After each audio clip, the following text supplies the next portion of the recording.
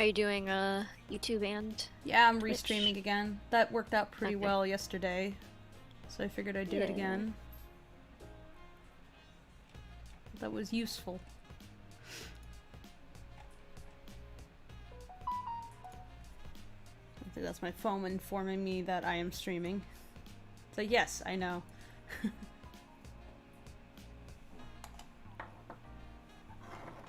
Oh, now I can hear myself talking.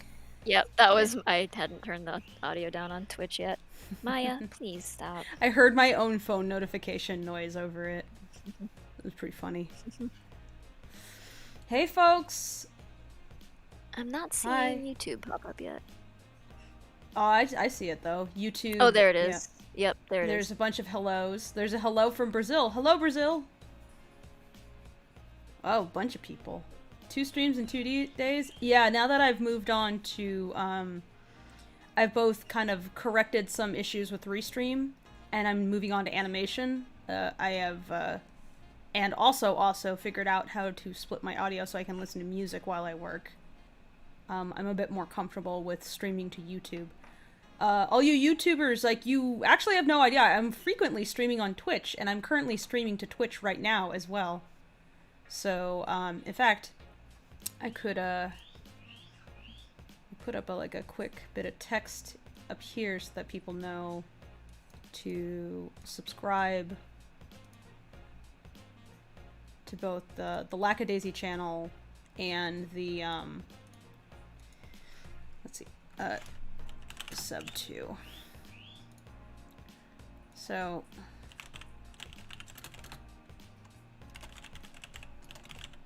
is it Lackadaisy Comics or Comic, Tracy? Comic. Comic.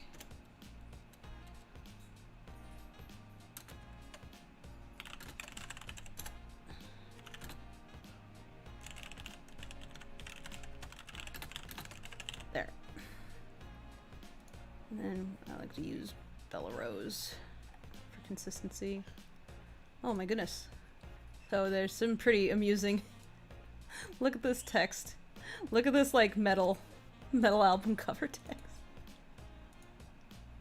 There's so much fun text in here. Let's see, how much weird text do I have? Let's find out. Oh, I love this. I like Crappy Dan.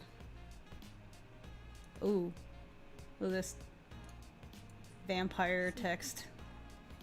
Which is broken, apparently. It doesn't know how to underscore. I get confused. Ink free.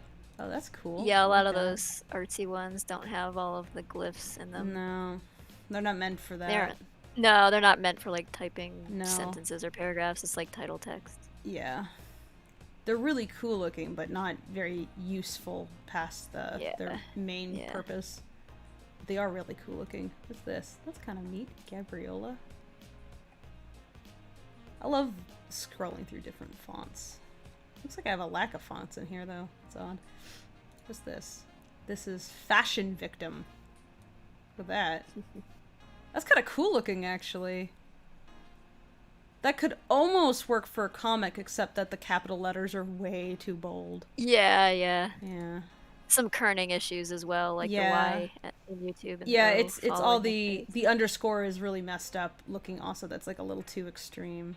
Yes. Bella Rose is better overall. It looks like 3 underscores in one. Yeah. Why is this Bella Rose so freaking light though? Let's fix that. There's Bella Rose Pro and Bella Rose. Bella Rose Pro is the thicker. Oh, no, I know, but it's not showing up in my Streamlabs drop down for some reason, so I can only find the light type. So that's odd. So I think instead I have to, like, increase the font size like this, and then...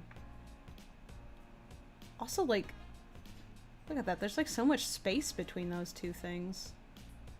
I'm gonna have to adjust that. Sub 2.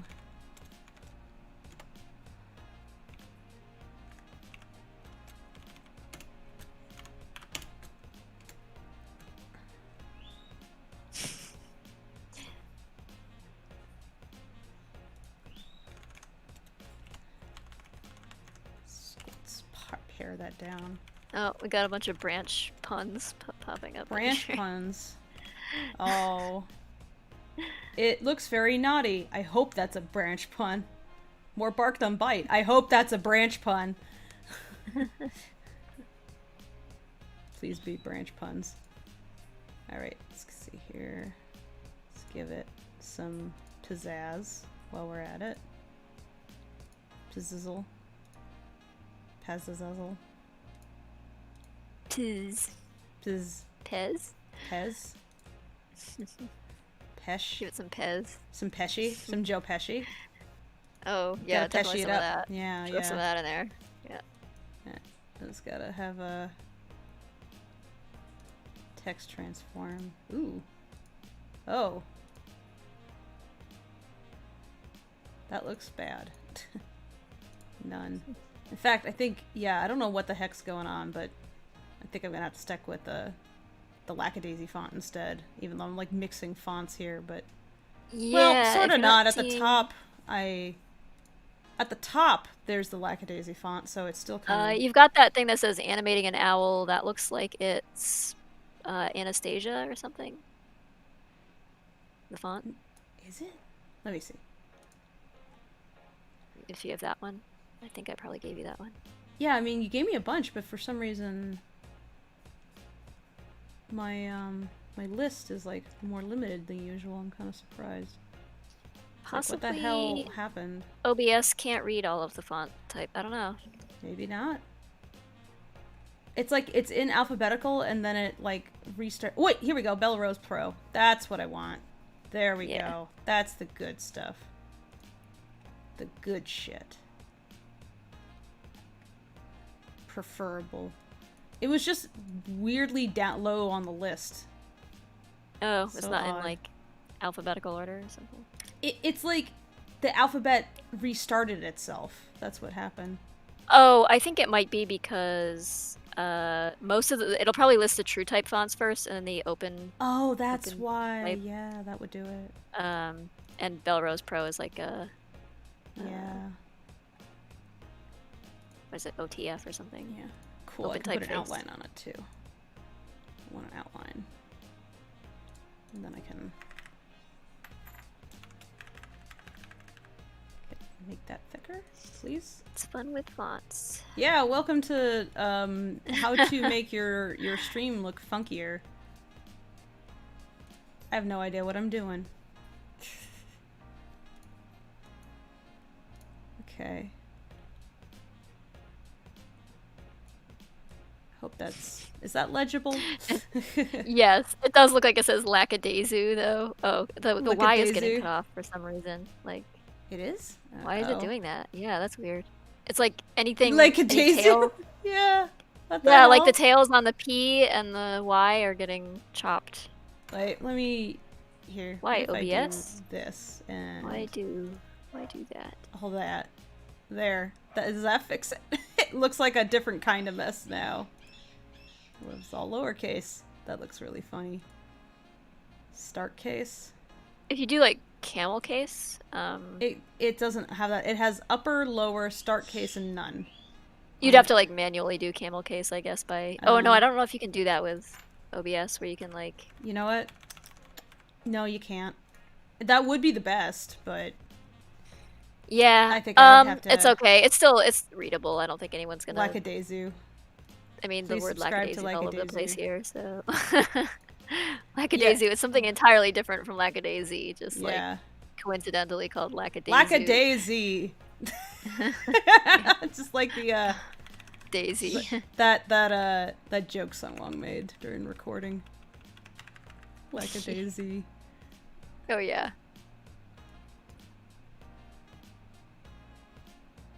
Can I pop out this little window so that I can actually see my output better, please? Don't like it like that. I'll just leave it at the bottom like that. It's fine. That's fine. This is fine. You just need that fire animation.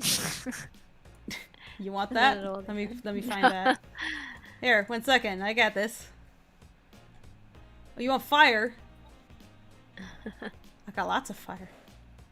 I should make better fire. I can definitely do better fire than the fire I have. Hey, where'd it go? Add source. Where's fire? Yeah, here we go. Fire. Oh, I gotta find it again.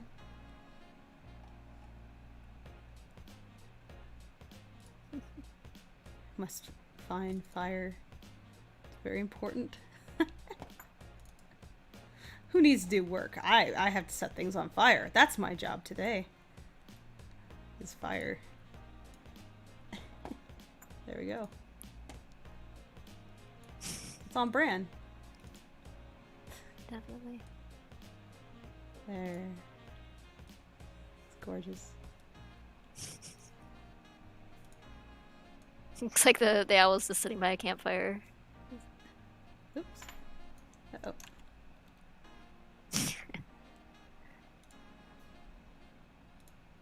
It looks like your avatar's trying to like stomp the fire out now. Or is it encouraging it? It's fanning the flames, Oh, actually. yes, Yeah. yes, it's fanning them, yes. Yeah. That would be more in character, wouldn't it?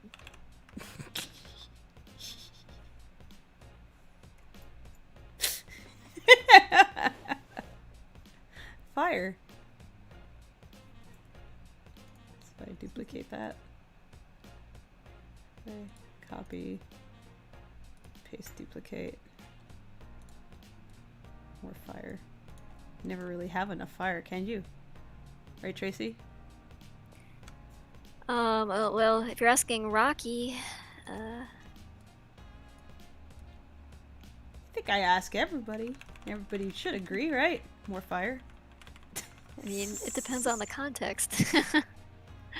No, definitely good. Definitely, this is exactly what is desired and needed and welcome by all. Absolutely, totally true. Oops. OBS, you suck.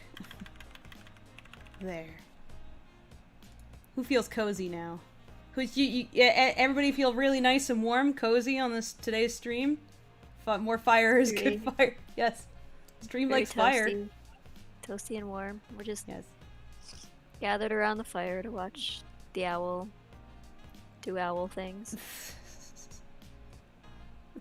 Watch the owl judge you, as it is judging me for fire.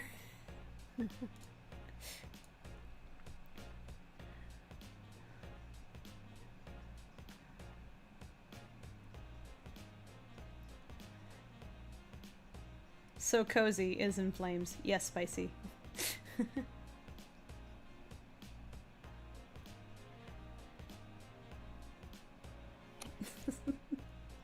Fire's kind of fun, actually. I have to say. I think it's a bit distracting though. I'll make the fire go away for now.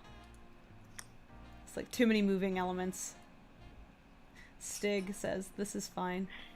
This is extremely fine and everything is okay. You can tell because of the fire. How do we know that this is fine dog isn't the arsonist, actually? He says this is fine. He might be sincere about that. Yeah. It's hard to read that vacant look on his face. That is the face of... Maybe that was actually Casey's intention the entire time, was that the dog started the fire. That's everybody misread it. The subversive joke underneath the joke. Yeah. Yes. Notice the dog is the only person left. The dog is a insurance fraud, and that's his cafe actually, and like he set the fire, and he's like, this is fine. Insurance fraud. Yeah.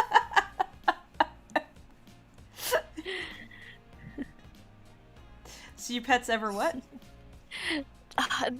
Insist on sitting in an impossible place. Like, yes, Maya is over here, like she's like digging where she wants to sit, and where she wants to sit is underneath my leg. Like, what do you want me to do? Like, just lift my leg and hold it up for infinity so you can sit there? And if I don't fit, I will make fit. And so I may sit. I want to sit here underneath you, and I'm like, well. But if I move, she doesn't want to sit there anymore. But like, what do you want me to do? Float and hover so you can sit underneath? I don't know. Obviously. Obviously. I do, whenever I'm if I open up the fridge, Moth always tries to crawl into the fridge, and he's not trying to get to food. He wants to sit in the fridge, specifically. Yes, Maya jumps in the fridge all the time. Every time I freaking open it, she's in there. It's like, dog, please don't. If I stick you in the fridge, you will die. In multiple ways, you will die. Yeah, dog. You really don't want to hang out in there, I assure please you. No. But I must. Ooh. Let me in the fridge. Ooh. It is cold. It is cold and dark. I want to be there. Ooh. I think maybe dogs, when they're anxious, are attracted to like dark, colder spaces. I've noticed. Mm-hmm.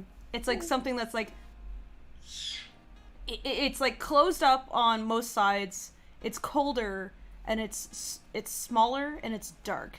And yeah, like, maybe just seeking out a place where there's like less stimulus to stress them out. And so I think that might be it. Is that he's like, oh, the fridge is a den. I want to go into fridge, and it's like, dog, you are not ice cream. Like, let me decompress in there. It's like, but you will, then we'll have to defrost you after you decompress, so let's not do that. Yeah, so thankfully, like, they like to go into the bathroom sometimes to do that, but then the little motherfuckers get into the trash, and bathroom trash, I mean... Oh, yeah, that's no fun. No, Like, no, bad dog. Very bad dog. Extremely gross and bad dog. Yeah. Aha Productions says, our cat Sanji sometimes will get your attention only to play coy, then he rifles his paws on a bunch of papers while looking at you. He's a creeper.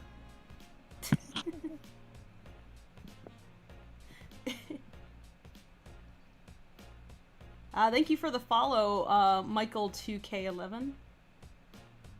Oh, Dune says, who's going to be the one to buy the Lizzie Borden murder house? Dude, I mean, if I was could... there just a couple of years ago, I was visiting that place. Neat. I mean, that would be really cool, but I bet that place is, like, ass to maintain. It's not that big of a house. Well, I mean, like, it's a historical building, and it's older. It is historical. So you probably can't... There's probably a lot of restrictions on what you can change about it and not change. You probably have to maintain, like, all of the historical details and everything, so you can't... And it's basically a museum, too, ain't it? So... Well, it's part museum and part bed and bath. Like, they've had people renting... Yeah, they've had it available for, like... Neat. You can rent rooms overnight. The BuzzFeed Unsolved guys did one night in that house, I think, from one of their episodes, but Aha Production says, because they're talking about Avatar now in the chat, says, with those spindly limbs, Rocky would make a great waterbender. I'm sorry, did you forget the fire bit? I mean... Rocky would not be a bender because, too many things would be destroyed. He'd be a non-bender. He likes to invoke various elements. It's not all fire, but definitely fire is probably his... Rocky's more of a Sokka, really. He's, It's like, I have ideas. That's, I really like Sokka's character was pretty good, because he started off as kind of an asshole, and then they evolved him in, like, in a really interesting direction. It was a good character. That was a well-done show. I really enjoyed that show. Every so often I'll, like, rewatch the series, and it still pretty much holds up. Have you watched that show? I have seen most of it. I've not seen every single bit of it. I need to rewatch it sometime. Which bits did you see? From the beginning onward, and then I think I missed part of the middle area, and then saw the ending bits. Yeah, I'd say that the best bits were the Korra as well, but Yeah, the best bits were definitely the middle to the end. The beginning is a little rough because I think they were like still getting used to certain things. Yeah, it didn't really catch me right away. Like obviously the animation was really lovely and but even the animation early on was not as good. Like I was watching the first season and like you know, compared to everything else that was on TV at the time. Oh god, no, it was wonderful. It stood out. Like I mean clearly it was like still has a lot of good stuff. But I really liked how Sokka was written. I really like how Zuko was definitely like one of the best written animated characters. Yeah, definitely an interesting character arc there, and thought his sister is pretty compelling. Oh yeah, as a character. It's like when your family is just that broken, basically, and like, what do you do? And the fact that it's like his sister was an interesting character, but also like the way it was concluded, where it wasn't like triumphant, I beat my sister. It was just really sad. Yeah. It was like, this just sucks. And like, yeah. And she's like falling apart too. Like clearly, it's like she needs help. Like she's clearly been like she's a victim of like her circumstances in many ways, and she's like, it's like she has her own definite issues that might exist regardless of whatever was going on, but they like what was going on around her took her issues and like inflamed them in a bad way. So you have this kid who has a desperate need for her parents' approval, and will do anything for it, and meanwhile her father is just like a gross manipulative person who like seeks power above all, pits his children against each other, like actively embraces murder and stuff. So of course she learns from him, and she's trying to be him, but she's not the favorite child, and she knows it. Even though like her brother is exiled and stuff, you'd think, oh well, he's not the favorite child. It's like, he is the favorite child, and she knows it, and it's like, she needs a therapist so bad. Azula needs to be away from her dad for many, many years with some understanding people to talk to, and she actually had some good friends who reined her in, but it's like the moment she like got caught up in her dad's bullshit, like she lost everybody, and they were like her most supportive friends. So I think that was really interesting also, is like she had friends and they weren't like toadies. They were actual friends of hers, and that was really interesting, because usually you take a character like that. Yeah, usually a villain like that, they have minions. They don't have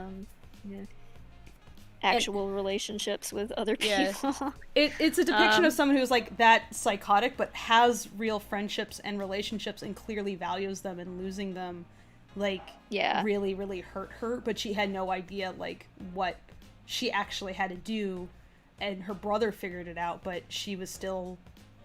she's younger than her brother, for one. She hadn't gone through those experiences, and he was very much the same way originally. Like, he was just as much like, I have to prove to my dad, or I have to like do it by any means necessary. And it was like, because he went out and he spent time away, that he learned something, and he had Iroh with him to teach him how to be a better person. And it's like, if that had been reversed, if Azula was the one that got exiled, do you think she could have like maybe been a better person? So Yeah. Sometimes growth really takes like being removed from your family. It does. So it's like some of it takes a desire to not be like them, which I think is is also kind of up to you ultimately. It's like whether or not you want to be them.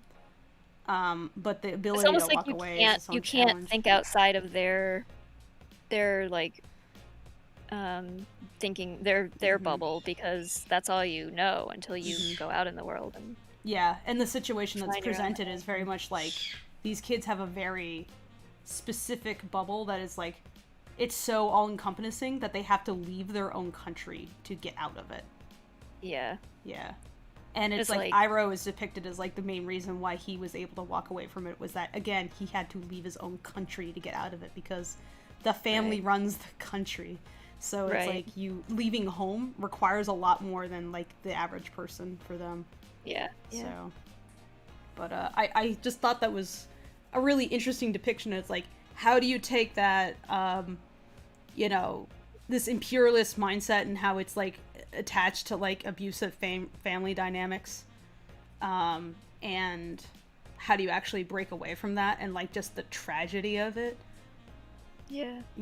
So I think Zuko was definitely one of the best written animated characters I can think of. So, like, that show really wouldn't have been the same if they didn't have all that. Or if he had just been a flat villain. Because they had a character in the, was the guy who punched the moon. The sense of tragedy mixed in is definitely what makes it, like, not just for kids sort of, adventure, it's...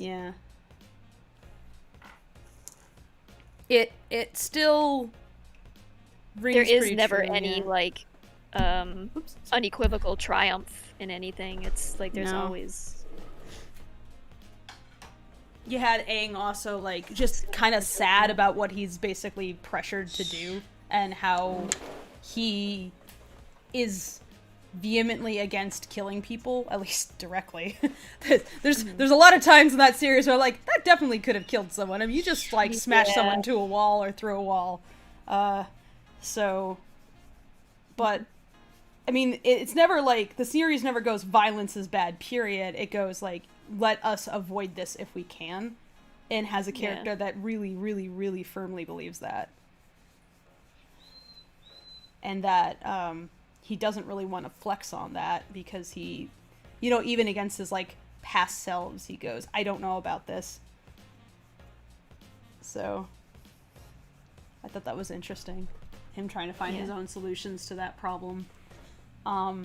Which also presented, like, an interesting thing of just, like, the past can inform you, but you also need to make your own decisions. Like, how do you move forward? How do you break cycles? So it's like, it's like the cycles of things, and, like, how to break a cycle is definitely very much what that series is about.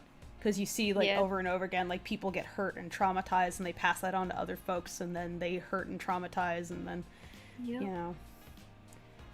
Yeah. There's so much you could talk about. Yeah. But I always like that kind of storytelling. It's one reason I love BoJack Horseman. Because BoJack Horseman also digs into, all like, about his that own history. inherited trauma as well, that you, and the cycles that it creates. Whenever I've dug down into, like, my own family past and stuff I've found out, I'm like, oh, that explains some things. Like, you could see how this affected my grandmother, which affected my father, which affected me. I didn't find out some things about my family until I was much older, and it explained a lot of stuff from my childhood that I didn't understand when I was growing up, and then suddenly you do kind of understand it, but still you, like, they pass their trauma on to you, even though you'll never even quite understand what it is that they dealt with, and then you absorb that, and then it becomes your flaws, and, you know, it's like... Yeah, it's very challenging.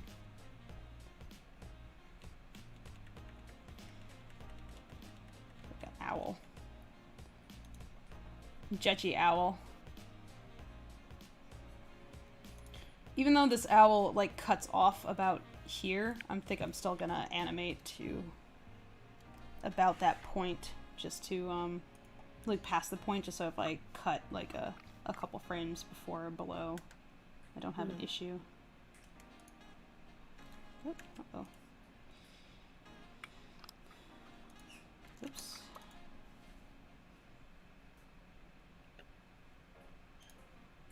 No, I don't like that. I think that's duplicating it.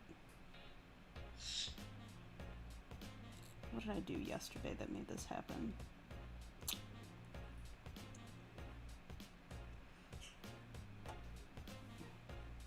Remove key exposure. No. Exposure. No. What's this? Clear that. No, wait, clear that. Oh. No. Yeah, I duplicated it. That's not what I want. What was the method?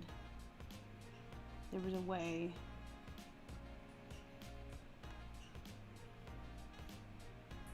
Link to cells. Add keys. So Dirtbug says Lackadaisy Warrior Cats AU. Yeah, we kind of...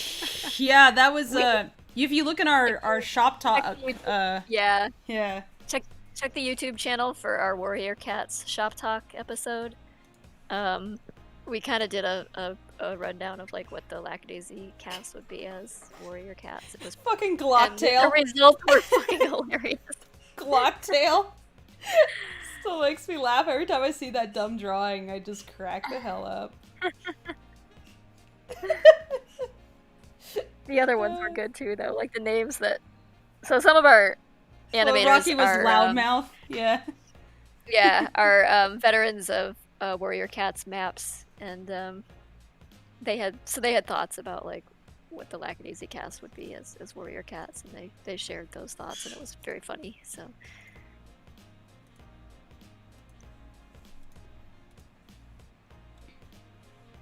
God damn it, I can't fucking figure out. No, that's not right. It's like, I just want to take this one frame and break it, and I feel quite silly. Like, I know that there's an easy way to do this, but I forgot it because I did it once yesterday and immediately forgot how I did it. Duplicate drawing, rename drawing, mark drawing as. Interesting. Send drawing to desk, add drawing to desk. No. None of these things are right. Cut cells from timeline. Oh, no. What was it? Create cycle. Quick ease. Keyframes unfortunately means something different in Toon Boom than that usually means, so I'm like a bit at a loss for figuring out what the thing. Lutaria, I also wish that Lackadaisy can be an animated TV series, but we gotta get the short done before we can do that.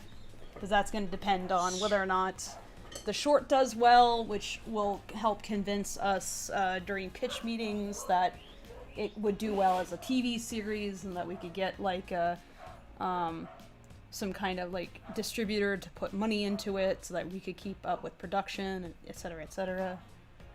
We would love those things, but you know, that's more of a future concern right now. Right now we're just trying to get it done.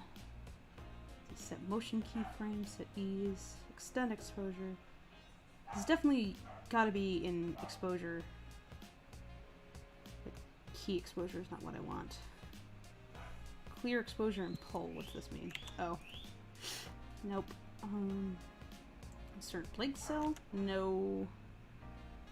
I don't know what to do. Where? There's definitely a way to do this, and I'm struggling.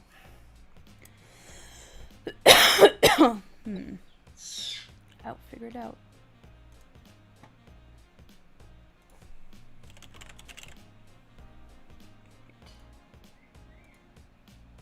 Clear that. Create empty drawing. Exposure, decrease exposure, increase. Clear exposure, extend exposure. Set exposure. Oh, really? Set exposure, that's different. Maybe if I do...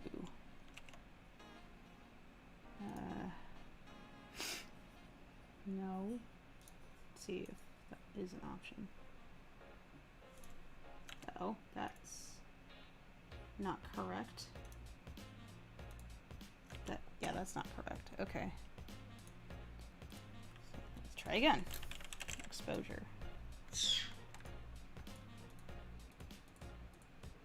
Clear exposure, extend, paste mode, set exposure to 1, 2, 3.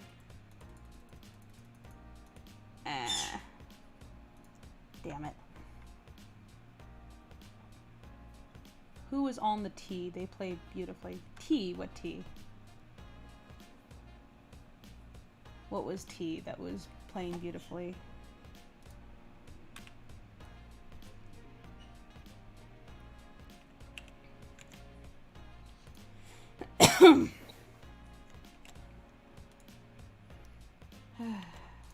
Let's see here.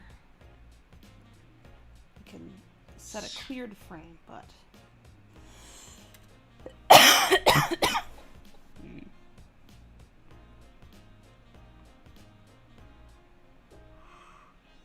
okay. Duplicate drawing. What's this? Ah! That did it. Okay. It's duplicate drawing.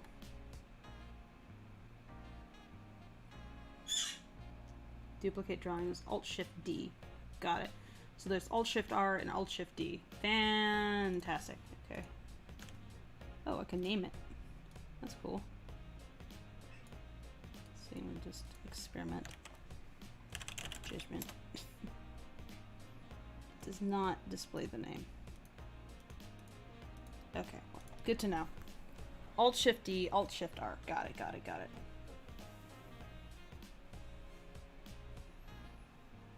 Oh, the ding ding, that was Tracy's alarm. It was like she sets reminders for Oh, herself. sorry about that. Yeah.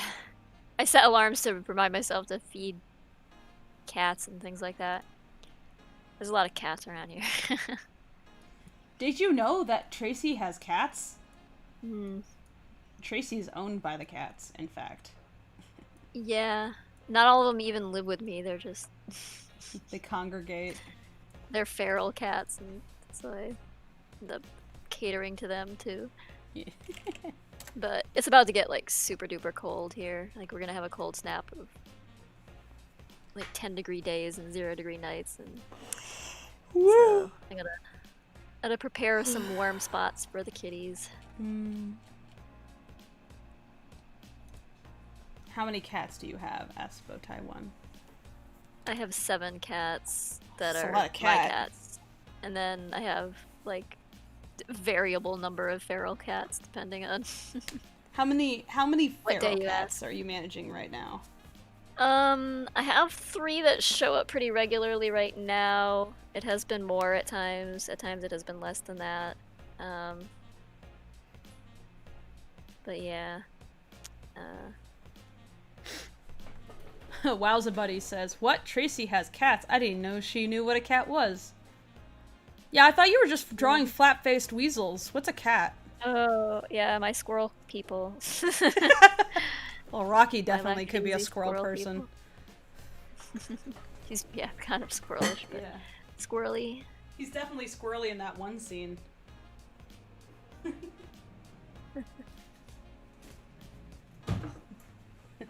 The scene that is spoilers. Here we go. Alright, I got my incense. I want to have some nice smell. Nice. When is the Lackadaisy comic done? I don't know. Done? Done? Yeah, a while.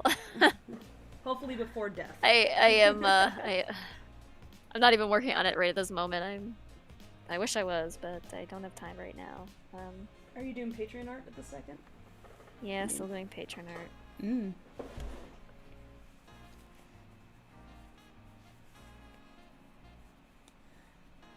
Aha says, "There's an old guy who shows up to the Little Daisy at the beginning of Lackadaisy, and he's there with his wife, and later you see him in the bar. His wife must not know. Haha.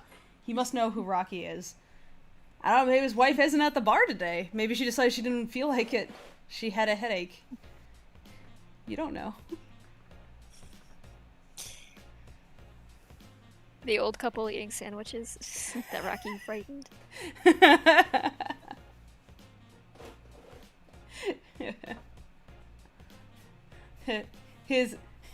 The old lady would be at the speakeasy, but she had food poisoning. Maybe it was a bad. She's a show sandwich. dancer. She's up on. Yeah, stage. yeah. You just don't see it. She's on stage right now. Actually, she's having fun elsewhere. Old ladies get to have fun too.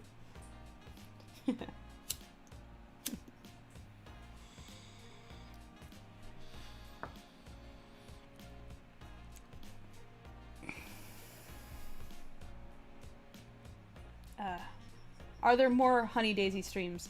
I mean, that's up to Ashley, really. We'd be happy to pop back on the Honeycast or have her hop in, but it's, that's all up to Ashley. We had She's a good got time. a lot of her own stuff going on. So. She does. She's rather busy working on Farfetched at the moment. But yeah, I mean, we chat and stuff. Aha says, meaning the old lady, is the spinner to Zib's beat poetry. I don't think Zib would do beat poetry. Someone needs to introduce the idea to Rocky, though. It's like, did you know you can get up on stage and say these things? It's a little early in the century for beat poetry. That'd be another 30 years out yet. But... Is it like, it's like the 50s is when that started, right? Yeah, beatniks were the 50s, yeah. So Rocky would be in his 50s himself by that point, if he lives that long. Yeah, he was born in 1904, so he'd be in his 40s, mid-40s. So, yeah, it's this 40-something. But I mean, beatnik poet. a lot of the beatniks were kind of older by. Yeah. I mean, I Yeah. guess that makes sense, because if they had grown up with a certain amount of speakeasy culture going on and they were kind of frustrated by everything, I could see why they would kind of have their own subculture in the 50s at that point. Yeah, I don't know. They were probably more like maybe born in the 20s or a little before, Oh, but okay. uh I think a lot of their mentality was shaped by World War II and then that like prescribed American life that you're supposed to Oh, have yeah. that was so prevalent in the 50s. And they kind of rebelled against that. It was like, no. Yeah, like countercultural stuff. I mean, that really. Yeah, the Yeah. counterculture was all very much like uh yeah, responsive to that idea that like nuclear family work for a company for your entire life until you retire and, you know, Mm-hmm. raise some kids, buy your house, white picket fence sort of thing. Suburban life. Trying to keep up with the Joneses with your, you know, upgrading your vehicles and things like the Consume. consumerism. Yeah. Yeah, it was a lot of the same attitude you kind of get today, where it's like, but I think by and large today it's like um the the attitude is that, well, like, even if we wanted that, we couldn't have it anymore. It's just not there. Like, it's Yeah. an illusion. It's like, if you want that thing, be prepared for a lot of debt forever and ever, and you can't afford the debt anymore. There was like a point in time where like Yeah, it's like debt good luck if happened. you ever get sick. You'll never be able to Yeah. afford anything ever again. Yeah. So it's like, I feel like a lot of that has really been tied up in also debt and the accumulation of debt, and debt was like a newer idea back then. It's like, oh yeah, you can get things on credit. But by now, it's like how most people function even is like everything's on credit. Everybody has debt. Everything's bought on credit. Yeah. It's like certain things that you want to buy, you can't get without a credit card. You have to acquire debt just to. Yep. Yeah, it's ridiculous. So, you have to acquire debt to be able to acquire more debt. It's like yeah, like if you want a house, it's like most people don't have like $100,000 you have to have a just record sitting around. of having bought things on credit before. Yeah. And paid off that debt. Yeah. I have good. Like, I have a good credit score, but it's because I've had so much debt. It's like I've just been able to continually pay into it. And finally, now the only debt that I have, besides, you know, the random charges on my credit card that must happen, is my car at this point. Mm-hmm. And I paid as much on the down for that car as I could to reduce the amount of debt, because after taxes and everything, it's as if you didn't pay it down at all. Yeah. It's crazy. And, you know, I pay more each month into that than the minimum, because they kind of want you to do the minimum, because you end up paying way more long term. Yeah, well, you pay a lot more in interest after if you're just like, paying never the minimum every month. debt. You're really just keeping the balance, you know. I mean, actually, depending on what your interest rate is, your balance might continue going up even though you're paying like the minimum amount every month. Yeah, you're just going to be in debt forever paying that shit off. Yeah, very, very frustrating. So you always pay more than the minimum for your debt, because otherwise you're not really paying down your debt at all. It's like a trick. It's a trick. So, you know, so much of people's money is actually tied up in debt. Oh, you remember that, was that Gangnam Style? That took off because it had the wacky music video. It was really perky and stuff, but it was all about how everybody's, like, standard of living in South Korea was about how much debt you had actually acquired. It's like, you're not actually this rich. You just have this much debt, and that's what you're looking at. Yep, it's all illusory. It's all the visage of success without any of the actual. Yeah. Like, I remember distinctly when I got the car I have right now, which is it's a nice enough car. You know, I wanted a car that I could road trip in, and like I got this car, and this guy, it was like immediately after I bought this car, and this guy, like, parking next to me, for some reason wants to give me some shit. I think because like my car was like a little bit too close to his or whatever, and he was like mad about it. And then he saw my car, and he suddenly like backed down on the fight because the car was like nicer than he expected looking at me. And I was just like, I guess that's why people have status symbols, is kind of like, fuck you, I have this. But I didn't buy it as a status symbol. It's not exactly it's a Honda CRV. It's not exactly a big status symbol thing, but it's like he looked at me, expected something, then looked at what I had and realized it was not. And I'm like, okay. This is transparent. Yeah.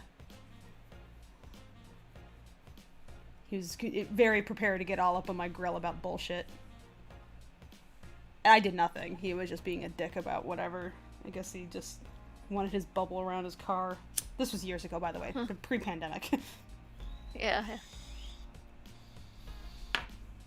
Meanwhile, I'm like, I want to get a car that if I end up homeless, I can sleep in here. Yay! What's a car that enables you to do? What it was. Well, also, more likely, it's like I'm not gonna end up like homeless like that.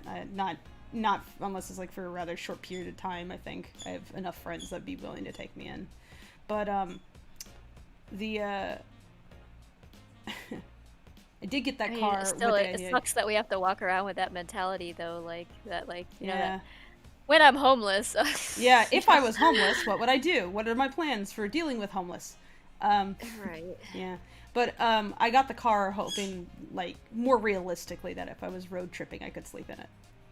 Yeah. Comfortably. Because my Honda Fit, I could sleep in it, but not so comfortably.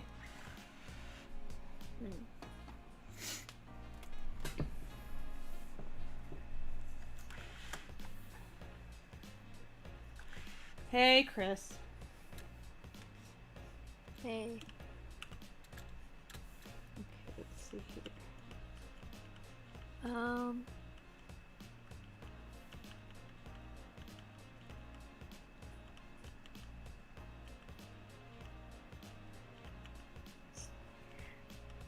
When Freckle and Ivy married? I don't know. And they're not even dating yet. Calm down. Yeah. They have some growing up to do first, and Freckle's got some shit to sort out, I think. Freckle needs therapy. Jesus, yes. For his own sake, if not everybody else's. Not that therapy was really an option then. Freckle needs a priest that doesn't suck. Does Elsa get dressed up? I mean, not usually. I have done art of her in a like 20s evening dress before because someone specifically asked for it, but she's not really she's not really someone who cares for evenings out or frills or anything like that. She's very much a homebody at this point in her life.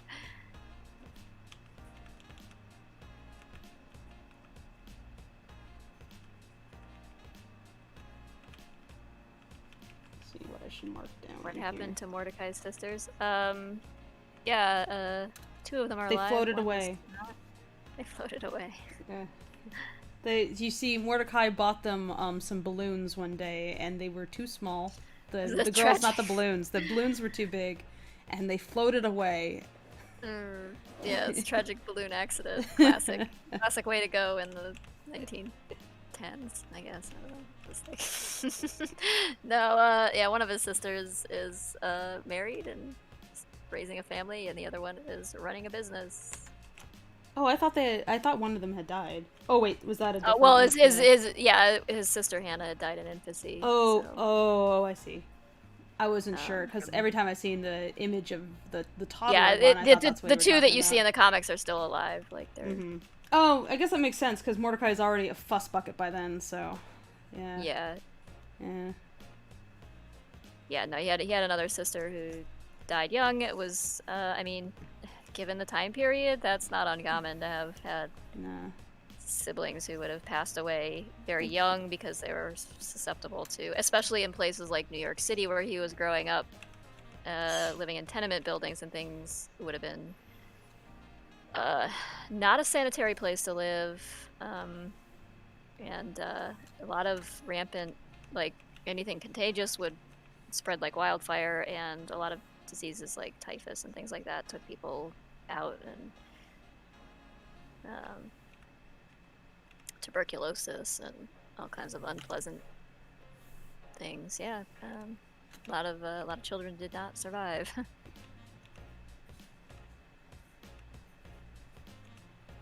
then of course there were like things that we have vaccinations for that they did not have vaccines for at that time, like polio and rubella and measles and mumps and scarlet fever, whooping cough. I'm so freaking impressed with how fast they came with the vaccinations for plague. That, I feel like that's the dawn of its own revolution right there, is like I keep thinking about like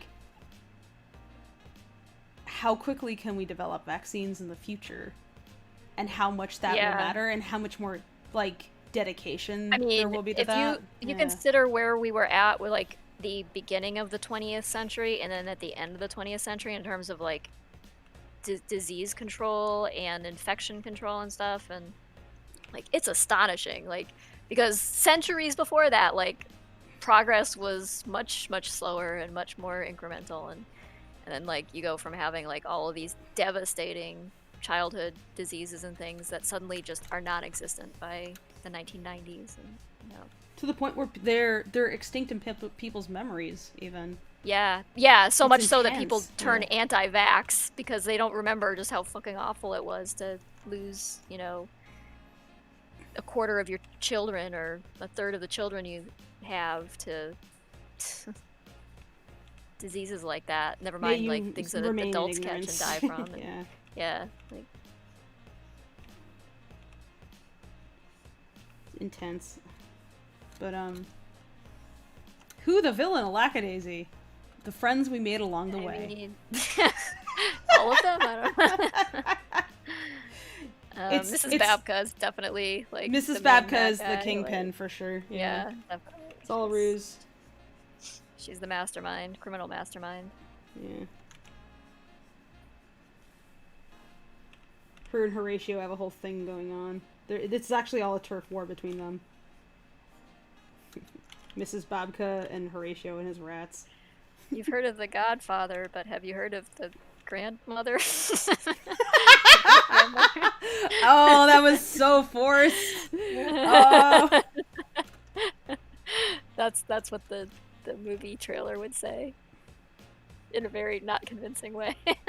It would actually just be you. Have you heard of the it would be me doing the announcements, and it would be very pathetic. No, we'd have to get Jason to do it. He's got the voice. Like Jason. No. Better yet, be like, Jason, I want you to do your best Tracy impression. No, God. It's actually kind of funny when you hear people's impressions of each other, because you're like, does it sound like that? I can't imagine Jason doing like his voice. The register of his voice is just too low to even like approach. I think. No. What he'd be mimicking is your speaking style. Like that's part of the point of my stammering and my hesitation and non-committal. You're apologizing. My incessant apologizing. Yeah. I used to apologize incessantly as well. Sometimes when I'm, my bad brain's getting the best of me, I get there again. But that was a thing I had to get over, because it was so bad that like.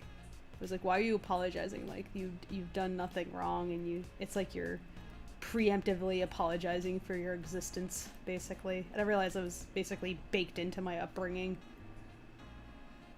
Yeah. So leaving that was one of the healthiest things I could do for myself, because it's not saying sorry constantly. I could not have stayed in my living situation. I had so little self-esteem by the time I got out of there. Like I find it kind of astonishing that I managed to do anything with myself, because I really had no foundation of self-esteem or self-confidence, or that had all been like I was talking about not just that, but like leaving your mental traps, like the things that too, and that takes longer. It's like because you build some kind of mental cage for yourself. It's hard to let go of certain things. It becomes such a habit. It's actually like foundational to like the way you think, about like Aha is asking, how do you guys choose him? I think they mean Jason. Did you have him in mind, or was there an audition process? We had an audition process. Auditions, yeah. It wasn't an open casting call because we'd already done a few of those for some characters, and they're really overwhelming. And we were like, at that point, we're like, we know enough VAs that we can pass along information to them, and they'll let their friends know that, hey, this is going on, basically. So Jason applied via a recommendation from other people. It was just like, because those other VAs, they're like in forums and stuff, and they let people know in shared spaces, hey, this thing is happening. Or if they have a friend, yeah, they would be voice actor community is pretty tight. They, by and large, they know each other.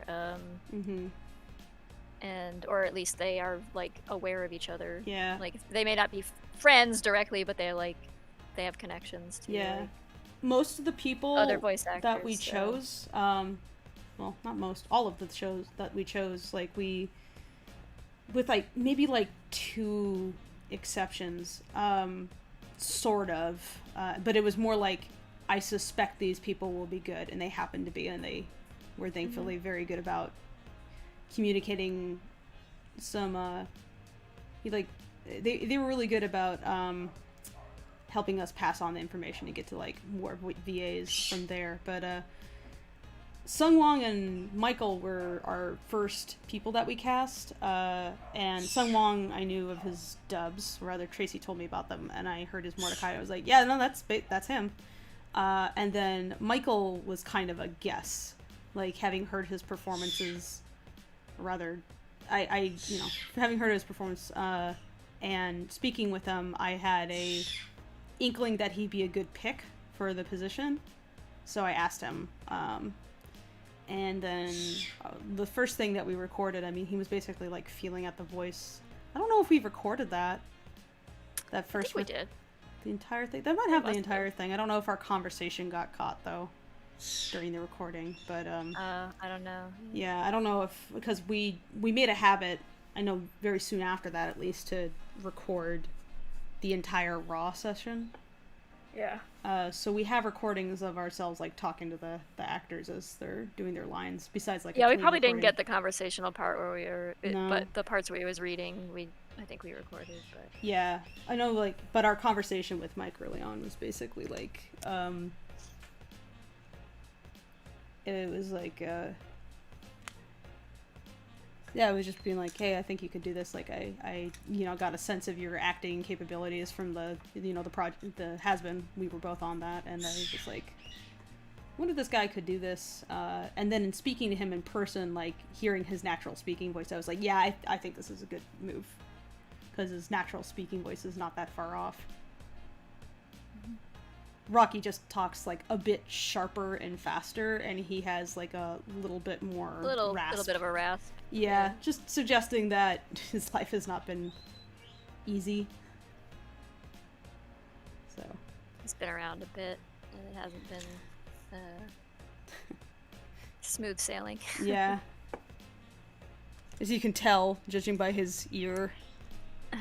Surprised he didn't give him like a kinked tail or some more suggestions of him getting beat up. It's like, I'm sure he has some scars, if only we could see. Yeah, he lost a kidney. What? Oh no! What did he do? He violent, though. Yeah. Did he Someday sell I'll the draw kidney, or did he? Someday I'll draw a comic about it, but yeah. The selling a kidney? No, he didn't sell it.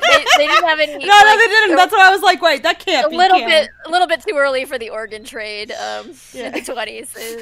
Really otherwise, I think Rocky might be half a Rocky. Otherwise, he might have. Yeah, he'd be like out selling plasma and stuff to keep the business afloat. But no, he's. How he got the violin, though, that would be a good story, a good short story. Yeah, I want to do a short comic about that someday. Yeah. God, I still had to finish the werewolf one. It's just a joke, but I said I gotta finish that. Keep thinking about it.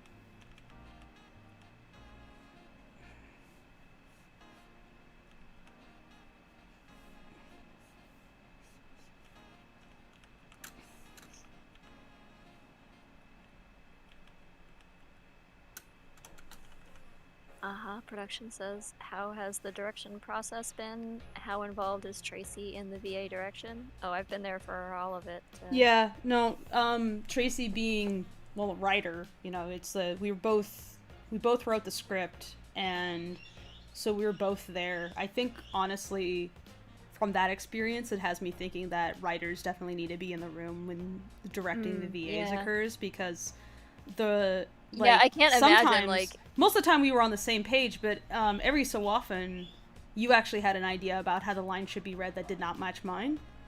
And yeah, so I mean, no matter how many adjectives I use to try to describe, like, what the character is expressing or feeling at a given point in the script, like, I can't really convey exactly, precisely what you want. So I had to be there a lot, and yeah, I was there for every single reading and every pickup recording we did and everything, and frequently just kind of, like, trying to read the lines myself so that I could, like, act it out myself to try to give them an idea of what I was going for. And then, of course, they put their own spin on it, and they change it up, and sometimes they stumble on something that's, like, better than what I even thought of myself and stuff. So we use their version, but I felt like Mike really spun off of a lot of the poetry suggestions, because the poem was one of the toughest things, because it seems so minor, I had to but you had to dig down on so recordings of that to indicate what the rhythm is supposed to be and everything. And that was before we figured out how we were going to do it live, basically, because I feel like the very very first thing that we ever got from Mike was just a recording that he did. We hadn't yet figured out to do a voice call,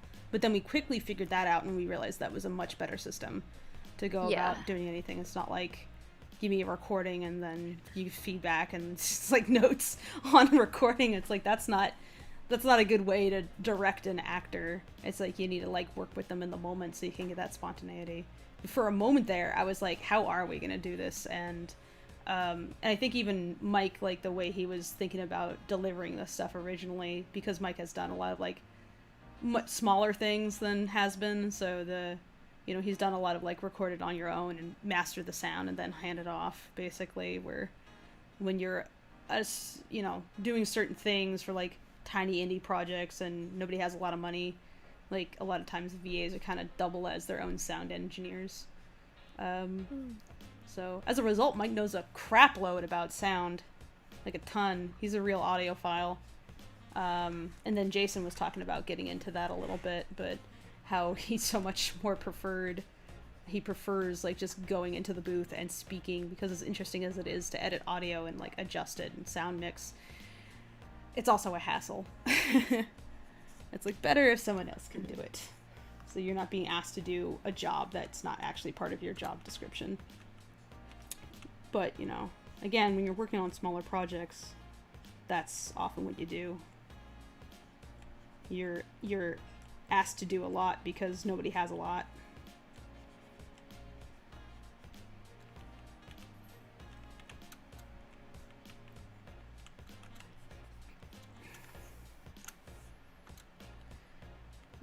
What was my first animation? I did little flip books as a kid. I had a camera and I pressed stop start and made stop motion stuff. That's the first animations I did, but like a little short film. The first short film I made, it was either when I was like maybe 15 or something, and I basically made an animatic. But I didn't know what an animatic even was at the time. I was just like, I know what storyboarding is, so I will do that, but I'm going to put enough frames into it that it can move convincingly when I edit it together. And this was back when video editing software was trash. I forget if I was using Windows Movie Maker or what to put stuff together, but... Or, like, my dad, who's a bit of a software dilettante, he might have actually had some video editing software, but it was so difficult to figure out. And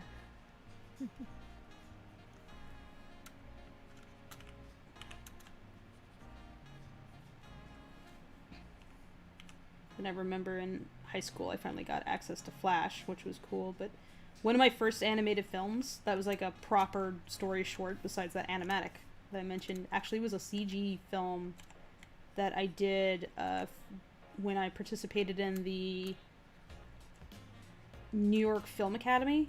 So they had a course that they were doing where, like, during the summer you could take like a month and a half long camp course basically, and they set this up. This particular one was set up by Harvard, actually, and so I actually got to stay in a Harvard dormitory for about a month or a month and a half.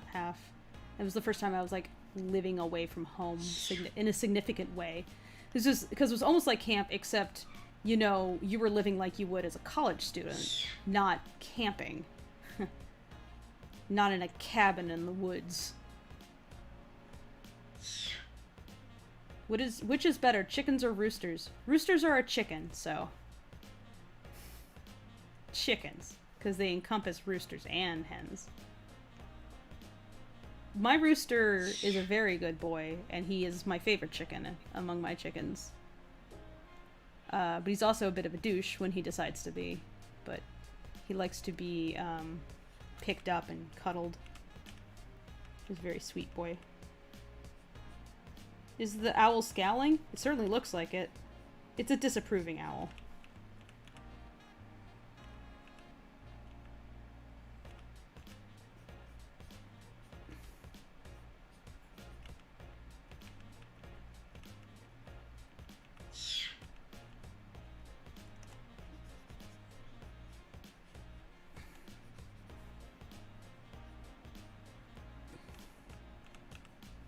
Are you going to play it anatomically literal and keep its eyes fixed so that it... They move slightly. I don't think it's necessary, personally, but... They move slightly within the socket, but for the most part they are centered. But the owl needs to be fairly expressive. Like, the stink eye it gives, technically... Yeah, it's hard to convey... It's hard to convey those, like, human expressions when the people can't move, so... Plus, animals in Lackadaisy are typically rendered as...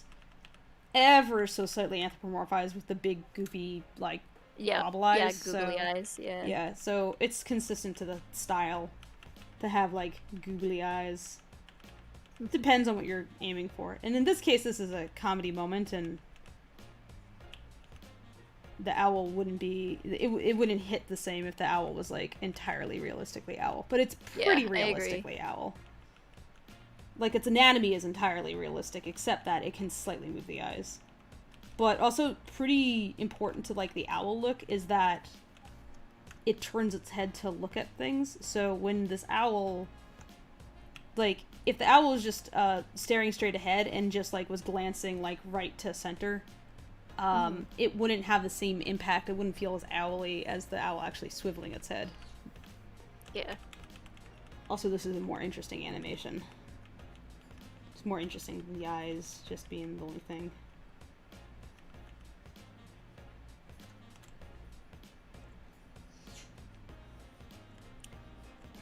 Hi, Digio. Digio says another 8-hour stream. It could be. Maybe. It's like, this is my work day, basically, is what I'm streaming. That's why the stream is long. I just find it funny. People are, like, so astounded by that. It's like, it's literally just I'm turning the camera on. I mean, yeah, if you go to work, that's generally, like, it's an 8-hour day, so... Yeah. Might take breaks for food and things. I treat streaming like a job. It's usually a job to me. I'm not playing a video game, I'm working. So it's easy to do an 8-hour stream as a result. Especially when Bowtie says, this looks already so smooth. Damn. It does. It's looking really nice. Thanks. Meanwhile, I look at him like, oh, the lines are so jittery. This eye is, like, not turning right. So are you doing tie down right now, or are you still doing rough? This is rough. You'll see tie down when I make a new layer. Okay. So I'm like refining parts of the rough. Kind of like, in a way I am kind of taking it to tie down. It's like before I take it to tie down too.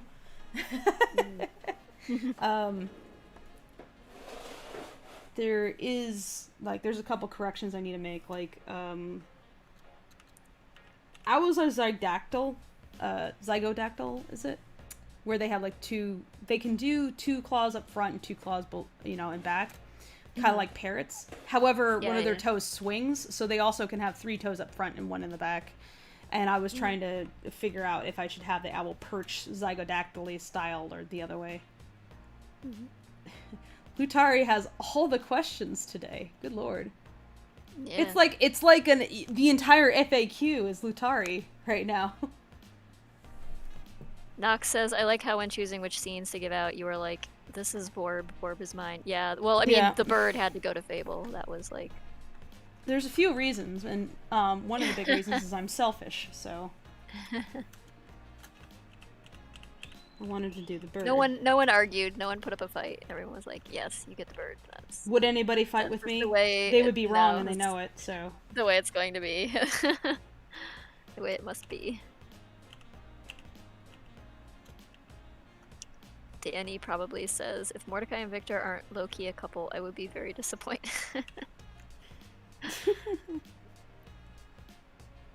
I enjoy the fan interpretation. I'll put it that way. Haha says, they're an old married couple, minus all the good parts. There you go. That's correct.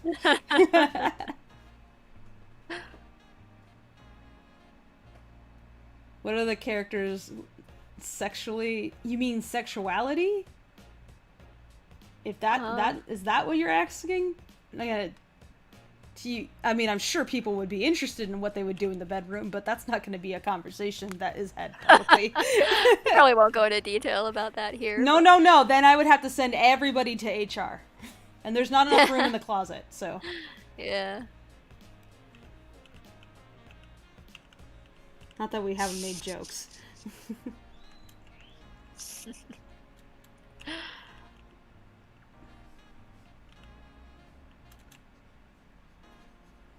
Danny says Mordecai's power bottom. Interesting.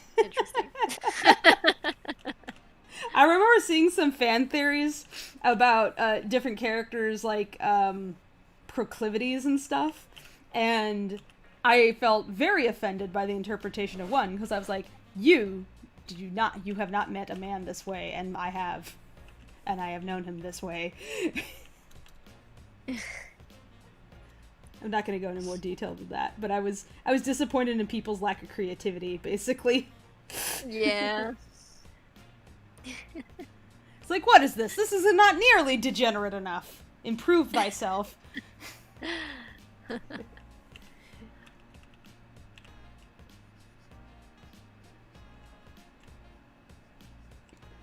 But sexuality? That's been a topic of conversation, yeah. That's not inappropriate either. Cities Unknown says, but I've been getting told that the cat's just like a... Whoops, it scrolled past. Uh-oh. It's like a metaphor, like a filler for people, so they aren't canonically cats. I've started to get confused about is whether or not the characters are actually cats. From the way I understood it, they were cats, but had no impact on the story, so it's not addressed. I mean, yeah, they're. I mean, yeah. It's kind of open to your interpretation, but the way I think about it is they're cats, but not in like entirely literal way. They are stand-ins for people, so it's like it's analogous. It's a metaphor. They're visual metaphor. They're just consider how much cooler they look as cats making vicious faces than people. You can kind of like abstract it from reality, from something that's like strictly literal reality, by doing this kind of thing. And that's my sense, is that it lends it some levity, it lends it some more visual interest, and separates it from like an attempted historical fiction sort of thing. Like there's a lot of history in it, but it's not like specifically about trying a real to depict person. Yeah, it's not trying to depict something that's like an actual historical event. You took historical fiction and you figured out a way to place it more firmly in fantasy. So it's like by making them cats, it becomes fantasy in a sense. Right. But it's, like you said, it's not about them being cats. No. It's like if I drew them as anything else, it wouldn't affect the you have drawn him as humans, occurrences in the story. It wouldn't affect the plot. It would affect the way the story feels. I think it wouldn't feel the same if it was affect the drawn acting. as people, or that's for sure. Yeah. Like Rocky's big teeth, you can't do that as a human. Yeah, like you you draw that on overbite, people, but... or you draw like Freckles' really scary faces, and like when he's in the midst of his, episodes, on like a human face, and it reads a lot differently, and in some ways you can get away with more, and without going to a much darker place. The emotion is more readable that way, basically. Yeah. So, rather than... Yeah, plus like the added appendages, like the big ears that are mobile, and the big big eyes, and the tail, all are like accessories that you can use to really over exaggerate, overemphasize every expression, every emotion, and so it's kind of like a visual plaything, visual tool in that way, and a little bit of a pun, on like, they're all a bunch of shady alley cats and jazz cats and fat cats, so there's a lot of those like archetypes kind of woven into the story. Yeah, I don't know.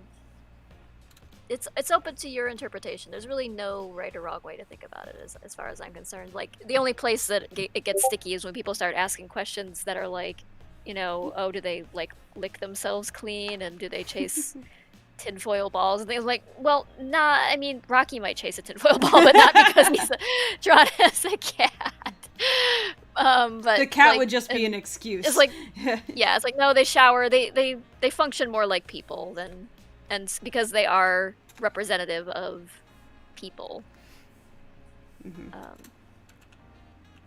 And the cat thing is really funny. My feeling is like Mordecai and his whole thing would not read as well if he wasn't a cat. If he was him as a human is a lot less emotive. Like less emotive. It's like his he gives himself away. Like, he wouldn't be a very expressive human. Like, he'd be pretty stone-faced most of the time. But yeah, because he's a cat, like, his ears and tail and everything give him away a lot more than, like, I think just a human face would. Yeah.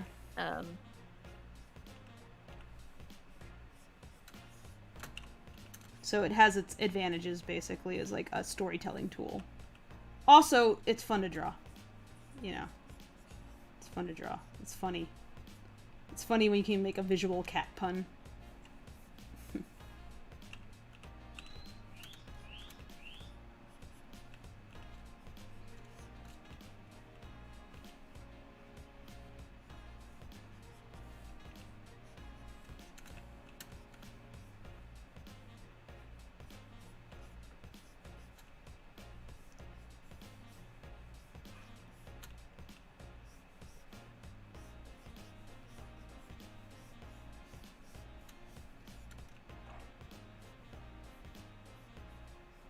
Why doesn't Rocky like to go to church? I mean, pretty much the reason any kid doesn't like to go to church, because you have to sit still for for what feels like an eternity, and listen to somebody drone on about something you're not especially interested in or don't understand or what have you.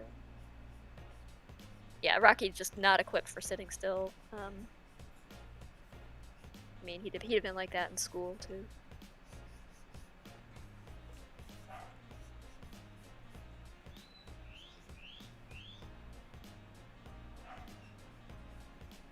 And also because Rocky's the devil. Danny adds, yes. Yeah, that too. That as well. Sure, Nina feels that way.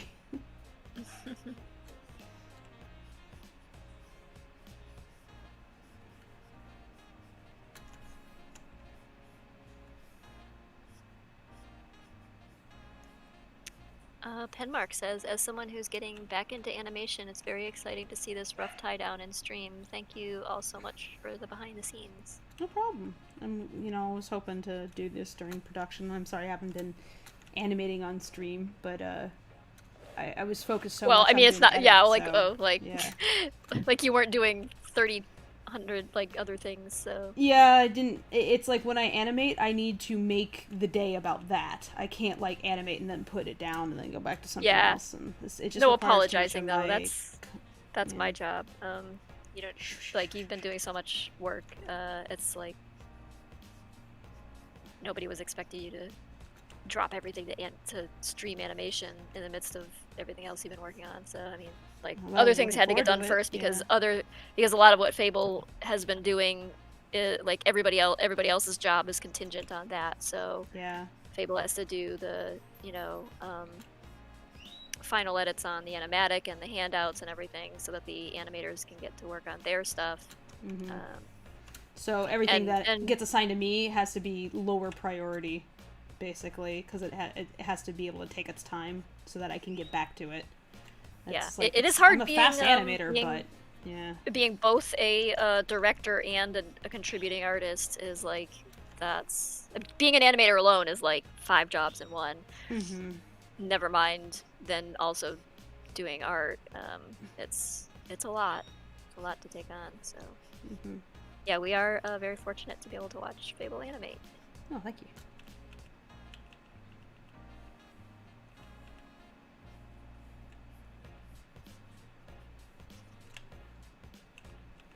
Yeah, we sometimes get to watch the.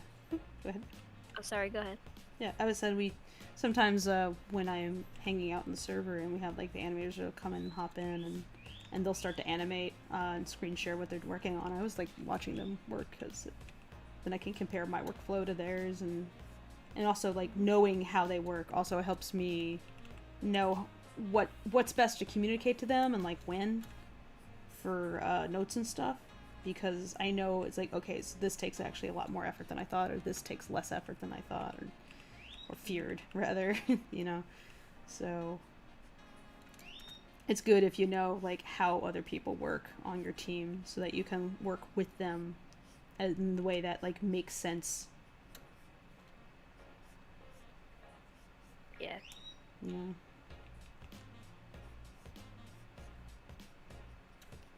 You don't want to be ignorant of how everybody else functions on the team, or you can cause issues. Like what was it? That one director on Cats, where I don't think he knows how musicals get made. It's like, I don't think he'd be asking for things the way he did if he had actually knowledge of how musicals get made. So he's trying to, like, jerry-rig his own method of making a musical, and it's like, what he needed to do was probably talk to the people who have done it, like his crew, and learn from them, and then he could be like, okay, this is what you need to work, and then I will do that. But it didn't sound like that's what he had done. It didn't sound like he had really had conversations about workflow and like observed other people doing what they do.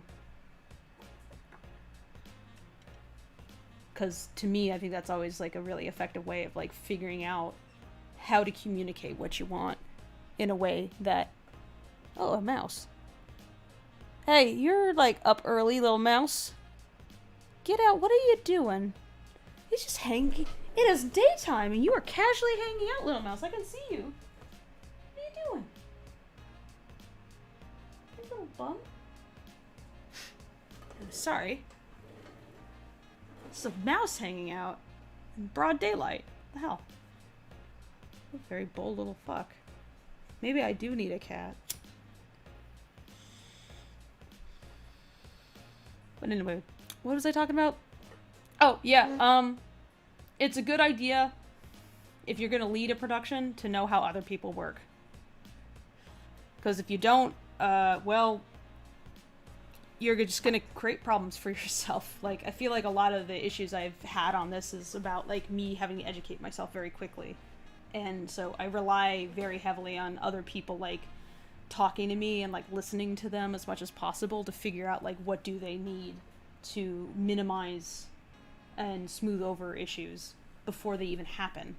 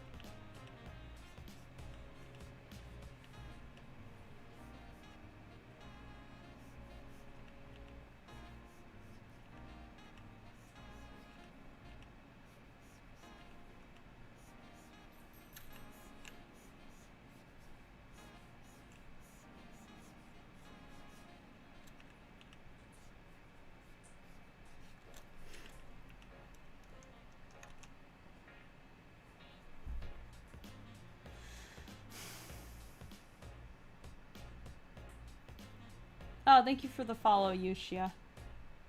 Appreciate it. I am being hosted by something animated. Hello. Hi there.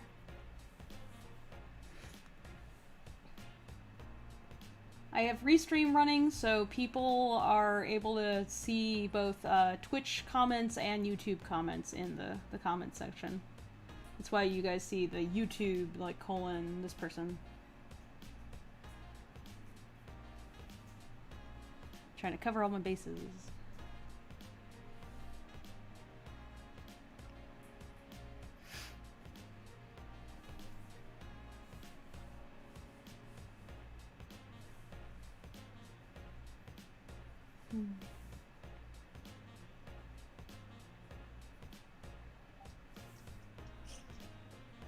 Show asks, are you self-taught in animation? I'm a combination of self and professionally taught.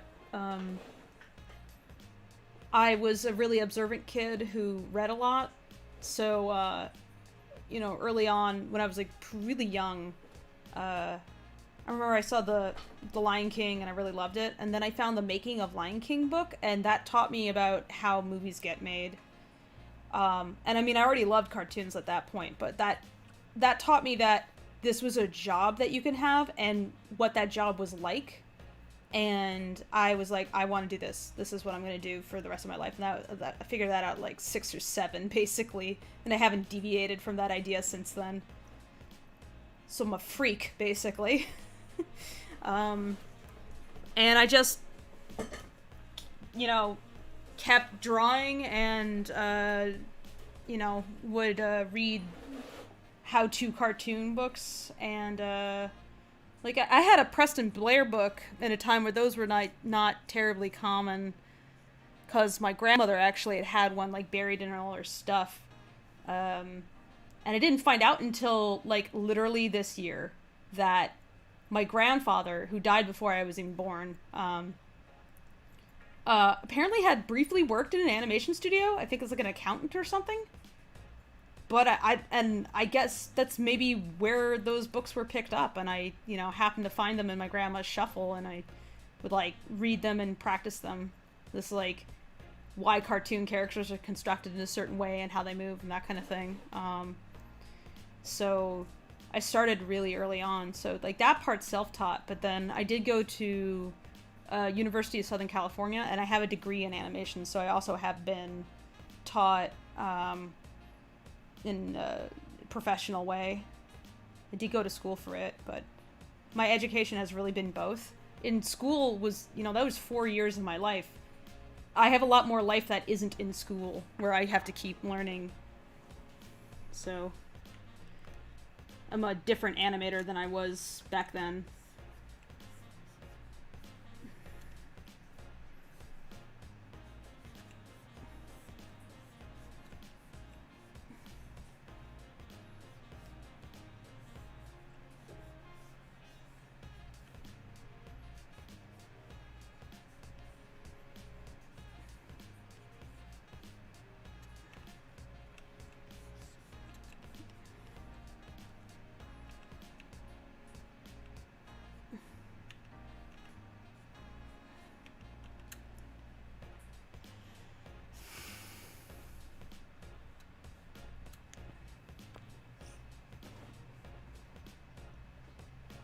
Yeah, I'm on Twitch also, Linabelle. Yeah, I like Twitch as a streaming platform more than YouTube, but there's a bigger audience on YouTube, and I am trying to, like, get people to pay more attention to the Lackadaisy YouTube, so I thought that animation probably be a good subject matter.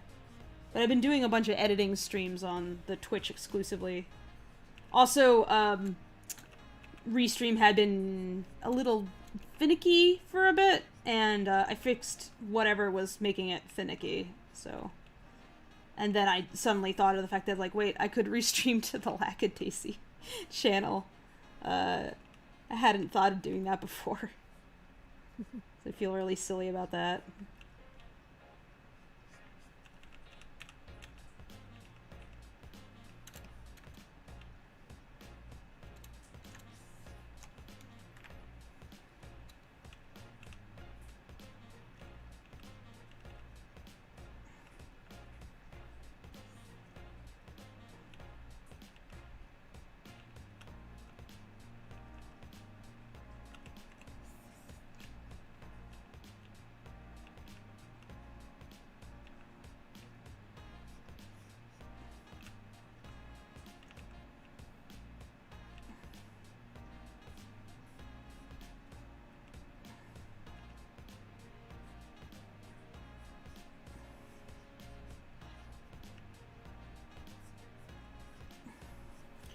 There's a song on this playlist. They did it's like a electro swing version of St. Louis Blues. Oh, cool. Yeah. I have my playlist running. I could share that again.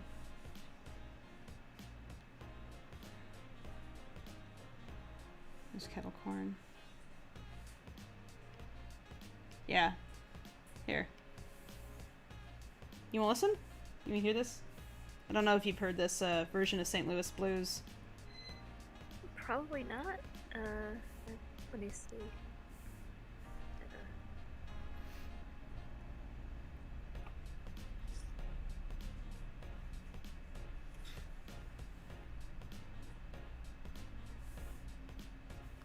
Got it, Joe? Mm-hmm.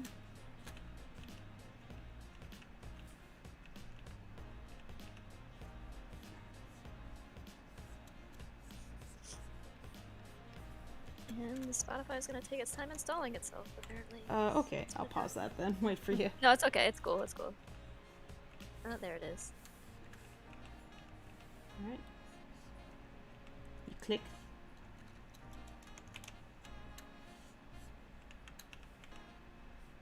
Did you click yet? Yep, I'm listening to it. Okay. Alright.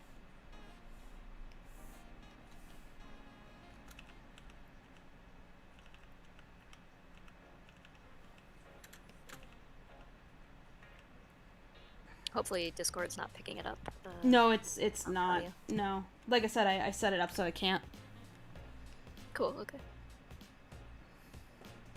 As long as you have your headphones on and it's not filtering into Yeah, your yeah, microphone, I mean, it's no issue, as long no. as it's not picking up mine. And Nope. I know it's not picking up yours. For anybody who wants to listen into music, if you join the Lackaccord, so that's discord.gg/Lackaccord, you get it. I did share my Spotify link to my playlist. Here, I can do it again. Here. So if you're there and you look in the Lackadaisy animated film section, I've just posted the link there.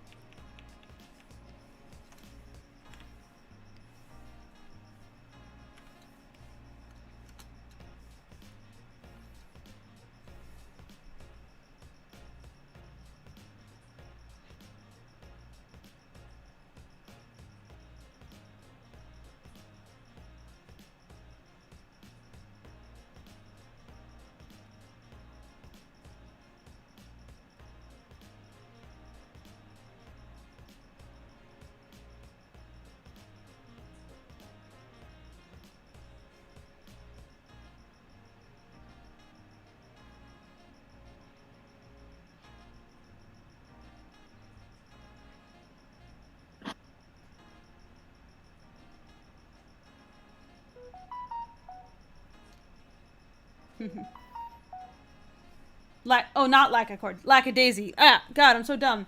Well, thank you for the correction, Nox. I'm so sorry. Yeah. Oh, sweet. I think Fabrice just gave me the videos. Videoed. Oh, cool. Yeah. Let's see.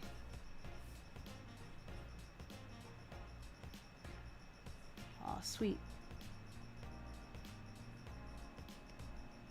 Download.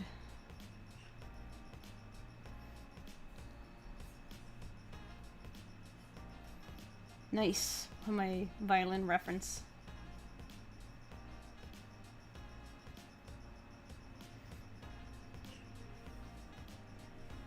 Yeah. That has to download now.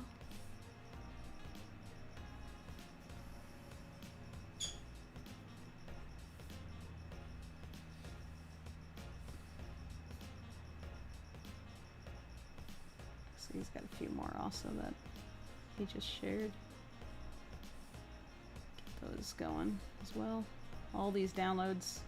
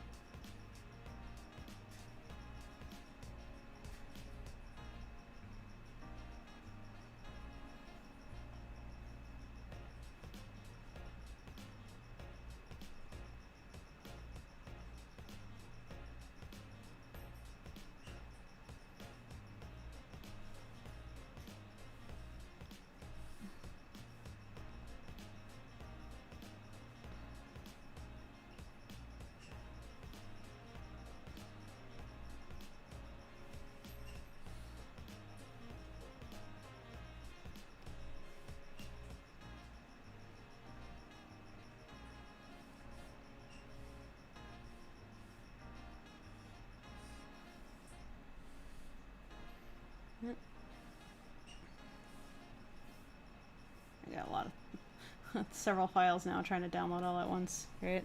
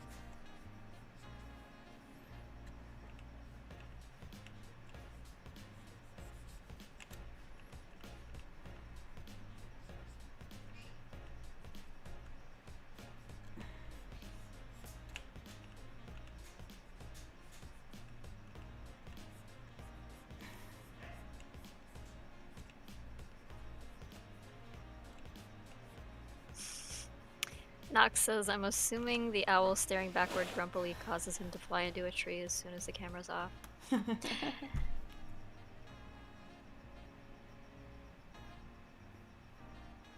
It's the reason is Rocky is suddenly loud, basically. Yeah, Rocky. Shouts, I mean, if you were an owl listening to Rocky, you'd probably leave too.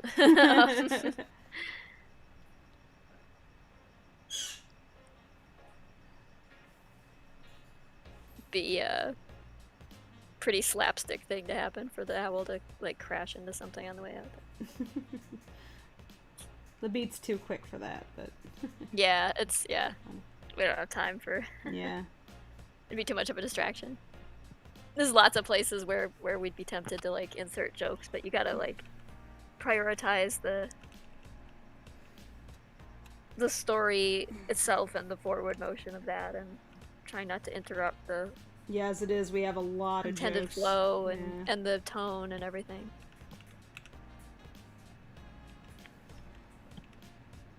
You have to use restraint and not throw every single joke in there that you want to. There were a lot. Remember the whole the entire Burke and Hare discussion? Like we had debates about how much of that to throw in, but we decided it was like it set enough of the tone that it wasn't worth like just killing. Plus, part of it was that but there were other parts like in Act 4 and stuff where it's like, so this is supposed to be a serious moment, but do we break it with a joke, or because there's like an obvious joke here, but like do we use it because that's going to change the meaning of this whole scene? And so you have to like take that into account as you're writing. Also, sometimes just like expressions are funny enough. It's like you can have like a joke and have it be a joke that plays in the background of something else. Essentially, it's like embedded in. But yeah, like you need to know like when and how you're gonna get serious. Sometimes the joke is just that it's depressing. The joke is everybody is depressed, yes. The joke is it's sad. That's why BoJack Horseman is the greatest comedy of all time. Humor and comedy, I mean comedy and humor and comedy. Comedy and tragedy go well together. Yeah. It's like the more fucked up it is, the funnier it's gonna be.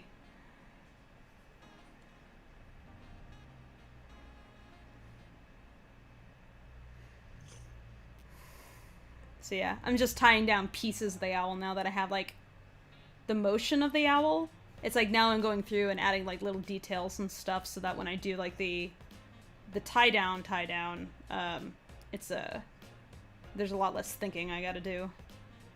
Because I'm trying to get it to the point where like a cleanup artist can come in and just do what they do next.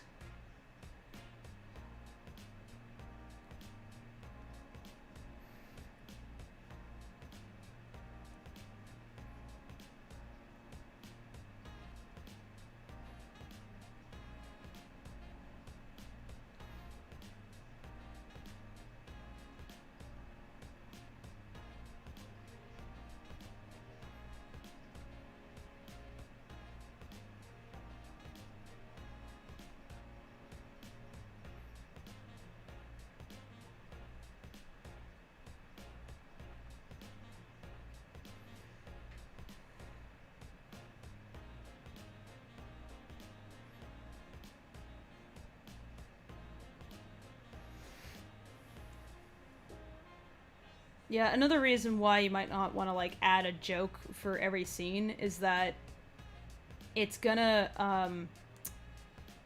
make everything take longer.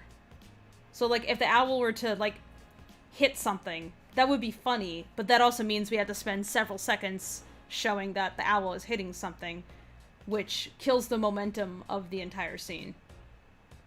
So timing is also part of comedy, and if you're like just every shot has to have a joke in it, then you're missing the point of the flow of everything, like how it's supposed to piece together.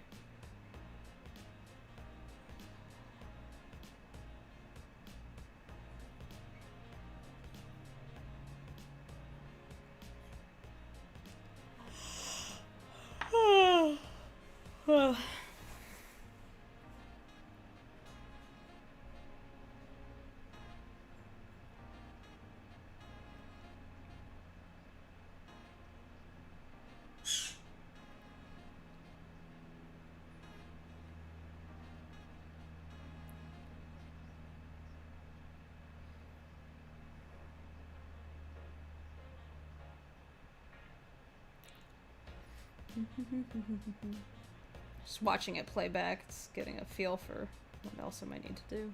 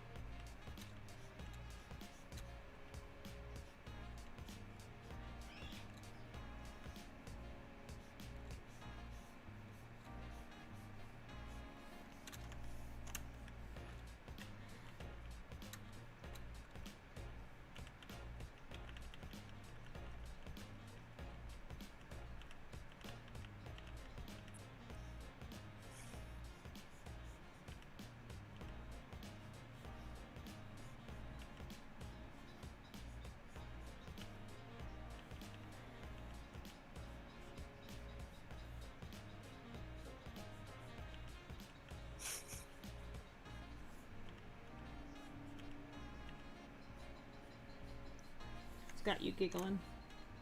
Yes, sorry, someone said something stupid. Oh.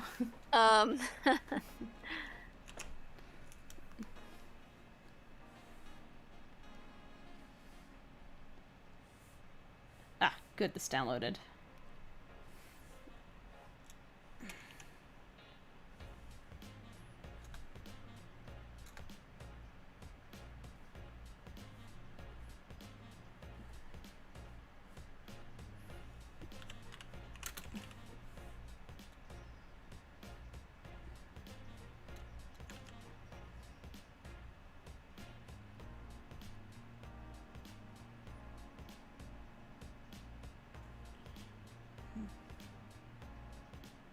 Ooh.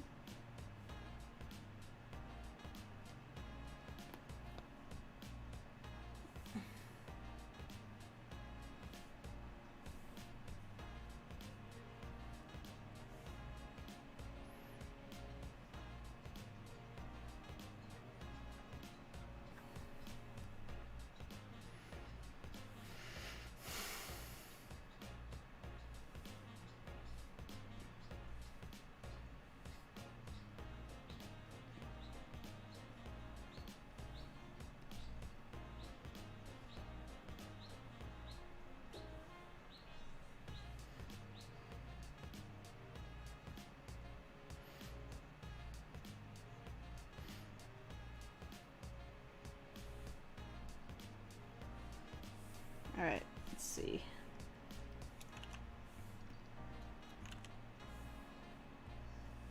Oh, thank you for the follow, Avian Pinaya.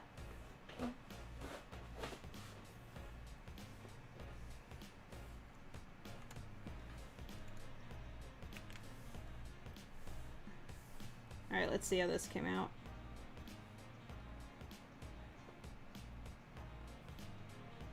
This opens okay.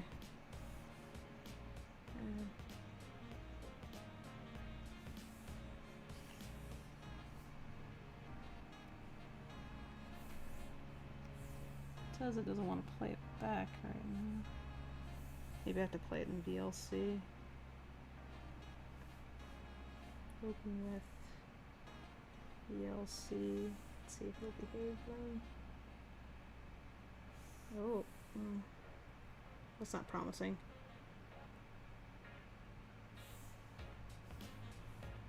What kind of file type is this? Oh geez. Oh, what the? Okay. It was about to work. Yeah.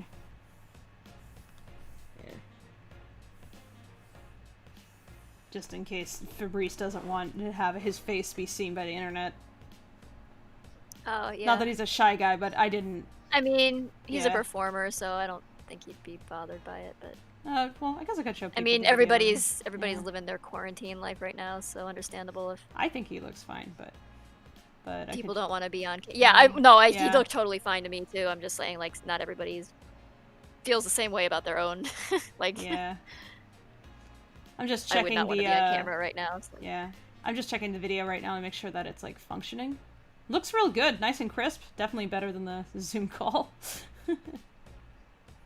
I'm glad I caught the Zoom call for just in case, but, this is much better. I have multiple angles now.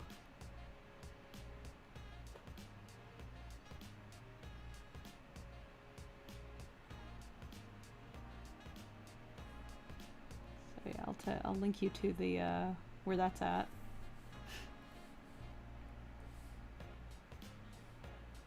So you can see for yourself.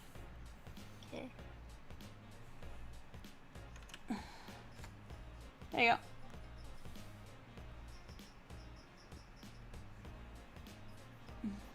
Plus, the other thing is, like, I think the interesting thing would be listening to him, and since I don't have my desktop audio being pumped in at the moment,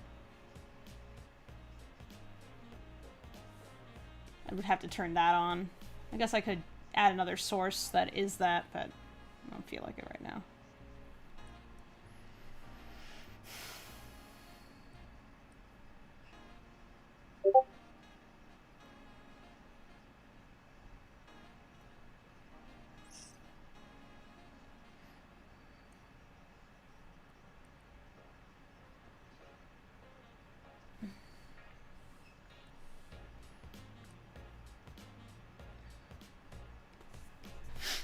Yeah, this particular coat length, this is that from these kittens, is reminds me of my cat Milo. He had that kind of medium length fur. It's like ideal, because then the cat looks really cool looking and they're not too shaggy. Somewhere in between, they've got like easier to manage. Their cheek fur looks all like whisked back, which makes them look slick. It's neat. I like it. They're both very handsome brothers. They look really similar to each other, but for their fur color. Yeah. I love, they're gonna be such handsome kitties. They look like they're gonna be big if they're only... That's a big cat. 4 months and they look like that? That's a big cat. Yeah. Like, if I didn't know these cats, I'll show the audience. Like, if I didn't know these cats, I would think that they were maybe full grown. That's how big they are. Here you go. These are some kittens that were born during production, and they were being fostered. One of our animators is fostering them. She fostered another cat as well that was a mama kitty with kittens. Yeah, so this mama cat she was fostering gave birth, and now she's taken on another pregnant cat. But yeah, these are the two brothers that got adopted. It's a blue cat and a black cat. Very handsome boys. They look so cute. I want to pet them. Look at those big jaws. Big jaw baby. Yeah. Little tigers.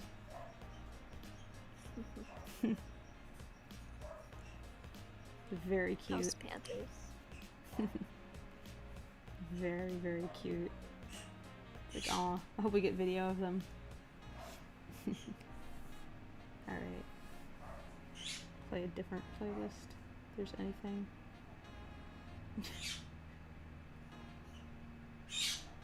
I'm gonna just play my cool shit playlist. And Mark says they've got diamond-shaped heads. Yeah.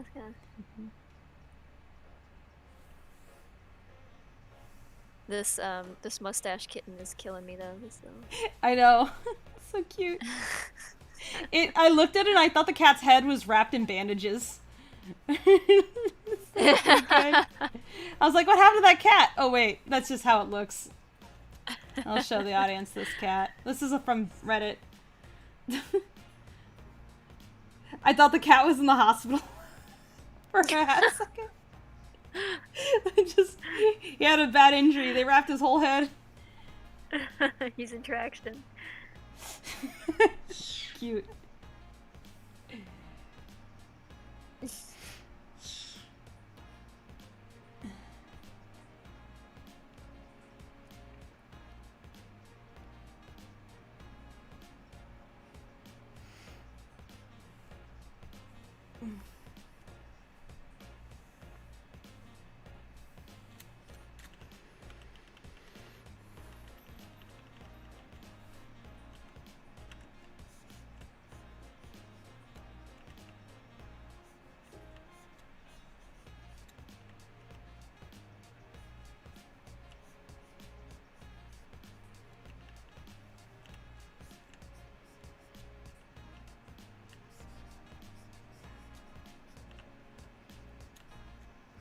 Every time I hear Boogie, I think of Worthy's version of it. I wish that was a complete music video, because it was really, really good.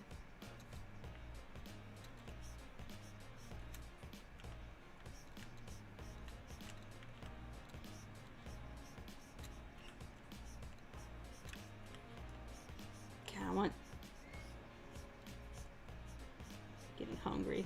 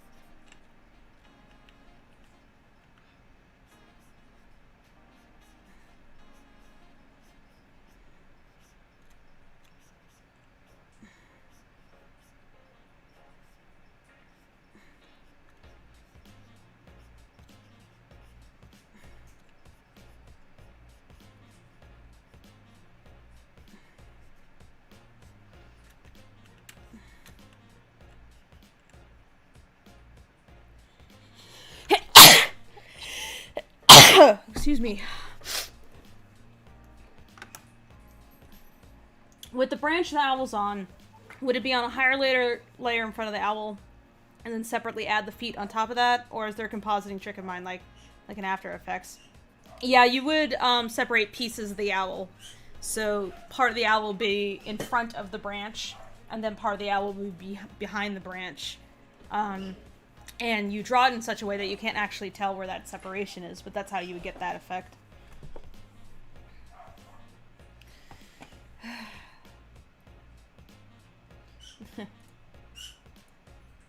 Deity of my choice bless me. Can the deity of my choice give me chicken tendy? I'm hungry.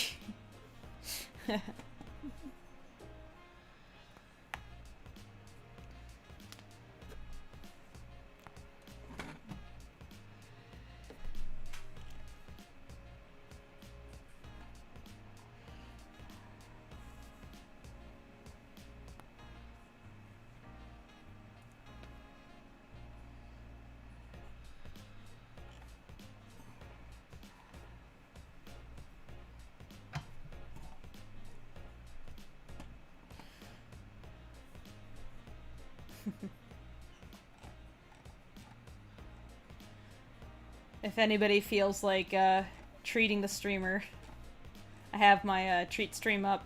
I also do Ko-fi.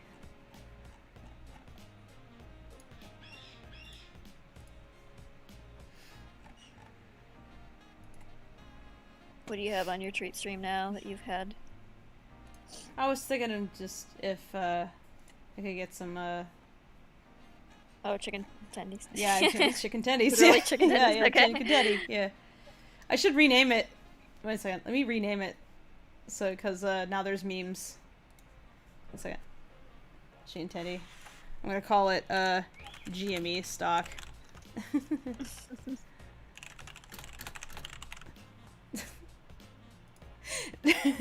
Oh wait, no, it should. People might think you're being literal about that, actually. Yeah. Jimmy stonk. There we go. Wait, no, now it's more literal. Buy me a stonk. It says GME stonk. Tendies to the moon.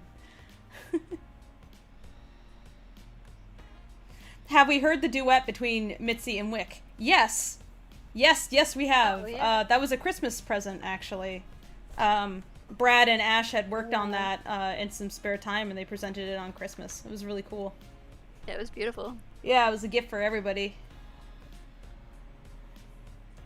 Yeah, we had this whole, like, Christmas video that we put together, and at the end of that, Ash and Brad were like, oh, we got something too. So it was really cool. Chimpkin stock, yeah. Chimkins. Somebody buy me some GME stonk before I go out and eat my own chimkins. Don't make me prepare homemade tendy. I'm not gonna eat them. It would be too much effort. I'd be crying the entire time as I was eating them.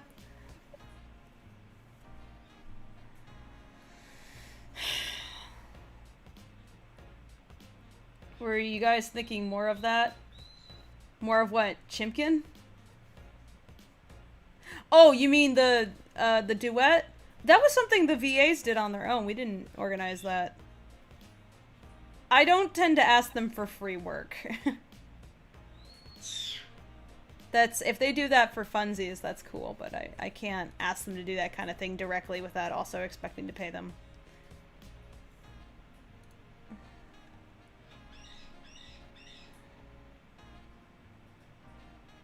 They've already given us, like, lots of their time just, like, coming in a Lacka chats to chat and that kind of thing, but I think it's only okay if it's, like, pretty casual.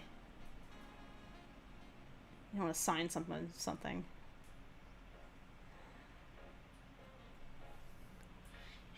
At least I just don't want to cross a line.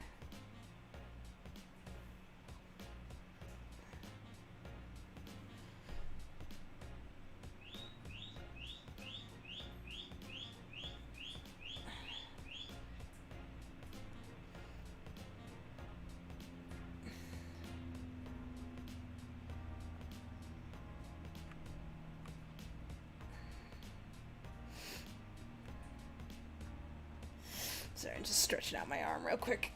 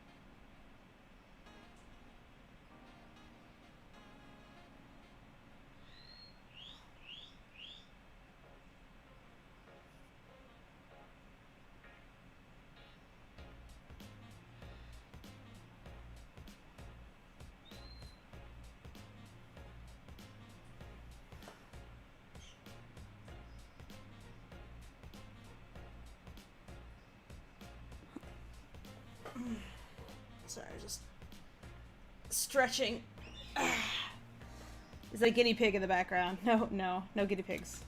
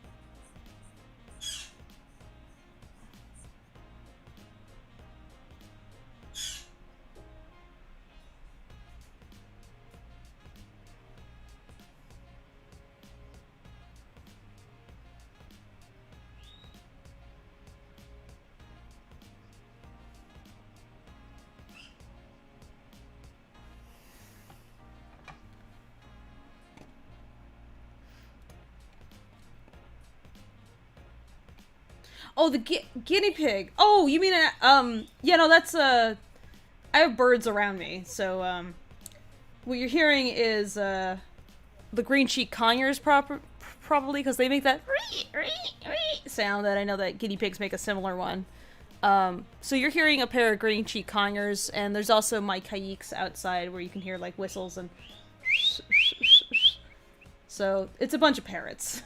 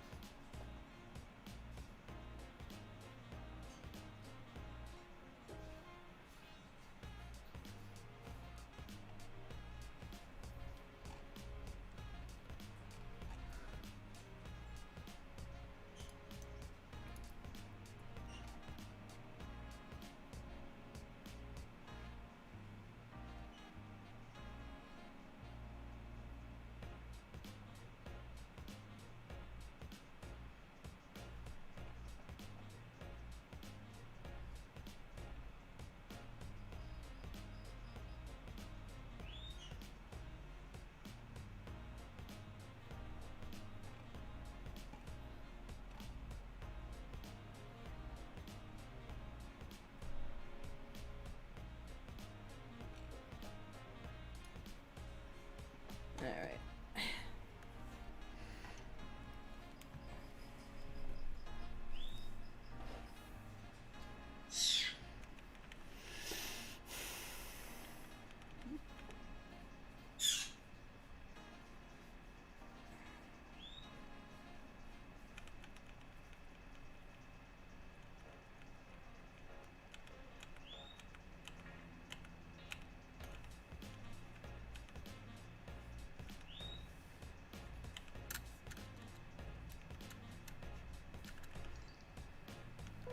Oh.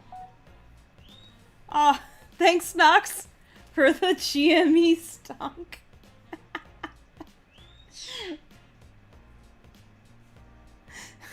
Thank you. Appreciate it. That's very generous, Nox. Thanks. Yeah, thank you. Appreciate it.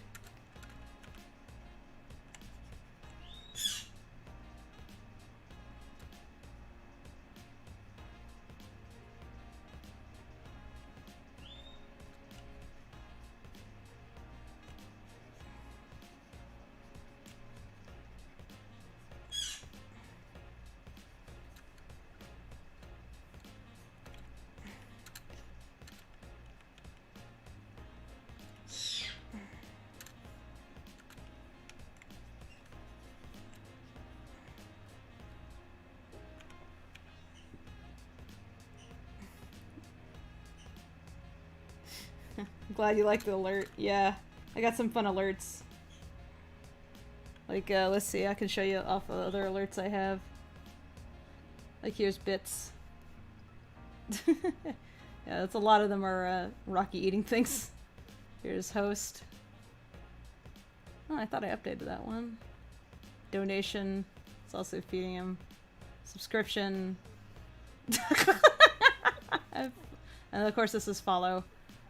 Yeah, got a bunch of fun ones.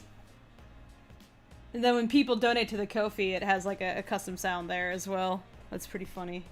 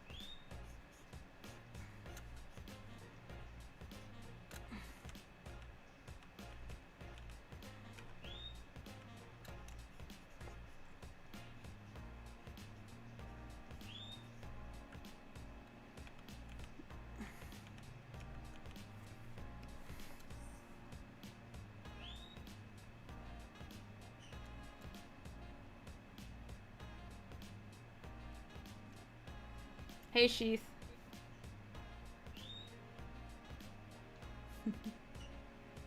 Yeah, it's Owl. Ah. Sheath is hosting me with 1 viewers. Hello!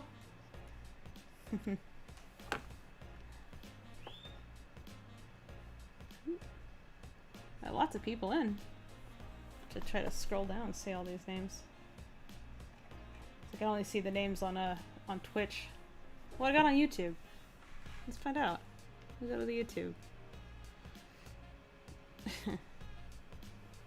Damn it. I gotta... Yeah, click that. And then... click on my own stream. Who I got in here? Participants. Only shows a handful of people, but I know there's more than that in the YouTube. It's weird. Would have thought 47 people would be more talkative. Yeah, you'd think. They've actually been chatting quite a bit. They kind of been talking between the YouTube and the Twitch, essentially. Yeah.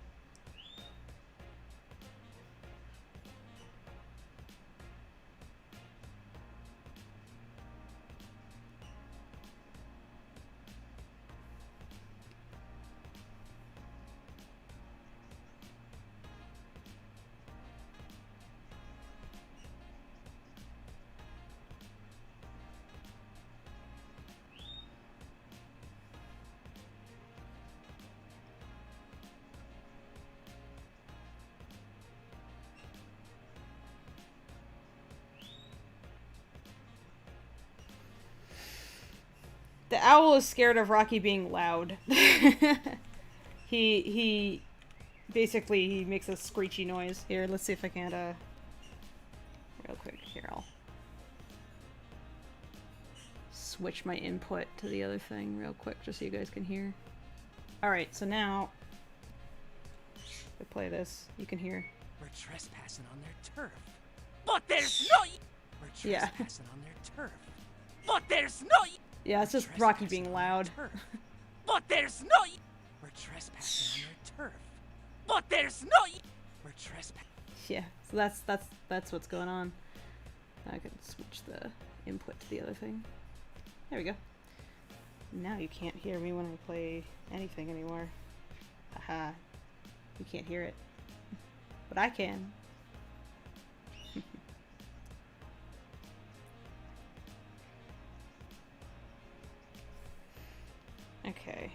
think what I should do next is start properly tying it down.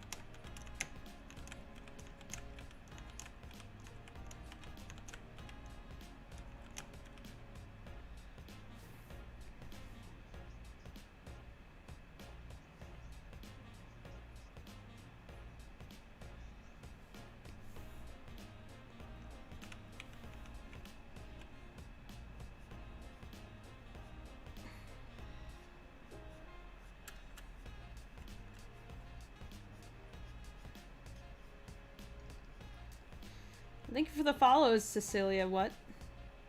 Cicely, what? How long does it take to animate a scene? It depends entirely on the scene. If there's not much going on, it could take as little as a day. If there is a lot going on and several characters, it could take a week. Depends. It depends how many hours you have to devote to it, too. So it's like, if you only have like an hour or two to devote to it each day, then, you know, it might take a week. If you can only devote like...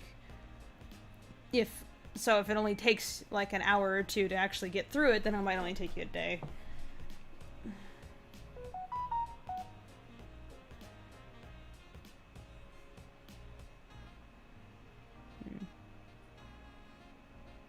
Bye, Pinmark. Have a good dinner. How long is the final animation going to be? It is about a little over 20 minutes. We wanted it to be shorter, but it needed to be like longer. It needed like moments to breathe here and there.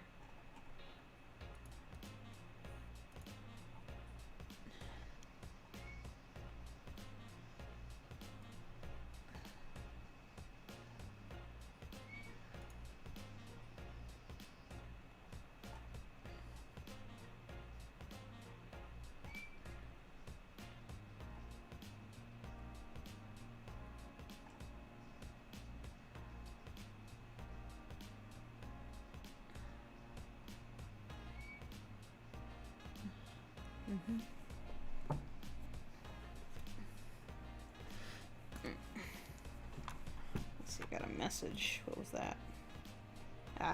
The chicken is gonna come between 5:30 and 5:45. Cool. And I'll be able to have a dinner. That'll be nice.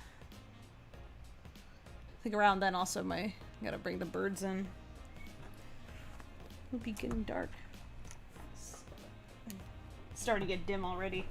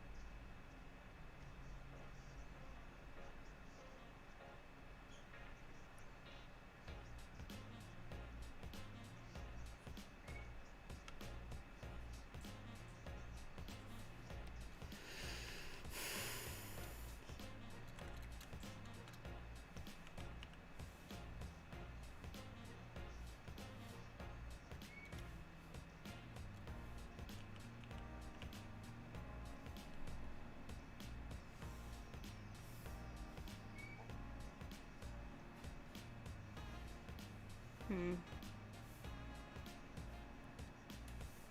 Flip. Where's Flip?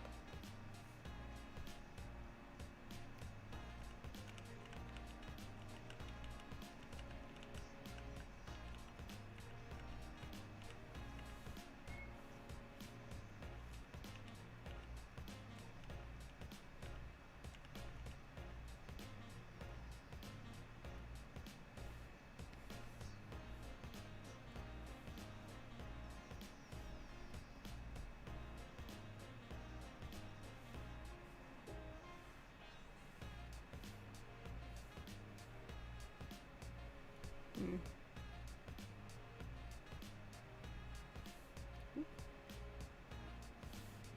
Gonna unsync these now. How do I unmark this?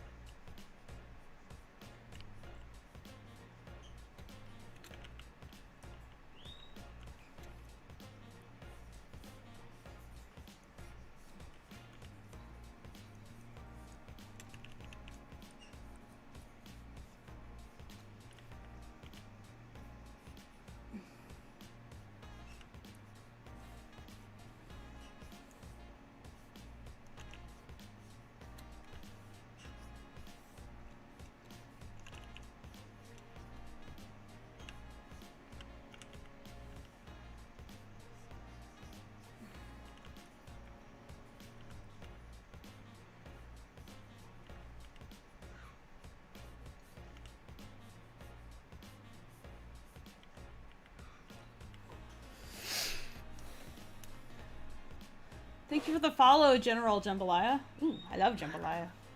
Tasty. What animation program is this? This is Harmony 20. Also called Toon Boom. It is vector-based animation software and is quite powerful. Much of our short is being made in this.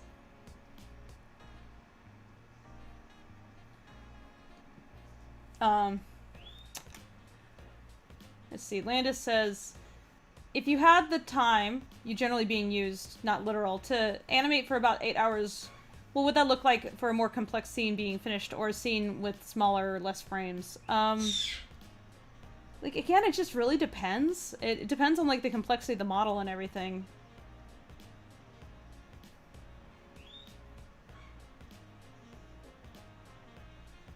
It's like, you can't say, oh, this number of hours is going to translate to this level of quality, because there's too many variables.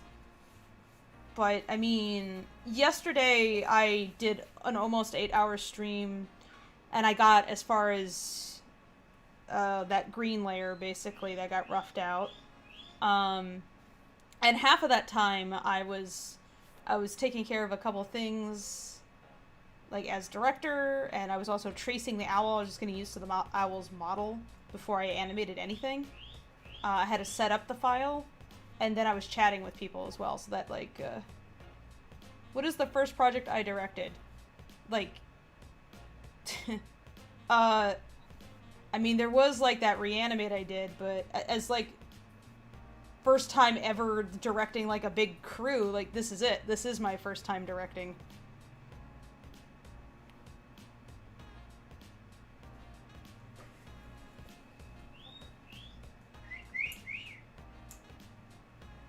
Hey, birds. Thank you for the subscription, Jambalaya. Much appreciated. You now get to be a Borb. If you post, you'll see, you get a little tag now, depending on how long you subscribe for. Yeah, nice. You're an Enzo.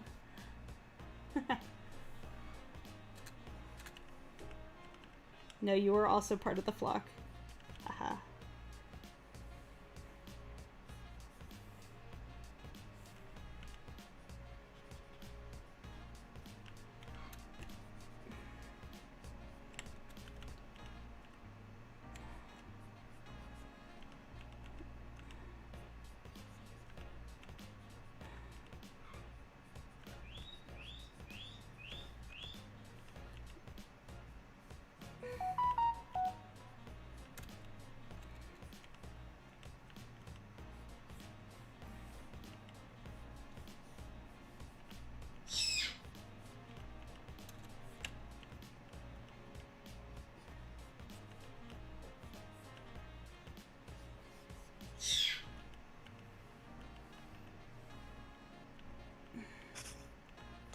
Cursed Rocky fidget spinner.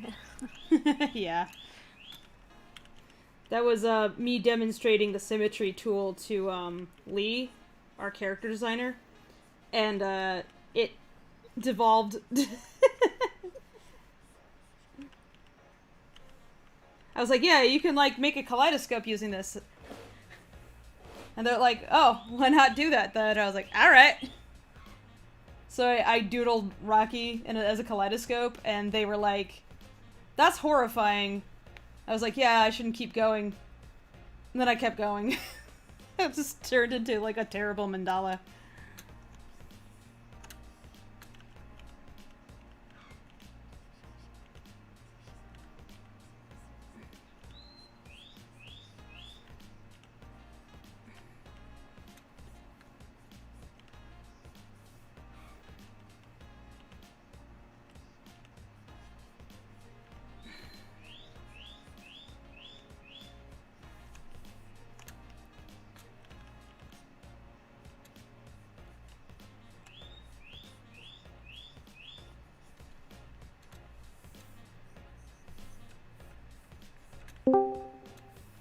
Oh, who's that?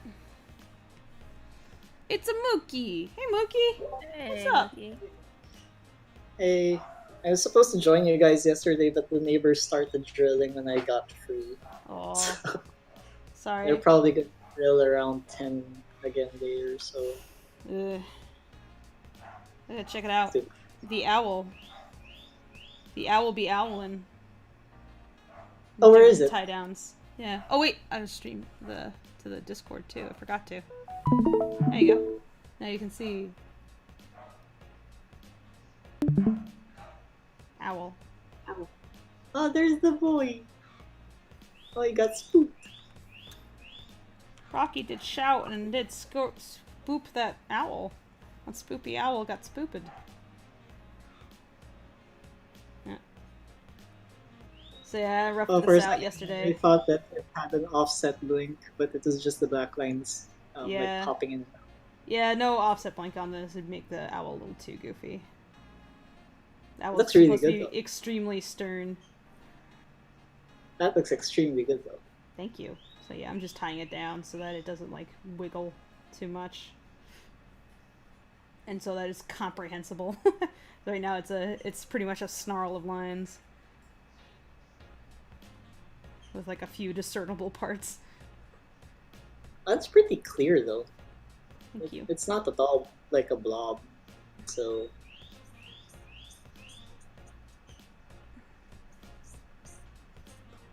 I love that wing movement.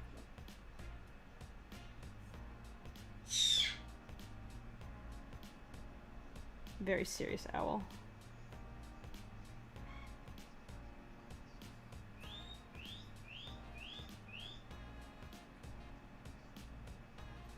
Dude.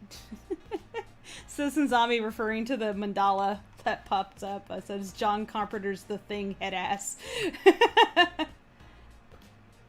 Yeah, it's pretty terrible. The Mookie, the mandala, you know, the spitting horrible thing, is now what pops up if someone like subscribes to me on Twitch.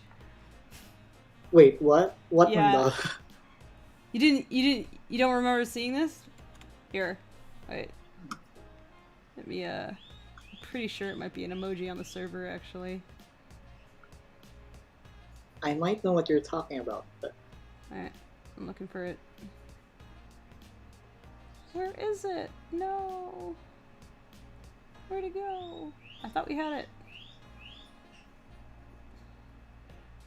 I'm looking for it and can't find it. Oh, there it is.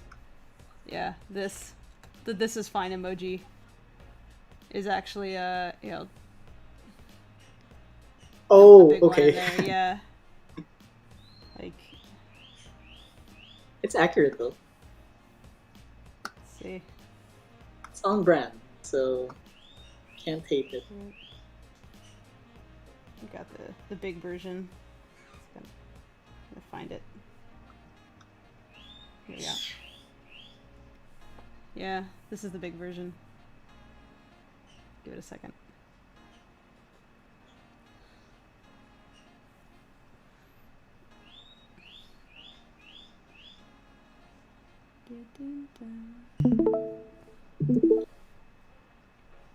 Wait, there's a big version? Well, that was just like... I just grabbed the file and posted it, that's all. There is a bot that will post the emoji as like larger, but we don't have it installed. It's horrible. Oh. This thing is so horrible. Wait, didn't we used to have that? The bot? I don't know if we do. I know that it exists on the Lackadaisy, and when you type in like big and then emoticon, it will like summon in the Lacey bot, and she posts the big version.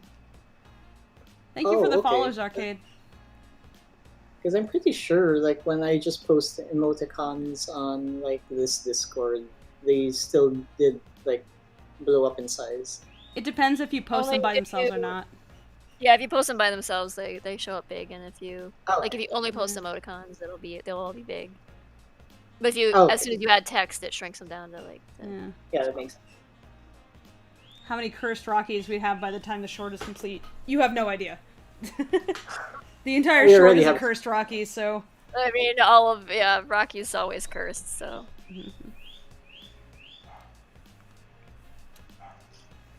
It's not Rocky if it's not.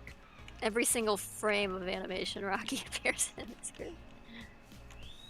Like, I'm pretty sure the first thing that I remember you and Tracy ever mentioning when our first ever meeting, I remember you guys mentioned that Rocky cannot be cool. So No. Yeah. Rocky's not allowed to be cool. You can't. For more than, You like, can't a let quarter him. Second. Yeah, you have to undermine his cool as soon as he exhibits any amount. I Discouraging the animators from drawing him cool. Like, I remember your acting notes. Rule number 1, it was pretty much Rocky cannot be cool. I was surprised when you mentioned that was rule number 1. Yeah. Running pretty counter to animated protagonist rules. Well, not animated protagonist rules, but adult animations. Like, a lot of times the main character guy is like...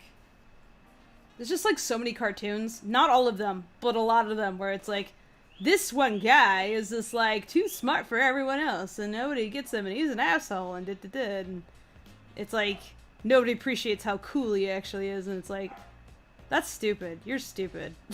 It's funnier if you undermine them. My feeling is that it's writers projecting. Oh, it's definitely writers projecting. Yeah, like, consider how many, like, Christmas stories there are, where it's, like, a single dad and his bitch ex-wife who keeps him from seeing the kids, because he's too damn awesome for her to understand. And it's like, what's this? Gee, I wonder who wrote this screenplay. Who's the same dad?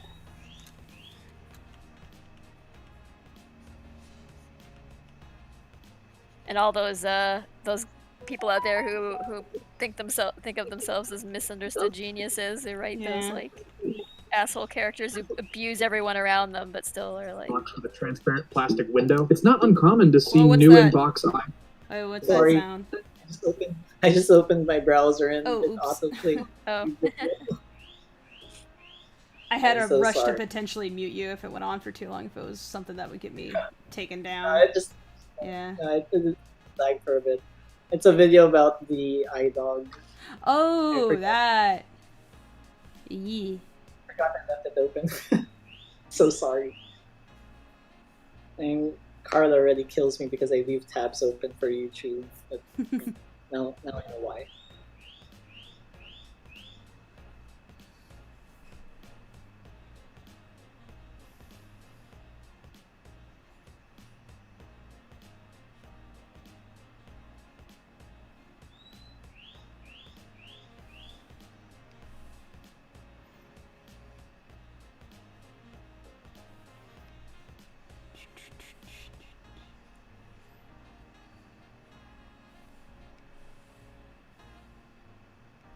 Well, thank you for the Jambalaya. Thank you for the follow. Also on Twitter.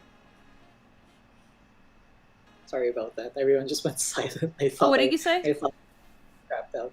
Sorry about that. I thought my Discord crapped out again because like everyone went silent. No, I was just quiet for a moment. That's all. Yeah.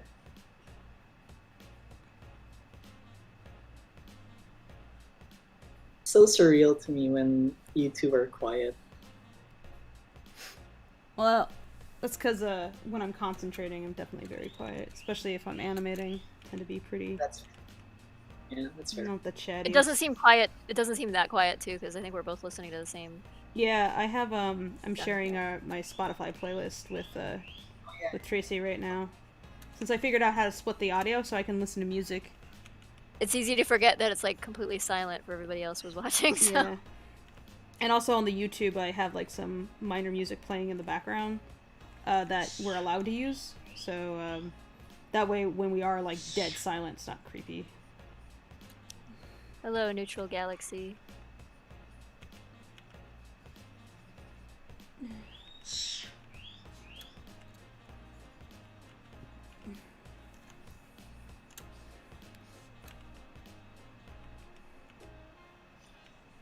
Okay, Fable, I have a quick question for you. Yeah. Sharing my screen right now with you, but it's Act 3, so... Nobody can see it. Okay, cool. Because, like, I have the gun here. I'm adjusting the size, but like Yeah. if I size it to like the arm here, Mm-hmm. it looks a bit too small. But like the relationship between his hand and the grip looks a bit too small. So you're suggesting maybe having it be a bit bigger?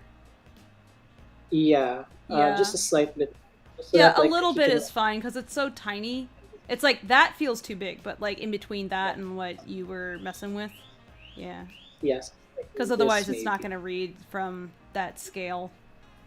Yeah. Yeah. Also, for some reason, I haven't tried like upscaling the render yet, but for some reason, whenever I render Blender files this small, they artifact like hell. Ooh. Yeah, it might be better to render them bigger and then just scale it down then. Particularly because at this scale, the actual render of the Blender file won't be used. It's going to be better to just trace it because there's no way you can actually pack that much detail without it looking like garbage when it's tiny like that. So, I did actually draw the guns in anyway, so it would like just get rid of the Blender files if they're not working. Yeah, the Blender file being there, like the image of the model there at least like helps it with you know, tiny details that the cleanup artist might want to follow. But we're not going to see like Boudreaux on the BIR at this level or like any details on the gun at this level. It would just be a mess.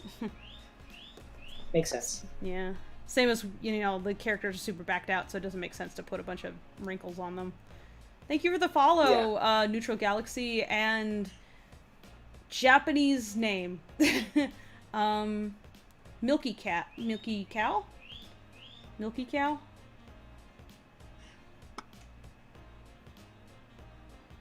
Hello. You're not here? Hello, Lexi. Lexi is not here. I'm so sorry. I don't, like, I tried to learn some kanji, but I have not memorized any damn thing. Still in the middle of that. Or rather, I put a pause on being on the middle of that.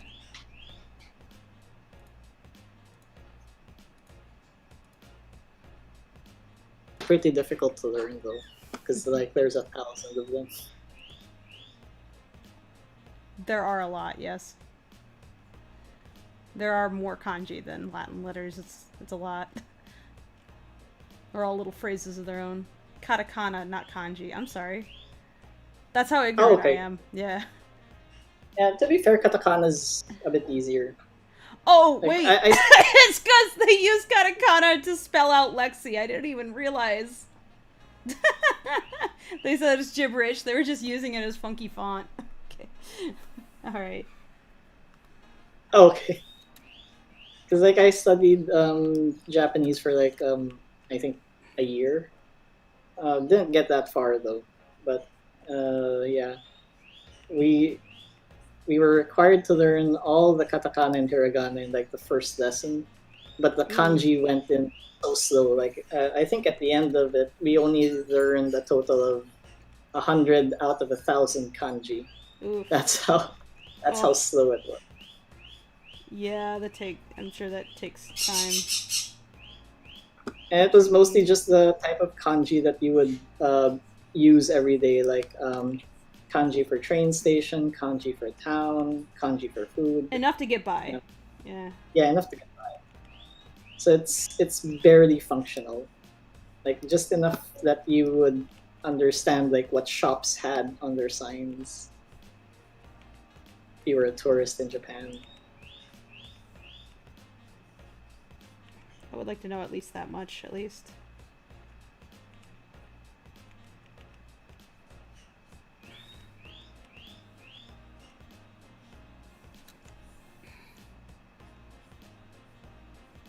Then like I remember my teacher mentioned that at the highest level, the highest, because there were like I think 5 levels of what do you call that? I think it was the Japanese literacy test, and then they mentioned that at the very highest level, they were required to do like kanji for science terms like meteor showers or like radiothermal something, Ooh. radiothermal frequencies or something like that, like space terms that you would never use. Like I even want to know those. That sounds cool.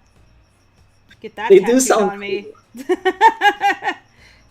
They do sound very cool. Because like I think the logic there was that at the highest level they would be hired to like translate science research papers and stuff. Oh yeah, that makes sense. So they were required to like know these kanji because the scientists use the kanji just because it's easier to write it down in one character than having to write it down in like 30 or 40. Sense. Yeah, that makes sense. Otherwise, it's gonna get like over involved and annoying. I can see the sense of that. And scientists love abbreviation. That's why they have like everything. Other thing is like so there's like a collection of letters that mean something else entirely. Yeah. Like, and they're all like jokes and puns actually, because they're nerds. Yeah. Kind of reminds me like how people name asteroids and microplanets, and they make no sense to anyone who's reading them except for them. So people have to they'll give like them name them after like books and stuff if they're allowed. So like the organization that controls the naming of things like has to put some damper on stuff, but then sometimes it's like if it's an object that doesn't really matter all that much, it's like, yeah, sure, whatever, name it after a Gundam. Yeah. Don't care. It's like if it's a planet, you know, there's rules to follow, but otherwise it's like, I don't know, name it after your dog. This is your wife? Okay, fine.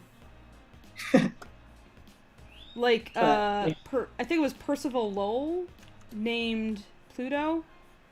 He, like, discovered and named Pluto, and,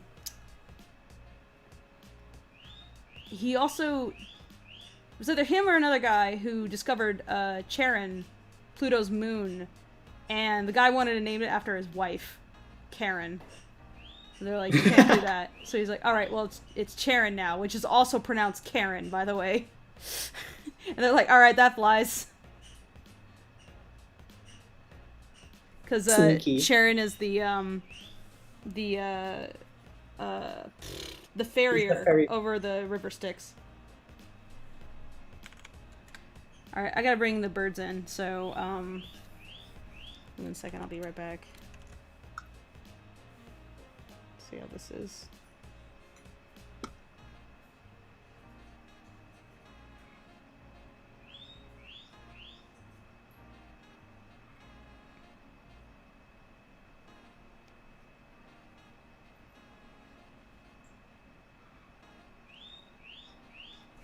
Alright, 1 second. I'll be right back.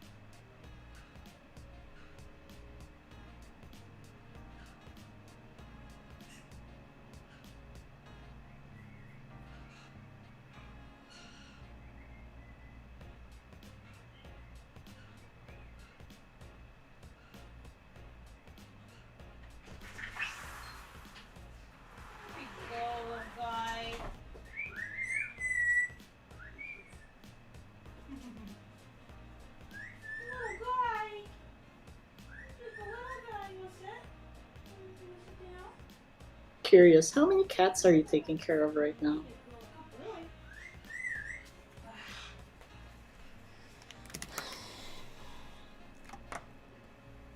Hey audience, I got a message that my tendies arrived.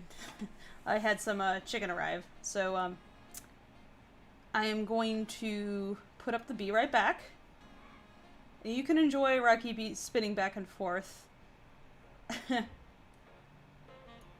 You can enjoy that, and I'm gonna eat this chicken, okay? I'll see you in like 20-ish minutes, maybe? So yeah, go get some food for yourselves.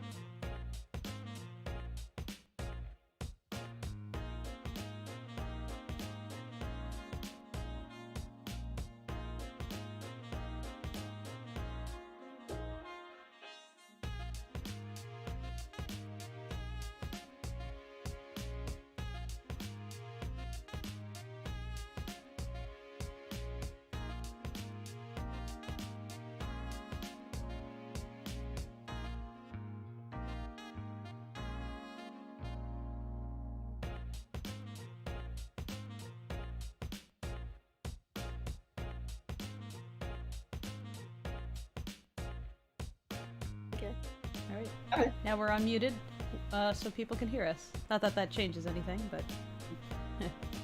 so I just thought I would give you guys the heads up. Sure. Hello, Internet. I hope you enjoyed T-Pose Rocky. I ate chicken. Sorry, it took a while. I was enjoying that chicken. How was it? That was what Nox got you? Or? Yeah. Got the GameStop stonk. You know, yes. delicious stonk. Tasty jammy. Tasty tendies. Who knew being a billionaire was so delicious? That's right. Nox gave me $1 billion. I'm rich now, due to Tendy. You have to eat your chicken tenders with a top hat and a monocle on. Yeah, a gold fork. And then I'm disappointed because the fork is way too soft. I can't cut into my Tendy, and I cry. The tears are gold too. This is what it means to be You rich. just hire somebody to come and pat your tears away. Yeah. Just be on standby with a handkerchief. Yeah. So I never have to touch my own face again. I'll be that kind of eccentric.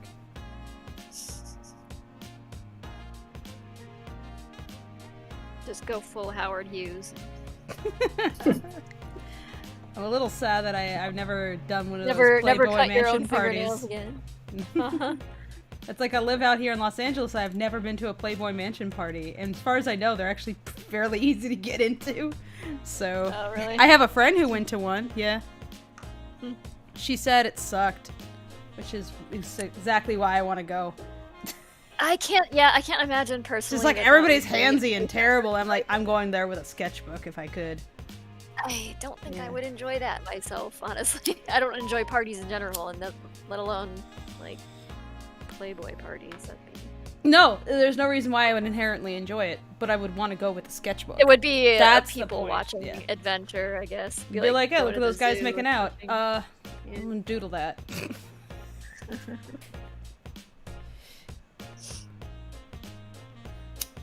And then security approaches you because they think you're FBI or something. Nah.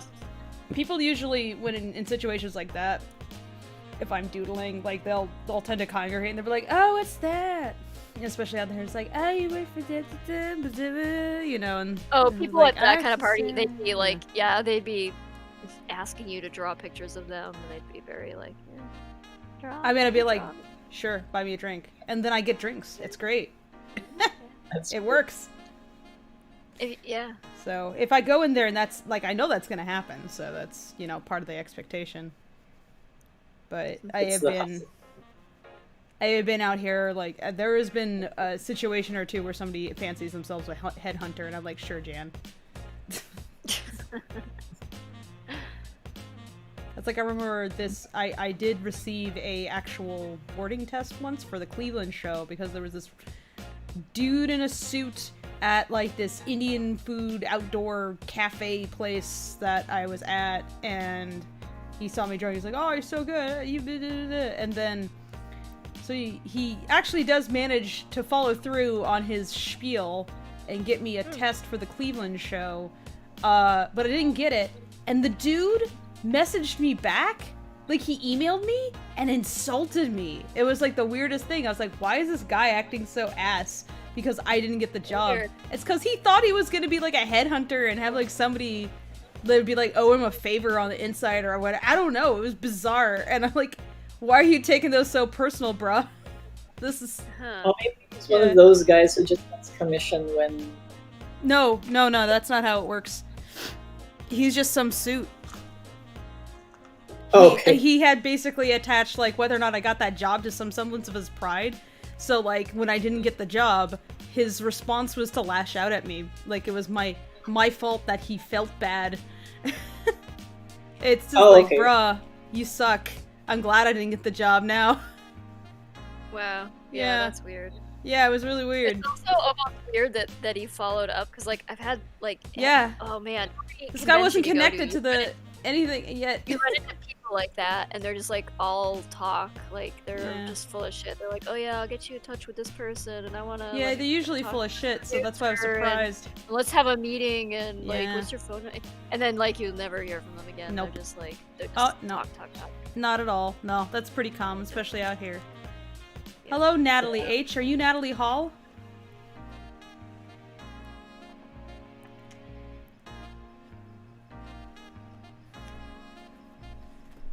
Natalie H just posted a heart, and I'm like, is this Natalie Hall? Because I know Natalie Hall. Well, not personally, but I know her, of her. I follow Natalie Hall on Twitter. I know that Ash has some tattoos by Natalie. No. Yeah. Natalie has great work. Yeah, that's all.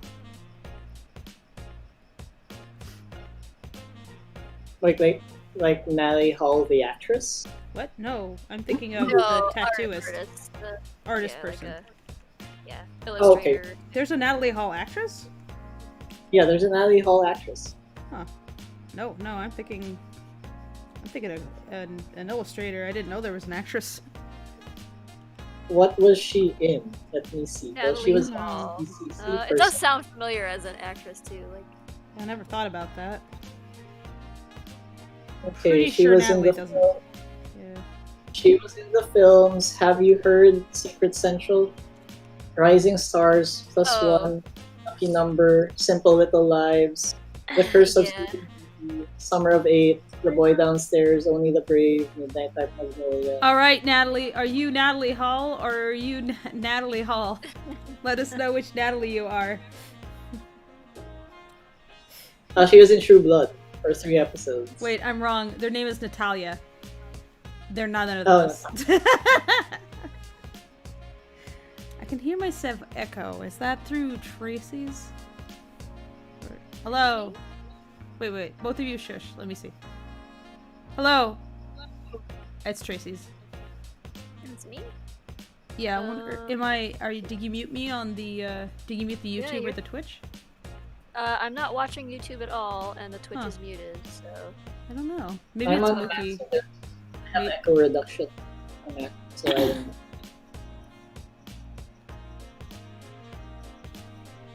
Yeah, you see, actually that's right, it might be Mookie. Well, let me mute myself and you can try that again. Okay. Hello? Hello? Yeah, it's Mookie. Okay, let me reduce this. Yeah. That's weird. Echo reduction. I was gonna say, I've got my usual setup here, so I don't think it's me. Yeah. So I usually don't have that issue. Like I've got my Your headset. So. Besides the funkiness of it, it works pretty good. It picks up audio really nice. Yeah, that's true. Yeah, your voice always sounds very good. Oh well, that's good. It's better than the Blue. I nearly destroyed the thing with a vacuum cleaner the other day. Accidentally like sucked up there's like a thing on the wire that allows you to adjust like volume and to mute it and stuff without actually reaching over to the Discord to mute. And that like I sucked that right up into the vacuum. Uh-oh. I had to electrical tape it back together. I'm lucky this thing still works. Like oh shit. You know what's a comic type that I need to get back into? Now you're making me think about like it'd be biography comics that I was doing over the course of the project. I was doing little biography drawings of myself. I usually don't ever do that, but now I've been like, I don't know, every day is the same, so there's nothing interesting to draw. But then I drew the 24-hour comic. I was like, actually, my phone is a very good medium for that. So maybe I'll do more little doodles again. I don't always like want to make the crew always the subject of like some joke though. I'm sometimes like, where's the boundary here? So I try to stay clear. Probably something that they should handle.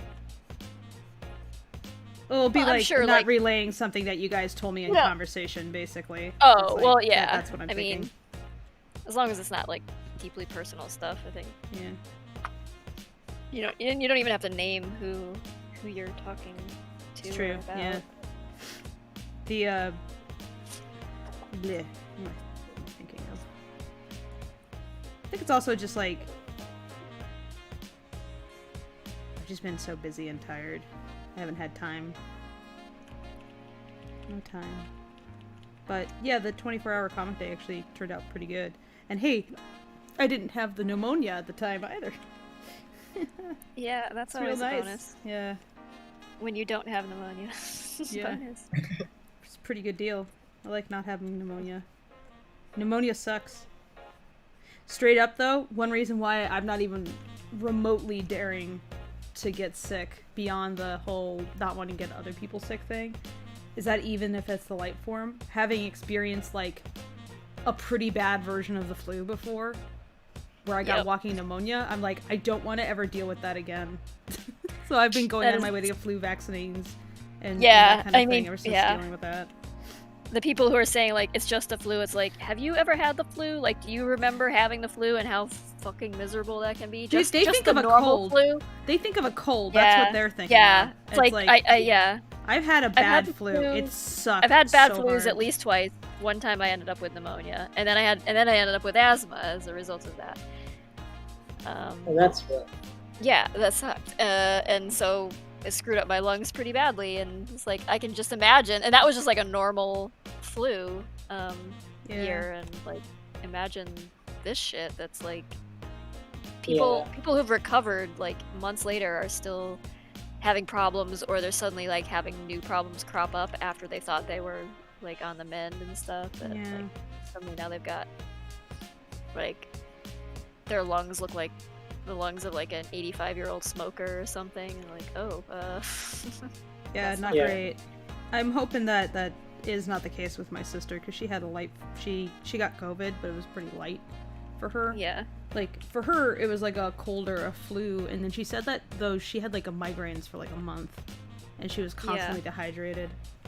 So. Yeah, there's people like reporting migraines and headaches and heart trouble and like brain fog and their sense of taste and smell sometimes takes months to come back. You just don't know, and it's like in the mild version can be pretty bad, or they're getting like, you know, that kind of like that joint pain, like that. Yeah, you can go from being mild to being extreme in like a day or two. Yeah, viruses can just do such strange stuff to you, and they can react in such like varied and unpredictable ways, like Lyme disease and things like that. It's like, wouldn't mess with like nasty virus, stuff like that stuff. You end up with like, what is it, Guillain-Barré syndrome and things like that.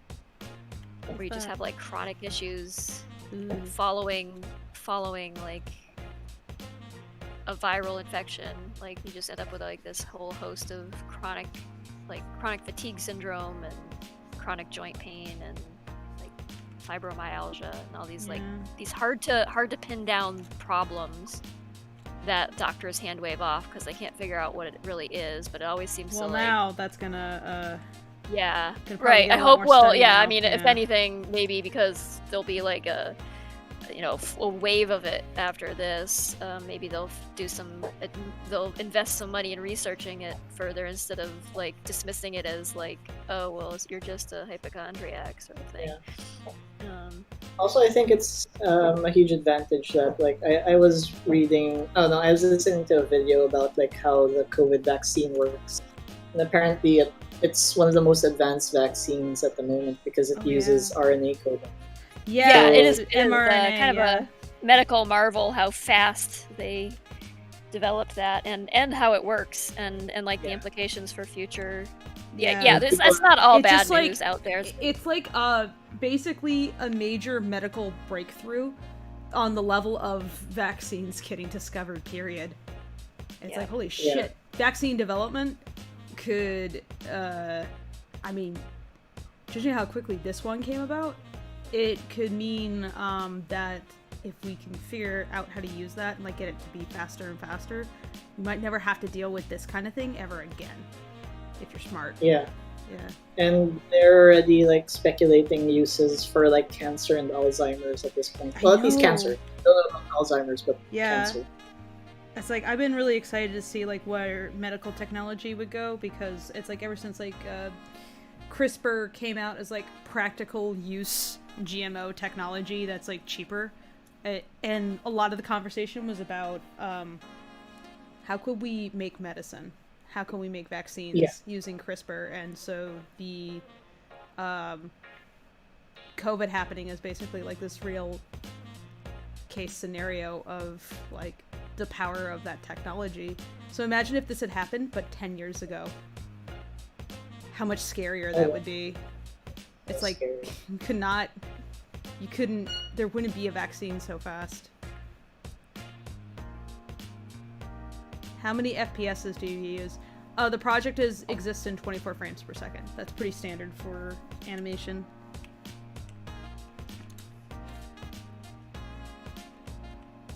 It's a standard frame rate for film and for cartoons.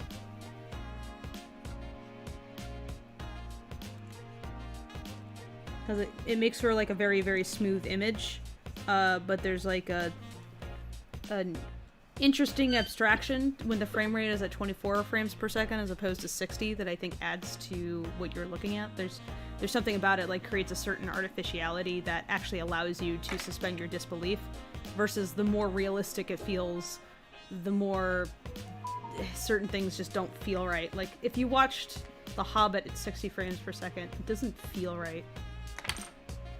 It feels like you're watching like a stage play or something instead. I honestly don't know how to feel about that trend, because like YouTube's been recommending me like animations at 60 FPS, and I really don't know how to feel about it. It's like if it's a documentary, if it's something where it's like, the sports, artificiality needs to be removed from it, and like it shouldn't feel so artificial. Like that can work. I think it could work, but otherwise, like I like the abstraction. Otherwise, I wouldn't be working in cartoons now, would I?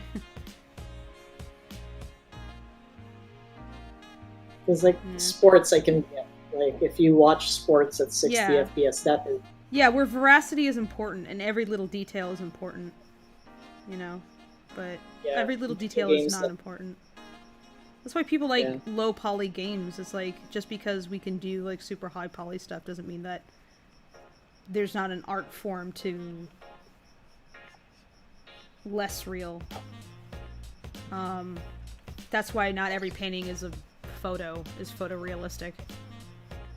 That's one reason why when you saw photography start showing up, like suddenly, there were impressionist painters and that kind of thing, because they're like, oh, what else can we do now? Embracing the artificiality instead of like trying to hide it.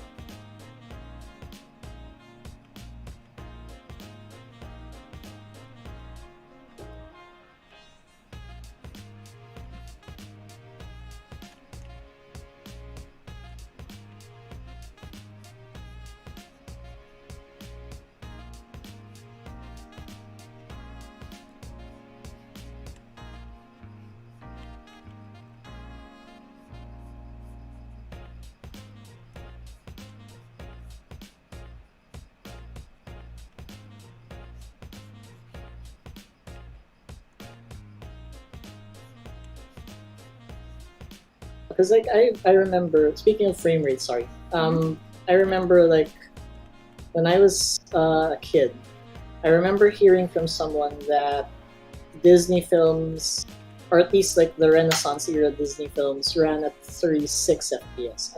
I never got to confirm that though. No, that's absolutely not true. They did not run at 36. It's been 24 for a while. Like, it's been this, like, God, when did 24 frames per second become standardized? Because I feel that was pretty early on in cinema history. A lot of the difficulty was actually just getting the frame rate to be consistent when they were filming. So that's why you see a lot of those old films, like the speed of things is really jank, because they couldn't keep the frame rate as they were recording consistent, so they'd play it back and it would be like all weird and not moving quite right.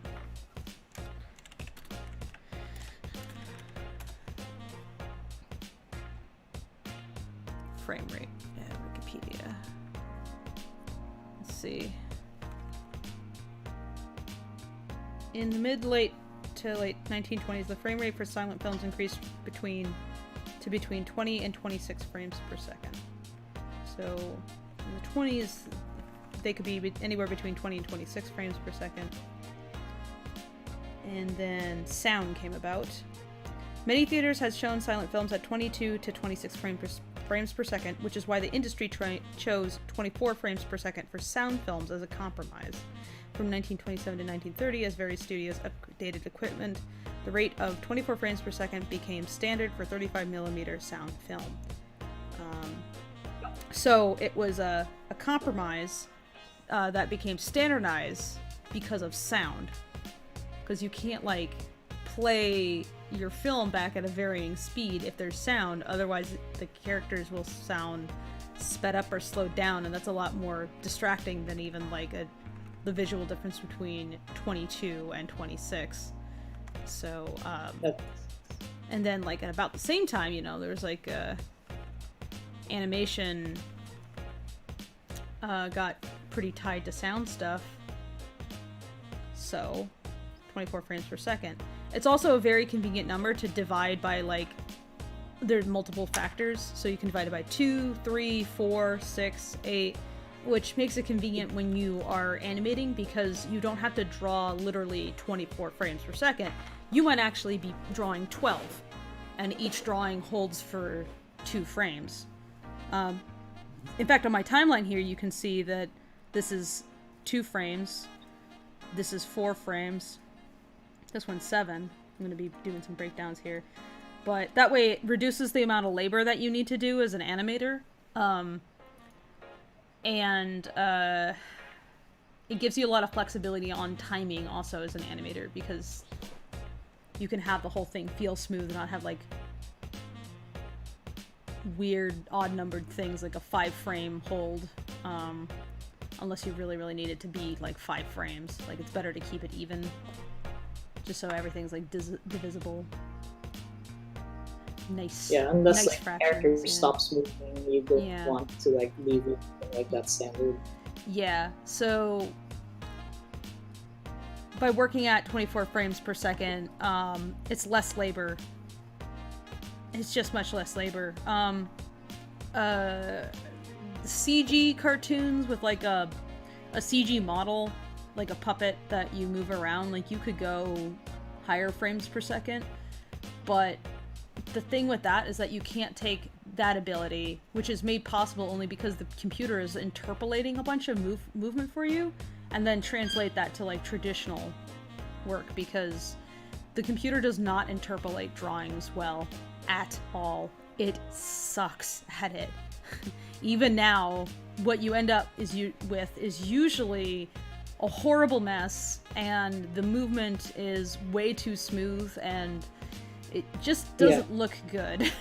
Animators are movement artists. We're really, really deeply attuned to, like, the rate at which things move. And so when it fucks with how you work like that, it's... Ugh. So... yeah. Like, even Toon Boom has this new function that they introduced in version 16 or 17, I think. Mm-hmm. And was basically an auto in-between function, where it generates your hand-drawn, not rigged, hand-drawn in-betweens for you. Kind of like how those guys do the 60 FPS conversions, where it automatically in-betweens. They're no good. And it's. I'll be honest, technologically, it's really good. But oh yeah, I mean it's a cool process, but it doesn't.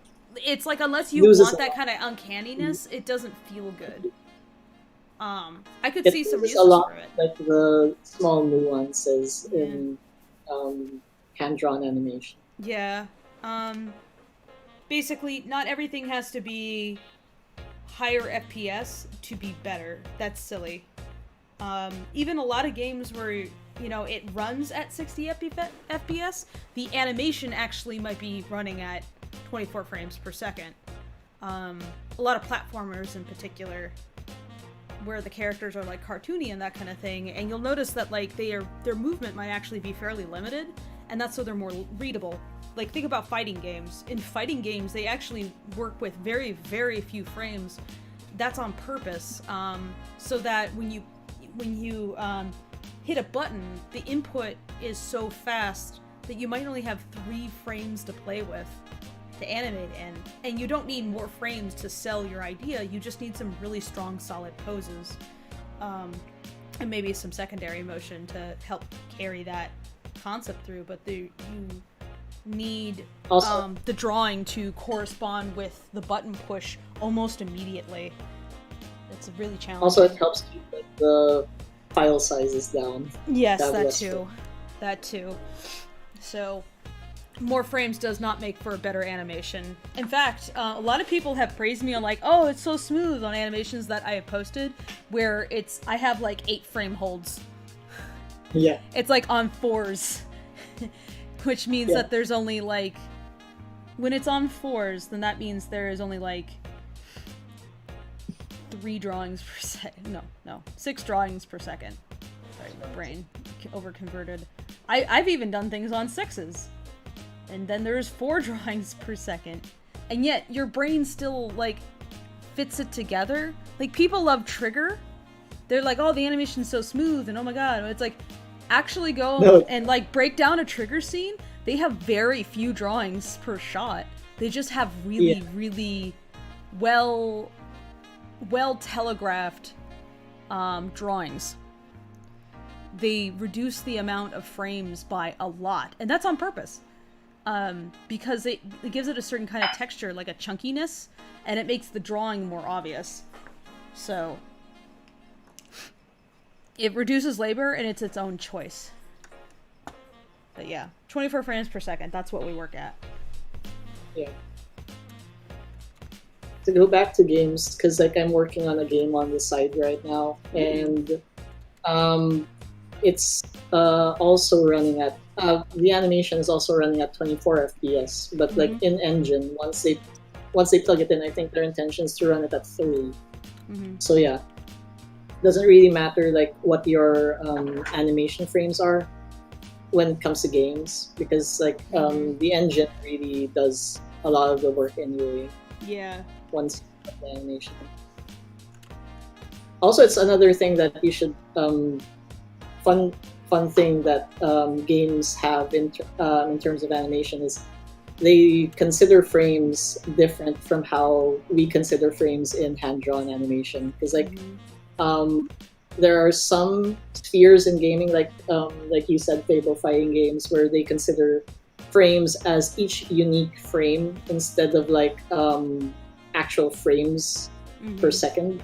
Yeah. Whereas in animation, when you say frames, it just means frames per second. It doesn't mean like individual drawing.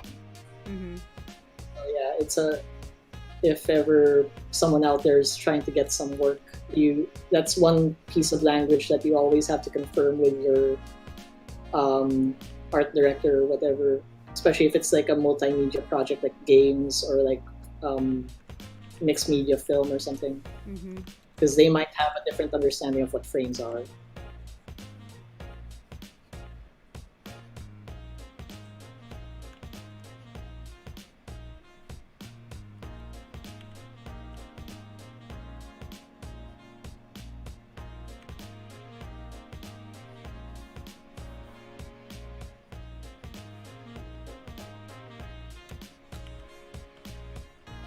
Nightmind has a new video up.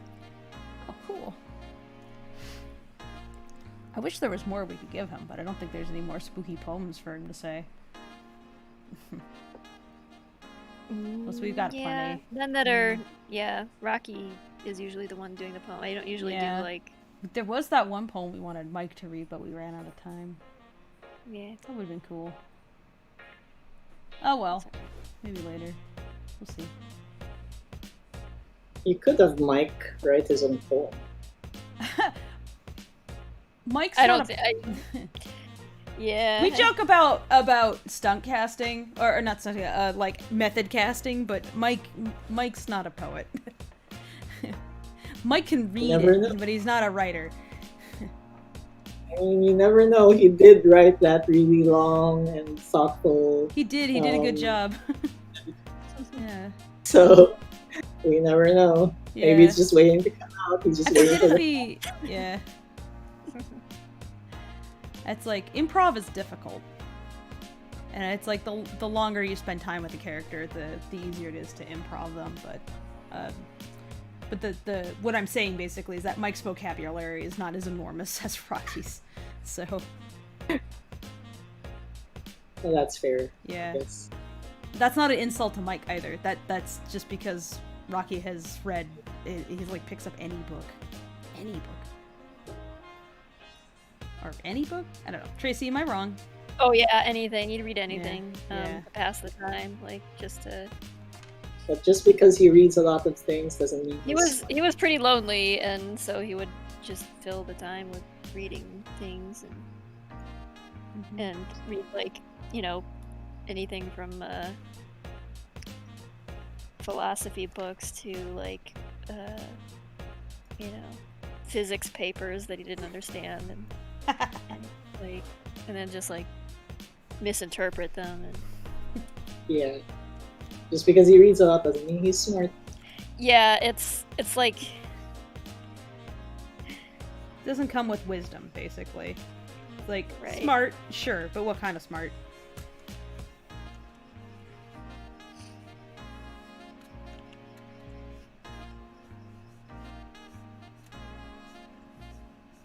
Because I know plenty of smart people that do dumb shit.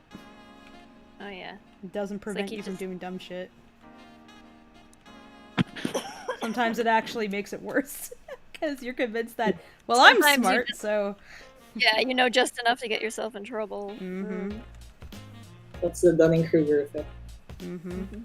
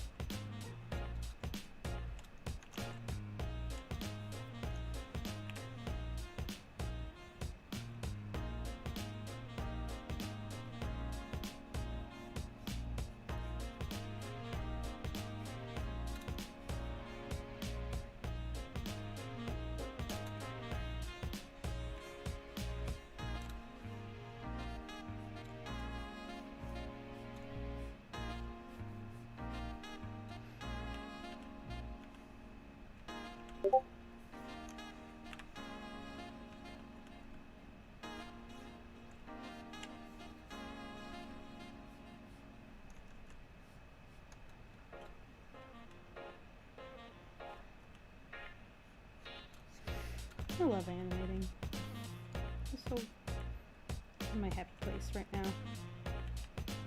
Animate a bird. I'm glad you finally have been able to get back to Mm-hmm.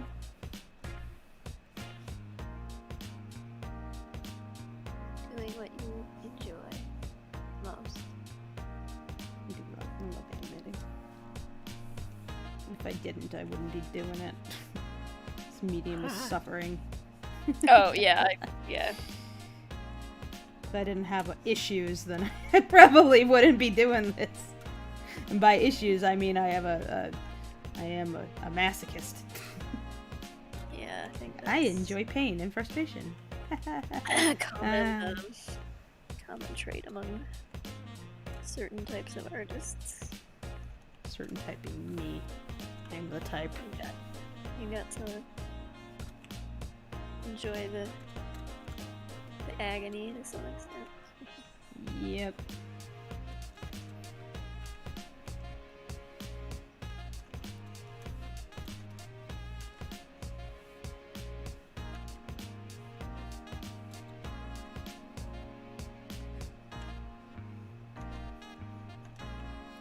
You have to be a masochist if you want to get into animation. Yeah, I don't know any animator that doesn't have that in some way.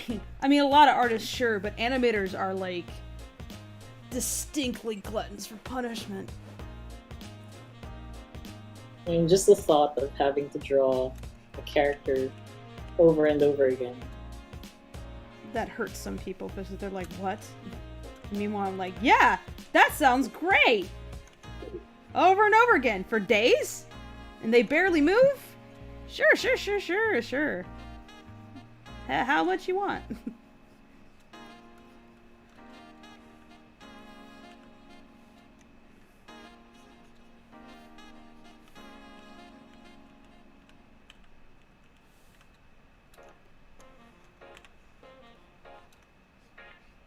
Each drawing is the quality of a professional illustration, too. So, well, it depends. I mean, I guess. I mean, yes, but also, like, I mean, we abstract for a reason. Again, to preserve some sanity. It's like, we're masochists, but we don't... Reasonable masochists. We don't... Yeah. If you want to know what we mean, look up the making of Thief and the Cobbler. Oh god. You don't do it that way unless you enjoy pain. You just don't. It's totally unreasonable. Even other animators look at that and go, ah. Oh Jesus. I wonder how it was like when the premiere came about finally. And then everyone got their invites and then they were like, this got done? I almost can imagine people not going, honestly. It's like on a production like as hellish as that one, when you might want to just not go. You'd be like, fuck that. Yeah. Too tired and exhausted, and it got too fucked over too, so it's like you might not want to see all your labor just like wrecked. It was a 10-year production cycle, so... Yeah. Did they even invite anybody? I don't know. Pretty sure they invited the voice cast, because like I remember reading somewhere, not sure if this was confirmed, but I remember reading somewhere that like the voice cast that was hired to do the original voices before like Matthew Broderick came in was invited to the premiere, and they were like, what the fuck? That's kind of crappy. Like, what? Oh no, they were like, what the fuck, because they didn't know that this actually got done. Not so much that they were replaced, it was more like, this actually got done. Yeah, there's a lot of projects that one can work on where nothing happens of it, nothing comes of it, so like, it's finished? That was forever ago. And there are also projects that did get finished but never see the light of day too. Yeah, so. that happens sometimes too.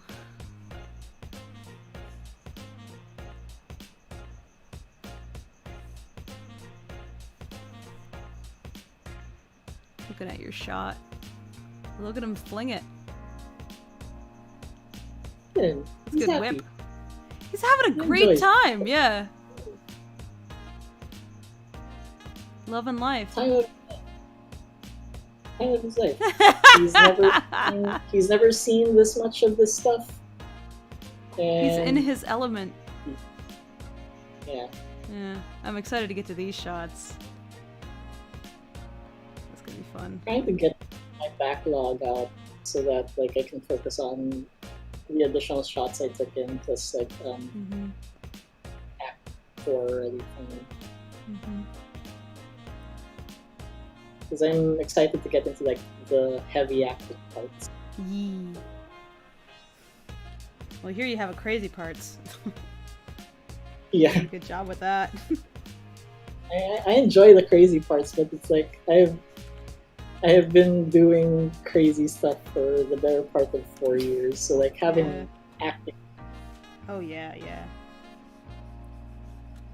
I mean, talk about crazy. My last major project before this was a sex ed thing, so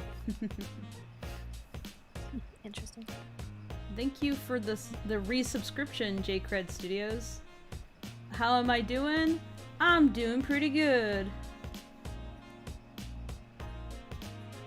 You got a 6-month badge, which means that you are easily the chicken. You're the black chicken.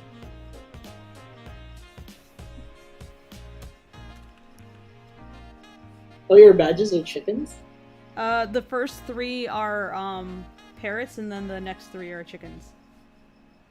Oh my god, Yes. love it.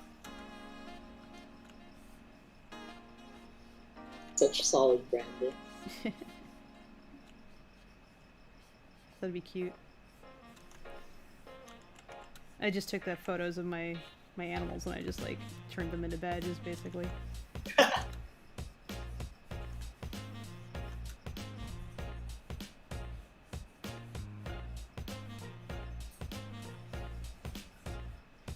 Oh, Nico.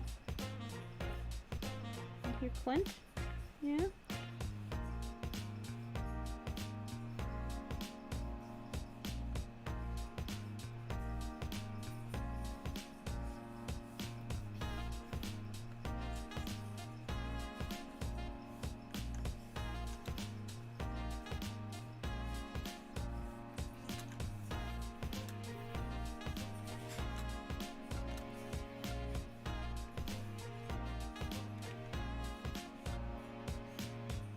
Keys on Rocky.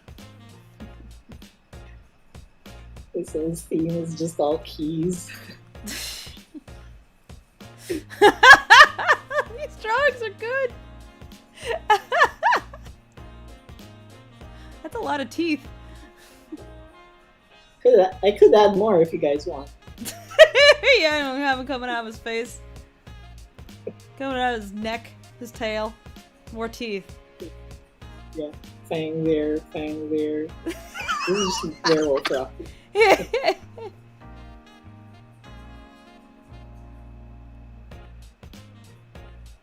at that, I like that lurch. That's nice. Hand go up. Stretch the arm out real tall. A premium leggy. Leggy go high. Stick the leggy out. Yeah, yeah. Make a big steppy.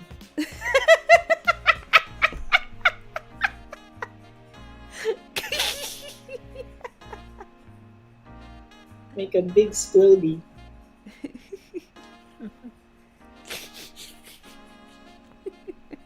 Big steppy. That's one way to put it.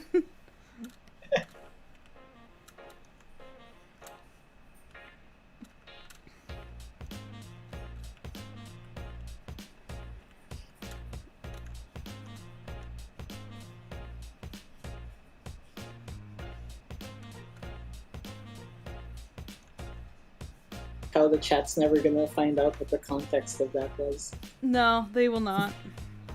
Yeah. Well, just They're not imagine privileged. Rocky taking a big steppy. Rocky takes a big steppy. We'll make him Yeah, steppy real basically. big. Yeah. That's non-spoiler spoiler. Just like trash can, swivel chair. Yeah. Yeah. That face is so good. I want to see that play when it's zoomed in. That's gonna be fun. Oh yeah, it was fun. Just took a while though, like getting that expression. Yeah. Good face. Like Sucks though that drop he's the chin. small. Yeah. This face will never see It's good. its full glory.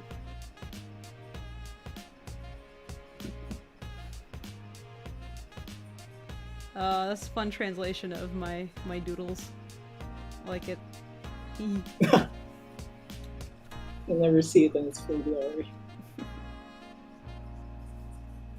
Someone's gonna zoom in and like they'll Oh, pay attention. that's true. Somebody's gonna zoom in and they'll pay attention. Well then, in that case, it's a good thing I didn't do shorthand Rocky. You could have done. Oh yeah, I could have done. Yeah, he's probably gonna be fairly shadowy in that shot, so in a way it'll get there anyway. But that's one reason you gotta have like those big bold motions, because otherwise he's not gonna read very well. He's basically gonna be teeth in shadow. Yeah. The only thing you'll see are the shines in his eyes. Yeah, that's and gonna be his- cool. It's like badass, but also But not really. yeah.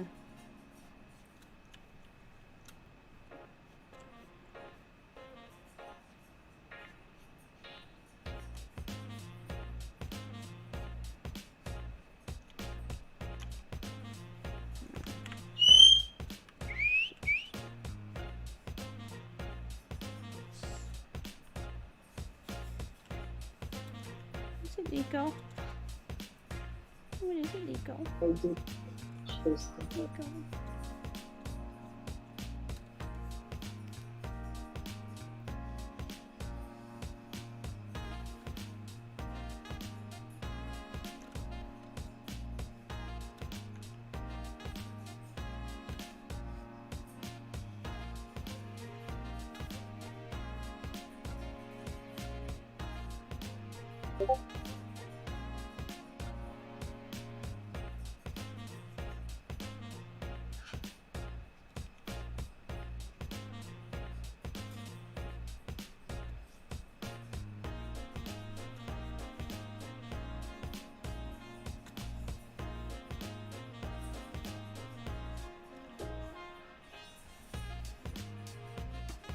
Isn't he trying to get Clint's attention? He's busy.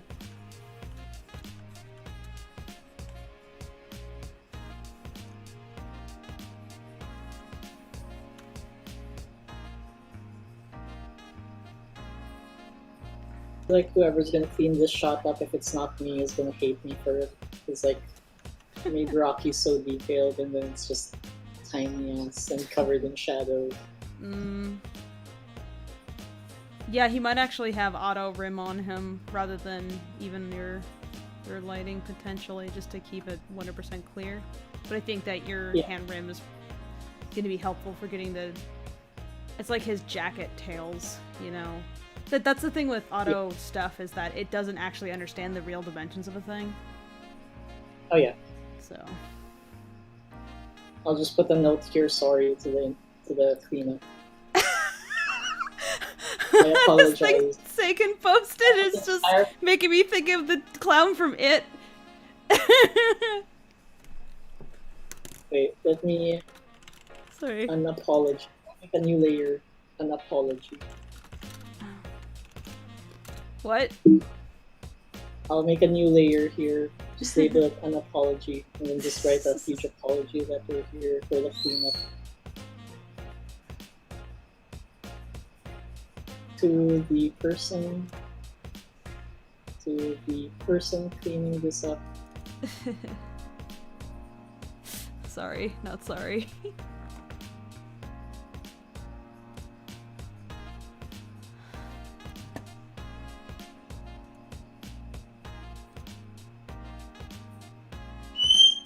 I wholeheartedly apologize.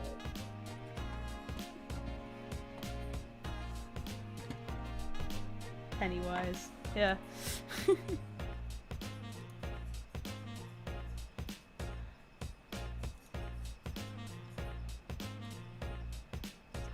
King, such a tiny ass Rocky, so fucking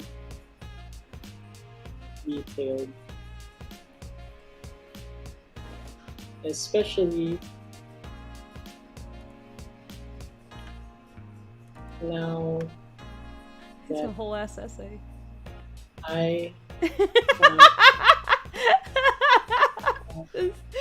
Clean Artist is gonna be so baffled. he's mostly covered in shadow.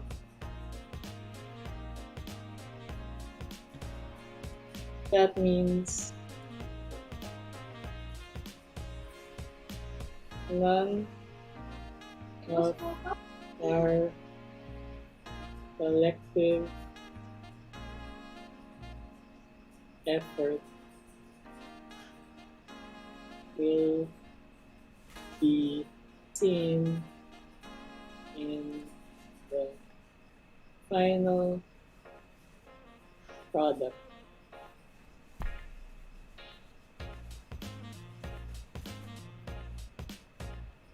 Sincerely, okay. Yeah, that seems like a decent apology.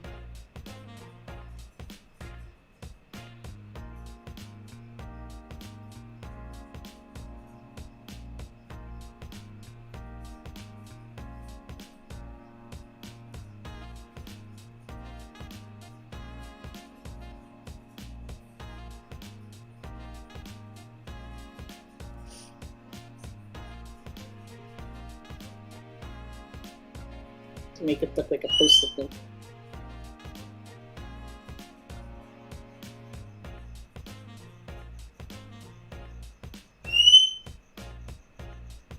God, I can't read it.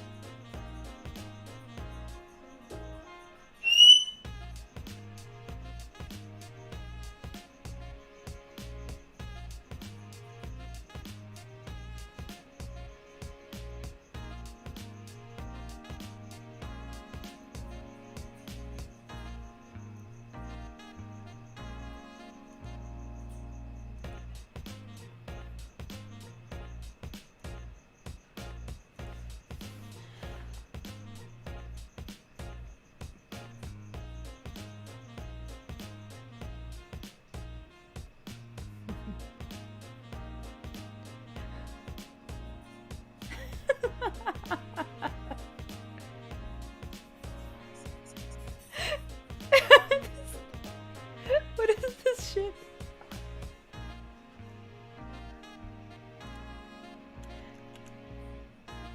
And the last thing I want is my cleanup to hate me because I drew something so detailed and then it's just gonna get covered up. Well, we might like do a tint thing where it starts like in shadow and then slowly comes out of shadow. Yeah, so Yeah. it's not like it's gonna be totally worthless or anything like that. It's just it gives us more flexibility rather. But where it's not absolutely necessary, it's like I don't want you guys to have to do a ton of extra work. I don't think cleanup's gonna be the one that's more trouble than you in this case. Definitely. Yeah. It's my biggest fear that my cleanup hates me just because, like... Look, just don't do to your work what was on Big Hero 6. What Woodsy was showing. That was a nightmare. Looking at that, I was like, this is inexcusable. How'd that pass? Yeah. I would never do that. Like, I would overdraw, but I would never underdraw. Mm-hmm. Especially because like back when I was doing Big Hero 6, I got shots that were distant shots, like really far away. Characters were probably tinier than Rocky here. Yeah. And I would always ask, do we have a distance model? Nope. You have to draw them exactly as they are on the model sheet. And I'm like, okay. Screw that, but okay. So imagine like a really, really tiny character running in the background, and I'm here roughing it out fully detailed. Not even like... It's kind of like I'm drawing them in like full body on full screen, so...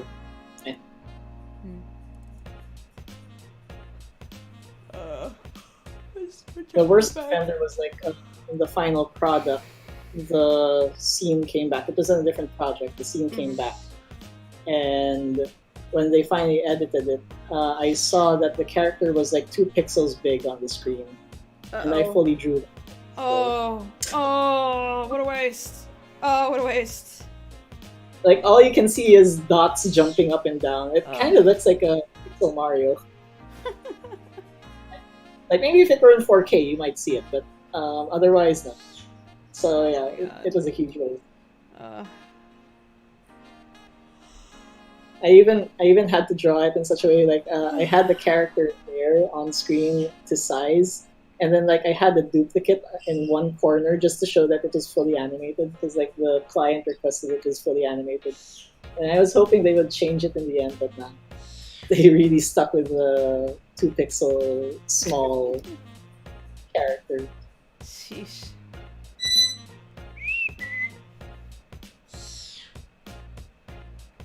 It was rough. I love all that smoke, the way you've done it. It's come out, Oh, it's thank coming you. together like super good. Yeah. Thank you. Big smoke for a big steppy. Big steppy, big smoky. Rocky's very special cigars.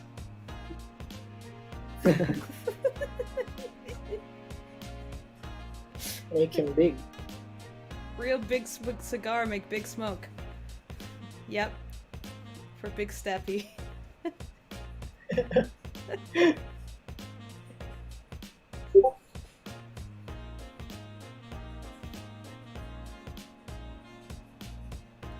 Gosh, Sagan's dancing ivy is so good. I like it, but also it's like, remember that scene from the new It?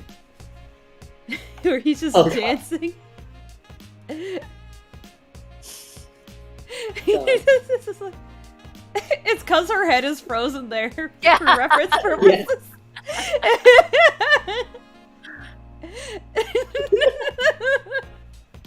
This is the face that's gonna stare at you.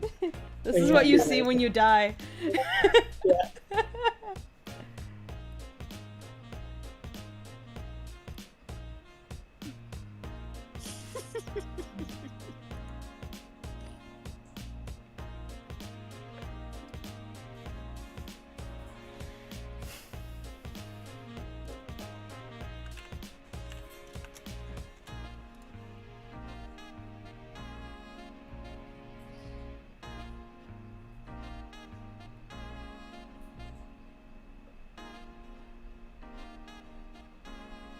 Drop these in.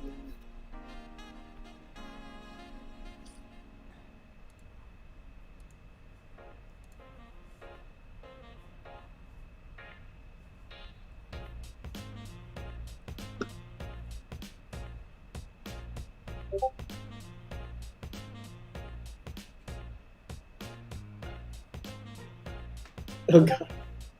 Tracy. The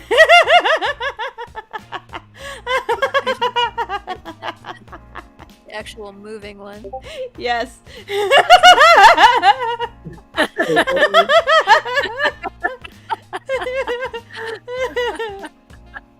We're gonna need to Photoshop Ivy under that background. Yeah. Let me move these so that it doesn't like split the two Pennywises up. Don't split the Pennywise. Well, you have more live streams like this on YouTube or on Twitch. Yes, I frequently will stream my workday. I'll stream sometimes up to 2 to 3 times a week.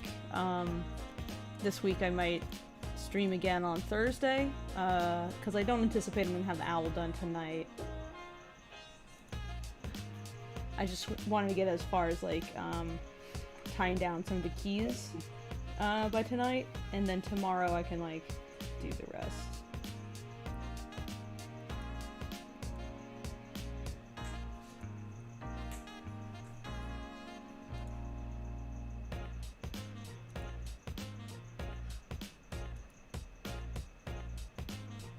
That looks really good, Mookie. Thanks.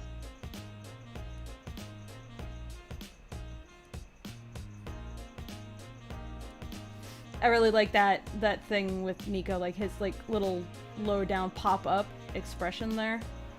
That's pretty good. And the swivel chair looks fantastic. I'm liking that. Yeah, I like the swivel chair. That was actually pretty tough to get right, because like... Yeah, because it's like going down and then bouncing up a little bit, and you got... Yeah. It's really... It's like a really kind of subtle thing, but you did it awesome. Like, that's why I was giving you a bunch of, like, of the CG shots, because you've figured out how to put a lot of personality into vehicles. Even though they're, like, not anthropomorphic vehicles at all, but they still have, like, a... Yeah, like, when I was watching the first few passes on the vehicles, I felt like they were so stiff. And I felt like, yeah, this is a chase. We're not really going to see much of the characters. We're going to look at the cars. Yeah. I try to make it so that it's like you're either focusing on the cars or you're focusing on the characters to make it a bit easier. But, yeah. But it's like, if we're going to be staring at cars, I don't want, like, the characters to be, like, super well animated and the cars are just shit. CG. Yeah, that'd be kind of annoying. And so the cars need to be as believable as the characters, I feel. Yeah. Yeah, I like that. Also, you nailed what I was hoping for too. Where like the swivel chair is like rocking back and forth a little bit. It's not just going forward. It's got like nice. It's uneven ground, and so it's like moving kind of like that. Because I was thinking about that myself for my own shots, since I have shots with this. Like, how am I gonna handle the trash can? Yeah. So how's that gonna move? Yeah. Actually, the most difficult part was like making the what do we call it? Making the lid of the trash can move too, because like the way it was rigged, the pivot point for the lid wasn't where the hinge of the lid should be. Uh-oh. So I had to move the pivot points so that the hinge would hinge properly. Good. Okay. Just so that we can get that little lid action when the can like pops up and down. Yeah. Yeah, that's the kind of thing that I want to do, because that's what gives it like heft and helps it feel like something real and not just a stiff model. Yeah. Yeah. Definitely. Yeah. Like even if it was just really, really subtle. Yeah, that really small. Yeah. It makes it at least makes. Yeah. You just need to feel it. You don't really need to see it. I'm gonna tag Mike on this. That's great.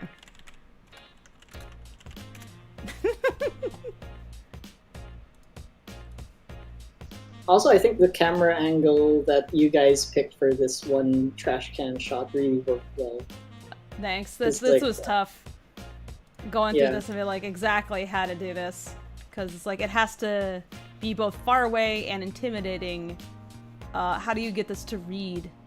That's tough. So I did a lot of fussing with that. A lot. But it worked out really well. Like, even from an animation standpoint, I didn't really have that much problem with this. Because, like, you positioned the lid perfectly, so, angled the lid perfectly such that, like, putting Rocky on top of the lid makes it so much easier to, like, register for, like, cleanup and compositing. Yeah. I think the only thing that's going to be potentially annoying is, like, going to the composite and maybe having to, like, when cleanup does this, I mean, they might have to figure out how to separate the trash can from the rest of the chair.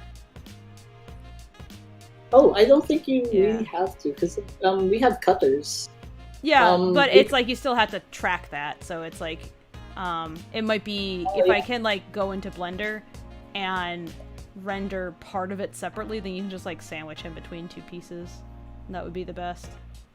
I think the only problem there is that looking here, you could still see like the I don't know if you're looking back at of the trash can, yeah. You can still see the back, so you might still need to register parts of it. Yeah, it's true. Hopefully it won't be too annoying to cut, but I think otherwise, unless Newt can like cut just this front to be a plane. If that's possible to cut this into a plane that's just that, I think it would work. Yeah, that could maybe work. I guess we'll get to it when we get to it.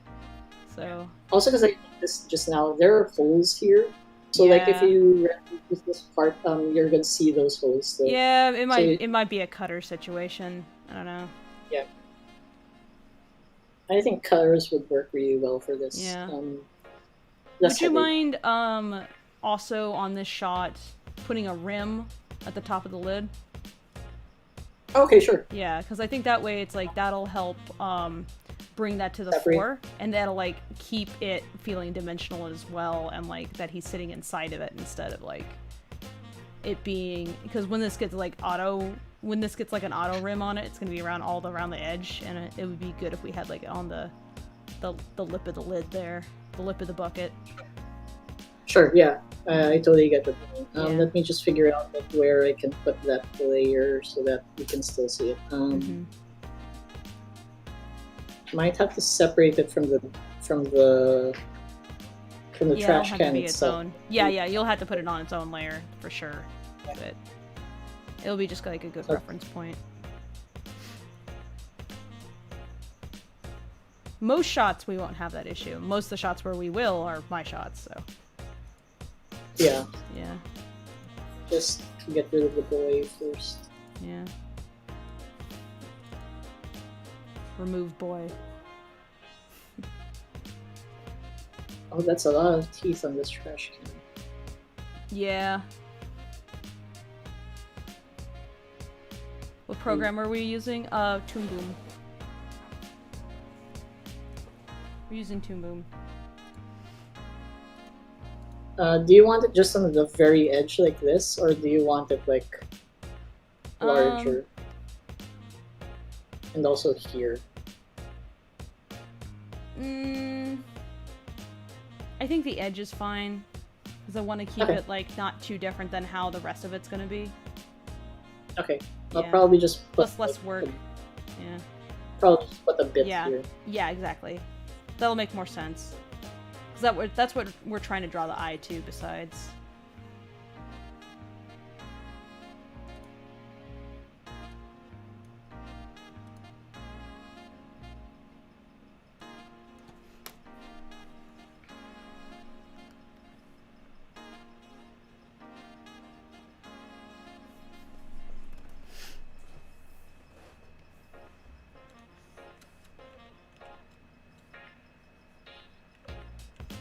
Completely honest though, like when you guys mentioned that we'd have to learn Blender, I was actually really scared, because you've done a great job though. I mean, you're one of our stronger CG animators at this point.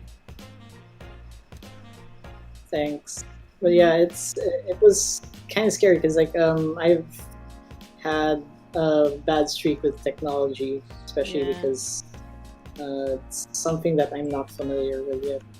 Like, I remember when I was new to Toon Boom, I ruined all my shots because I was pressing the wrong buttons.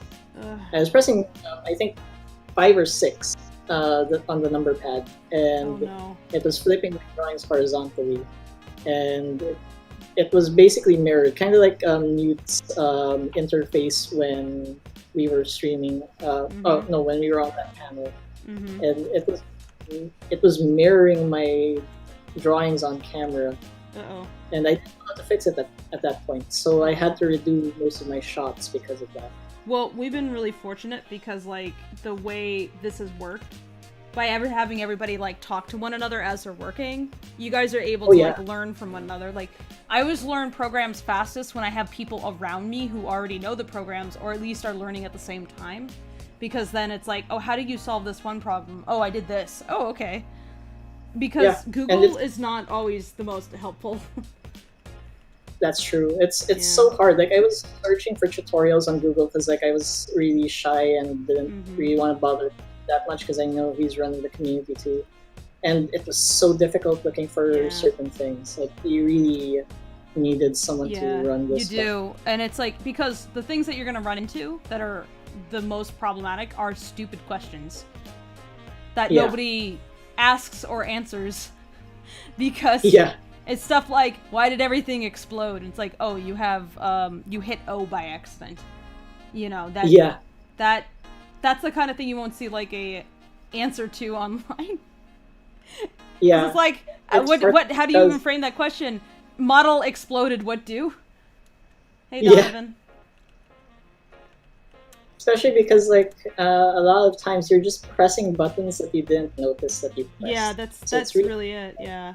You don't know how you broke it, and then that becomes a problem. Yeah, you just know it broke.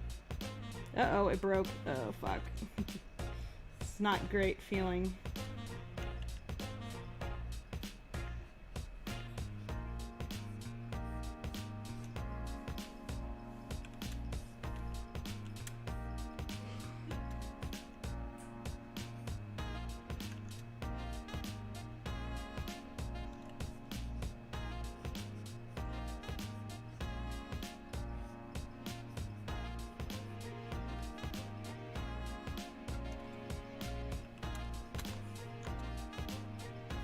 We've been adding too much.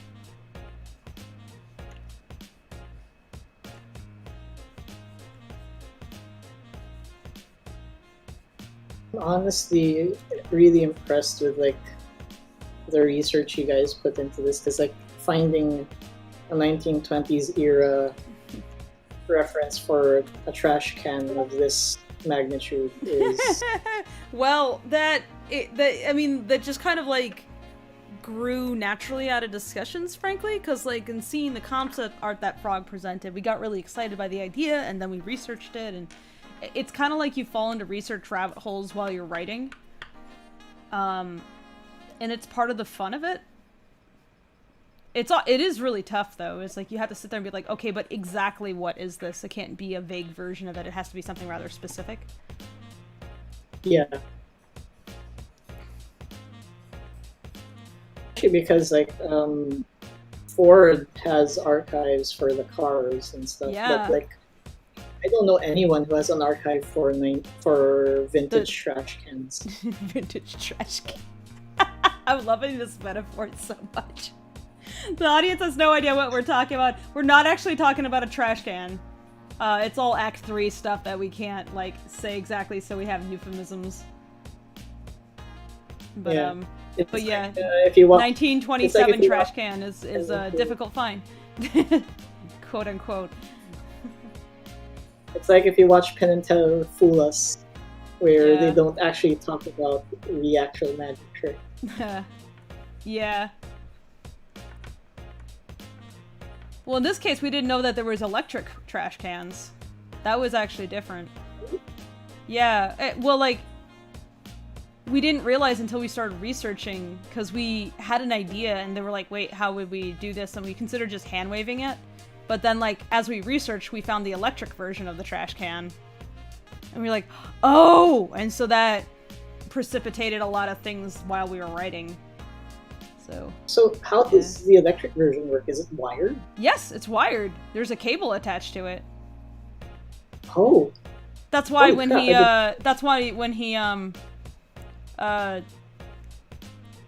turns on the lights, he turns it on too. Oh. So this one's an electric model. Yes, it is. Oh. Yeah, I mean we sometimes call it the other thing, but it's not actually. It's electric. It just looks exactly the same in most respects, though.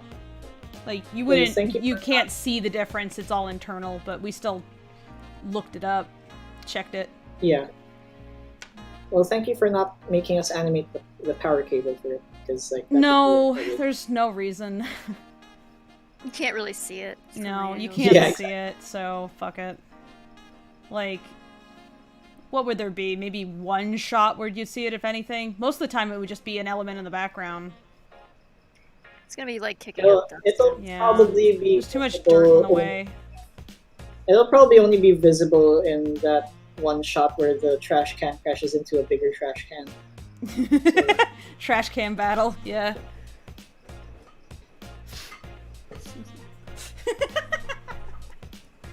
I love this metaphor. Trash can fight.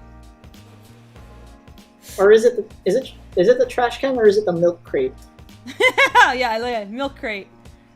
Big milk crate. Yeah, milk crate. Just so that it's easier to talk about, because like it's the big kiddie pool. Cans. Yeah. Yeah. Big kiddie pool. Yeah.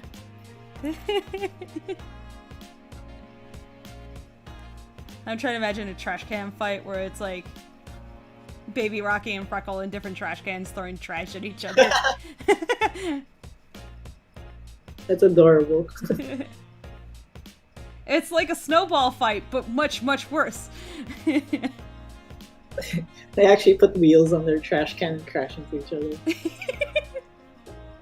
They're so poor. That sounds a lot like what, Tracy, that sounds a lot like what Tunny was talking about with like shopping cart fights in the groceries in the grocery store parking lots.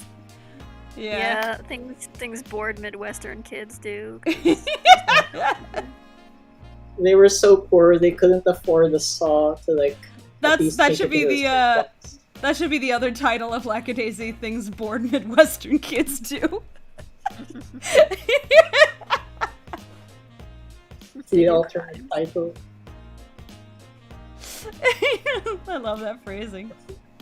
It's just like how what is it? It's just like how Doctor Strangelove has an alternate title. What's Doctor Strangelove? Oh, How I Learned to Love the Bomb. How I Learned to Love the Bomb. How I Learned to Love the Bomb. Lackadaisy, aka Boozecast, aka What Bored Midwestern Kids Do. For fun.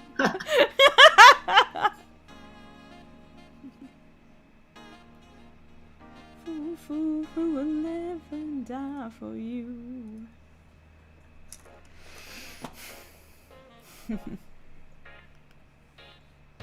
Oh, I should. Thank you for the follow, it. Vincent Mum.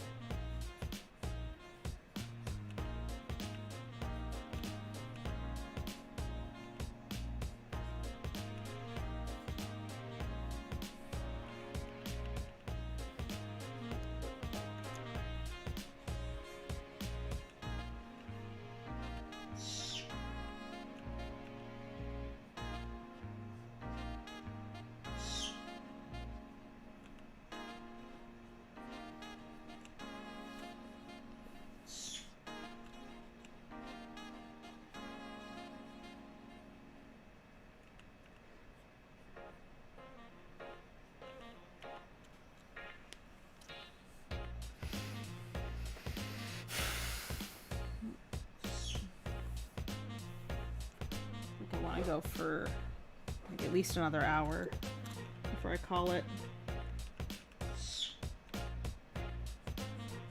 I was actually surprised when I saw that you guys were streaming for 8 hours yesterday. It's just a work day for me. You know, it's just Still I'm though, just streaming my work for 8 day. hours.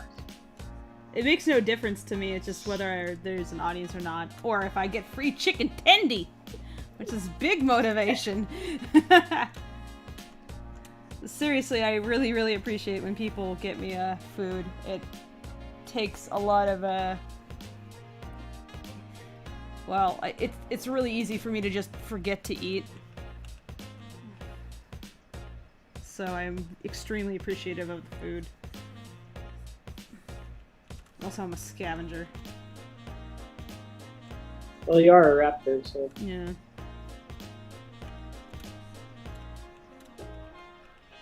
Hey, have you ever seen a microraptor? You think that thing hunts? No, that thing's a scavenger. No. That thing looks like it hops on dead bodies and chews on the eyes. Maybe it ate bugs.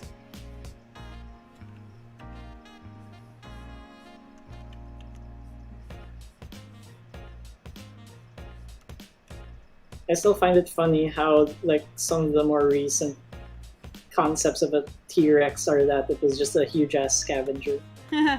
Well, I mean, there's plenty of evidence that it hunted, actually, but it's like, when you get that big, why wouldn't you also scavenge? There's there are very, very few predators that are obligate hunters, like, that only ever hunt, and they eat only meat that they killed themselves. If something that eats meat comes across free meat, they're not gonna go, oh, I didn't kill it myself, that's not honorable. They'd be like, sweet, free food. Yeah, that's true. So it's just a matter of, like, how ripe can they eat the food. So you have some animals that have specialized into scavenging specifically, but pretty much any carnivore is going to scavenge. So, especially something as big as a T-Rex. I mean, it's like a bear can scavenge too. All it has to do is walk up to a pack of wolves and go, mine, and then they all run away. Go, oh no, it's a bear. Modern brown bears pretty much are just scavengers. Yeah. Like, they're just giant raccoons at this point. Yeah.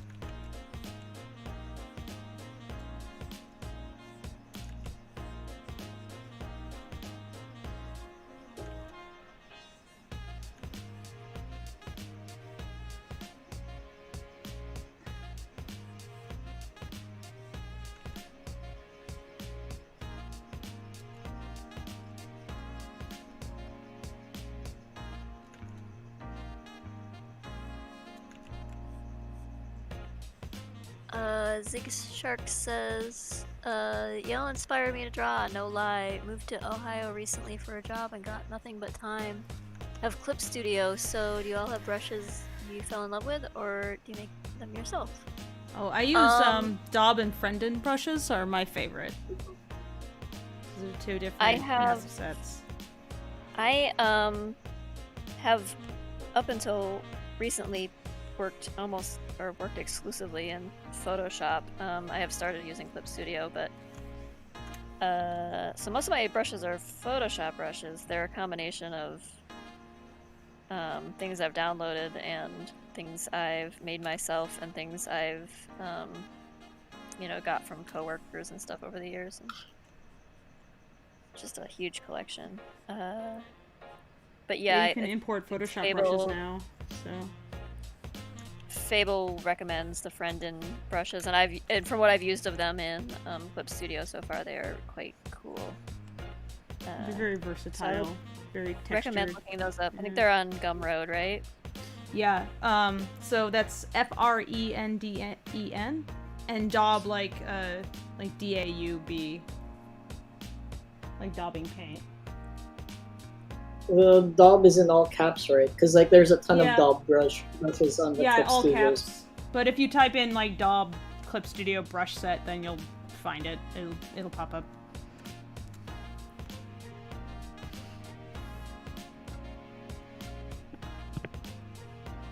Yeah, because like I downloaded a few random Daub brushes, but they weren't the Daub that you were talking about. Yeah. At least I don't think. Yeah, no. Yeah, No.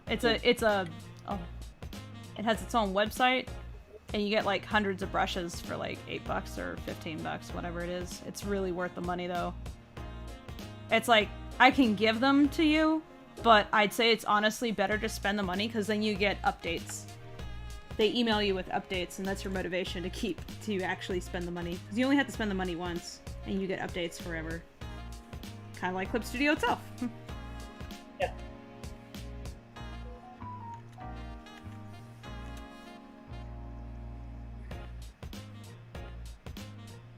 My friends hate me because I only use the default brushes in Clip Studio.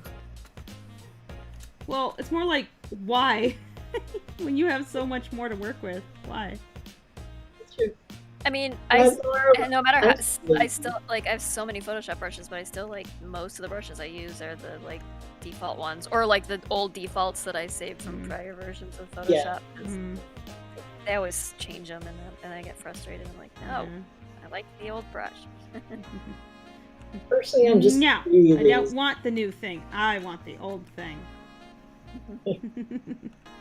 Yeah, personally, I'm just really lazy to like shop around and look for nice brushes. Also, I really just suck at technology. He says, having learned Blender like in the space of a handful of months. Well, yeah, that's after I corrupted like 5 files in a row, and even Nude couldn't figure out what to do with them. True. So... Yeah. Welcome to CG. It's painful like that. Like, I've never corrupted a file in Toon Boom. I have a lot of flack with Toon Boom, but I've never corrupted a file in Toon Boom. So that was new to me.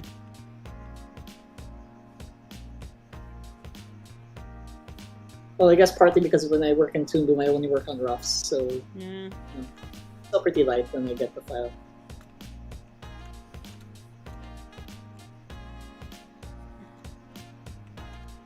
You want to do cleanup too, right? Yeah, I'm just trying to really clear out the backlog. That my November and October really did me, and I'm so slow now. Sorry, I'm trying to pick up the. We'll say I want to make sure that cleanup has enough time to work. Because now we're starting to get to. Now we're like halfway through, so. Yeah. I don't want to make anybody crunch, though. If I have to delay release to make sure that people don't die, then I definitely will. But I do want to get How many people are on cleanup right now? How many people are on cleanup right now? It's Z, Ashley, but Ashley hasn't started on her shots yet because she's been really busy. There's Jacob. Star cleaned up a shot. We're teaching Kaz how to use Toon Boom, but she's really new to all this, so she's going kind of She's going to be a bit slow. She's mostly helping Z with one shot, so she's like learning part of it. Is it the Mordecai shot? No, it's not. It's actually the slapping shot. So she's learning how to do cleanup by basically working on the lighting for that one shot. Oh, okay. Yeah, that's a good way to. Yeah, we figured that would probably be a good way to like dip her toes in. Yeah. And then it's still animated. Yeah. But she's had like a lot of hang-ups because like she had like replaced her computer because it was having issues, and then she got like 2 part-time jobs. She's trying to move out of her aunt's place. So. Oh no, I totally get that. Yeah. I mean, there was only so many shots to clean up anyway at first, but we're finally starting to pile up with shots where I can give out like groups of shots to people. Because that's been the thing, is that I don't want to like give it to the cleanup artist and then the very next shot is by someone else. It's like trying to get that to be consistent, so that any variation that exists is like subtle instead of very noticeable as much as possible. Because like some of it you can't help, and it's not even a good idea to like make things too uniform because that's boring. It's like I think there's some charm in having it like not look exactly the same model all the time, but you just don't want it to be too obvious though. There just needs to be like a baseline. Yeah, exactly. For the same reason also, I mean, like when I assign shots, I typically assign like the same kind of groups of shots to the same person. Yeah. So if there's like subtle variations in your acting, then it's not very obvious, unless you're like paying attention. Because like Nick animates in a really different way than Katie does. So it's like, what kind of shots do I give Katie, and then what kind of shots do I give you versus say Sagan, you know? Yeah.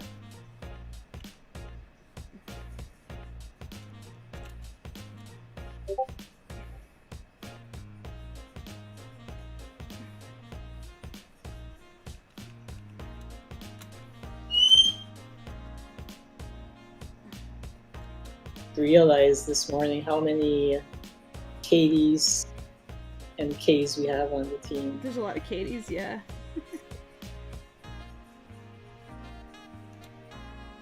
Or just names that sound like K. Yeah, it's very common.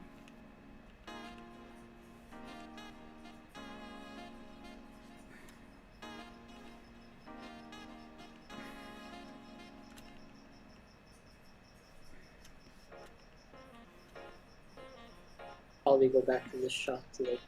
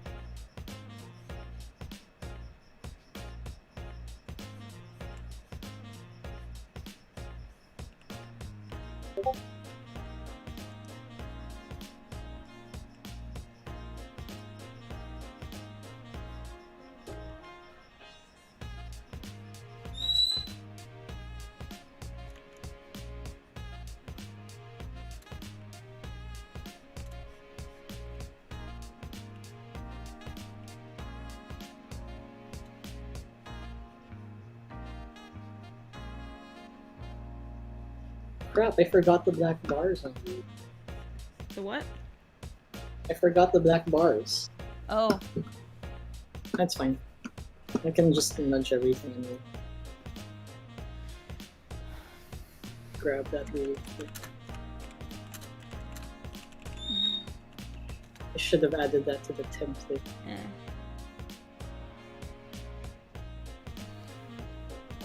D&D with my friends might be starting soon, so I might actually pop off sometime around 8 or 8:30, depending.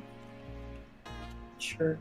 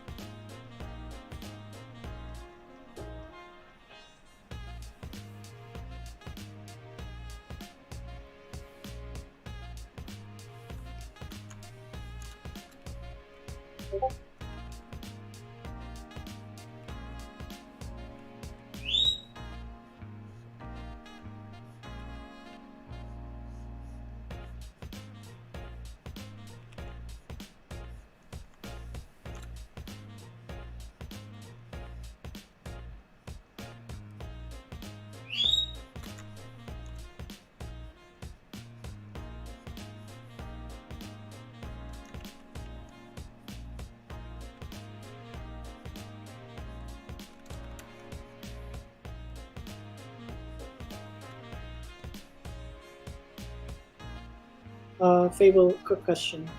Yeah.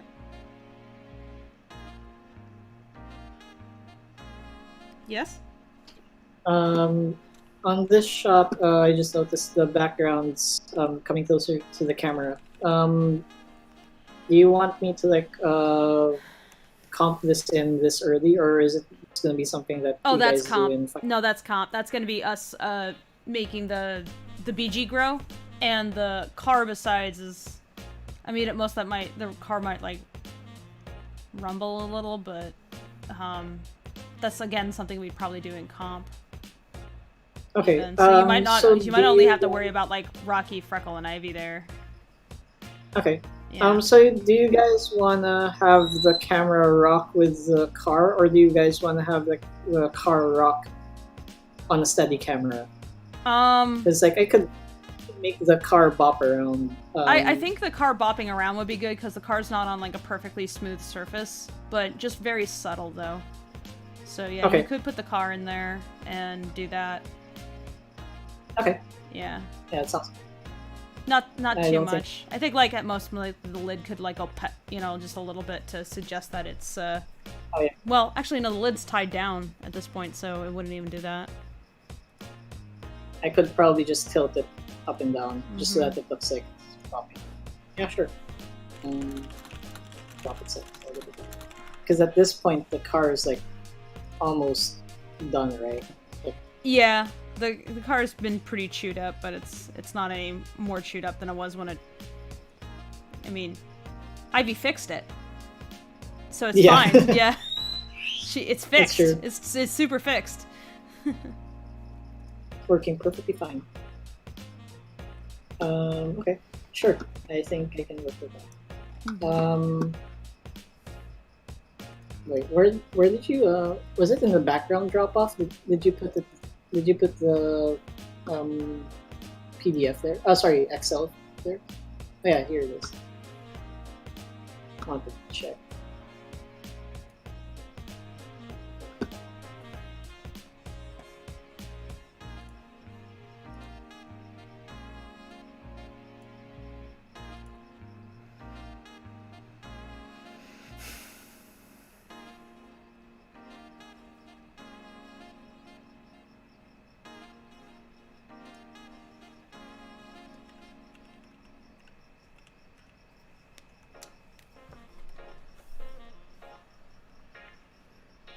Okay.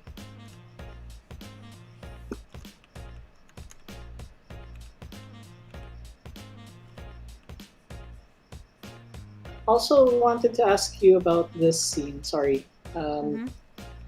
Uh, do we have a layout for this already? Like a more tied down properly That perspective. you're gonna have to wait for that one. You're gonna have to put I'll- that. Yeah, wait for that one because I think Frog might be getting to it. But yeah, no, this is chill on this for a second. All right. No problem. I'm just double checking because like the Excel says I keep wanting to say PDF. The Excel says that it's not yet done. Yeah, no, So- it's not. It is not. Don't worry about it right now. Let's Okay, just no problem. throw this on the back burner for right now until that Alright. that BG comes about. Yeah, I didn't actually want to touch this until there was a BG because I Yeah, didn't I would not. wanna- No, this one's too particular. Yeah. Especially because like the car is also not in 3D in this one, so I can't even use it as reference. Yeah. Yeah, this is a more from scratch kind of shot. Yeah. No problem there. I can wait for that. I still have a ton of scenes. I still have Act 2 and Act 1 scenes. Oh my god. Yeah, you're good. You have a lot still to do. You should be occupied for a while. Hoping to get most of this out by end of Feb though. Like Good. hoping Awesome. that I just have That'd be like good. one or two scenes. So that I can start helping out with cleanup. Cause, like, Yeah, that'll be great because then we can start moseying along with that and doing contests and stuff. So I know that yeah. folks want to see that colorful stuff, Oh, definitely. but also I want to start doing contests and like see if we can't get some scenes maybe even finished or Oh, yeah. close to finished. That should before be color that grading or should be anything. good. Yeah. That's exciting to see though. Yeah, it is. Because I've honestly never seen like an entire scene of mine go to comp before. The only time I ever see my scenes go to comp is when it finally comes out on TV. Yeah. There you go. Now it's done. You're like, what happened? And then I find out that when it's on TV, they completely change the scene. Ah. You're like, oh no, what did I mess up? Yeah.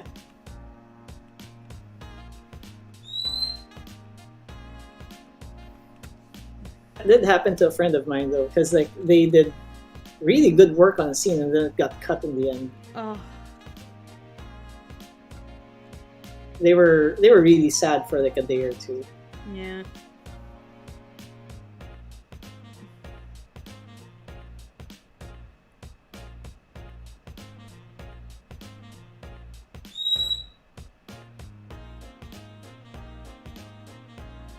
Owl. As long as you get paid for it. Yeah. Worse if they didn't get paid. I mean, it's nicer when you do get paid, though. I mean, it's nicer when it does come out, though. So you, Oh, yeah, you want the definitely. money, but also, aw. Also, it's easier to add to your portfolio after, Yeah. because like you can at least prove that it wasn't just fan animation. Oh,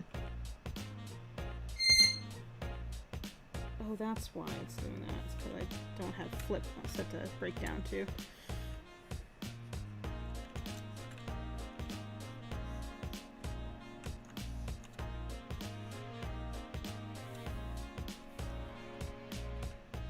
Speaking of demo reels, there's been a lot of people asking about demo reels recently, in, like the Lack Accord.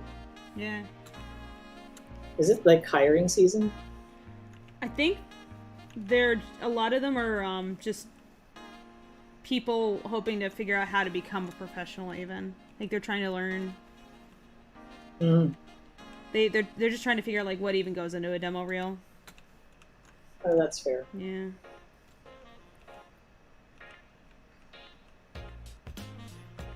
It's really hard too, especially if you've never. Yeah, you don't know what they're looking for. Yeah. like I have very limited experience with demo reels, and I've been working for 5 years in the industry, so it's like.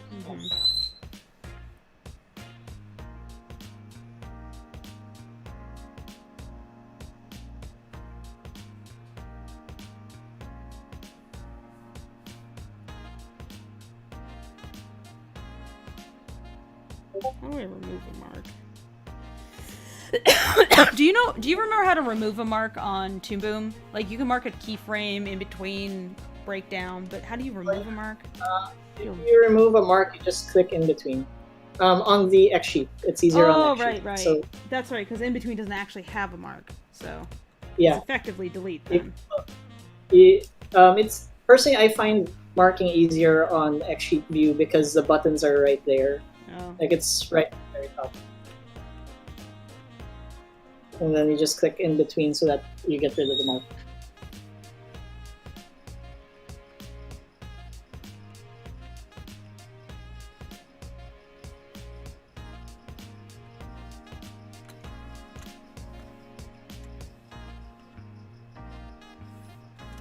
Now that I think about it, I've never actually personally marked any of my X sheets before. I've only ever done timing charts to mark keyframes.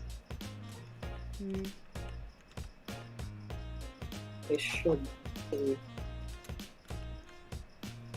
remember these.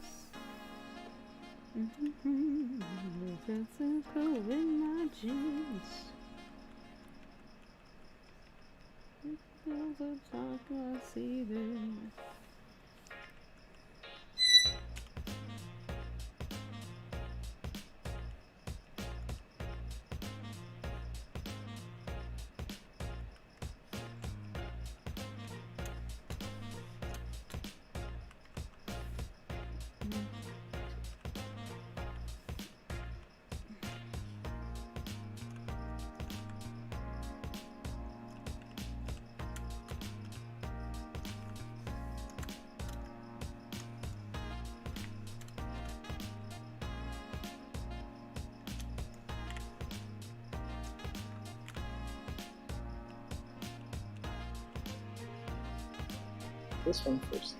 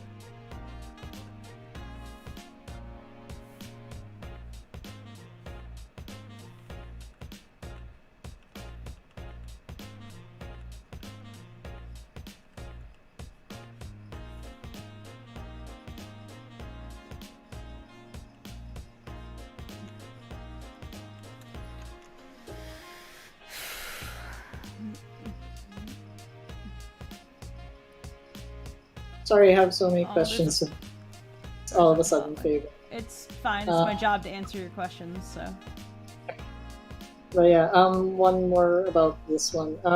So here, Mord stands up and walks towards the camera, right?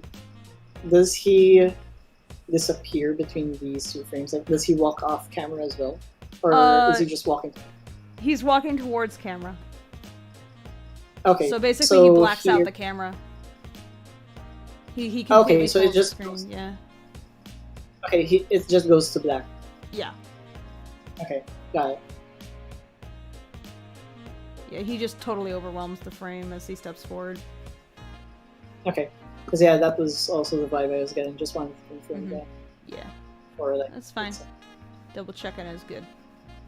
Better than not double checking, assuming the opposite, and then you're like, oh, you have to redo it. Yeah. Especially when you already finish your scene. Yeah. And then you find out it's not how it's supposed to go. Killed the bot, folks. Don't worry. The bot has been reported to the bot cop. Sent it to HR. Bots don't go to HR. They don't get that pleasure. That's the bot was doing something appropriate. Yeah. The bot just wants to be famous. It doesn't go to HR for wanting to be famous.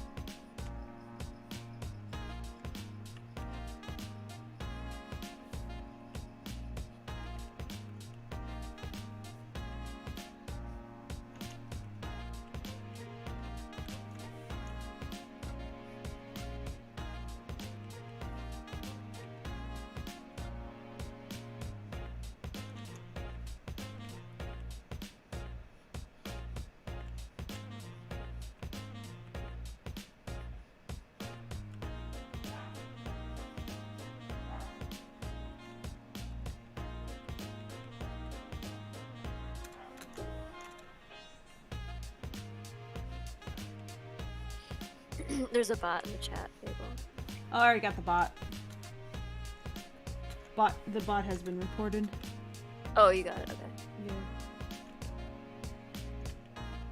Let me just see if I can delete its message too.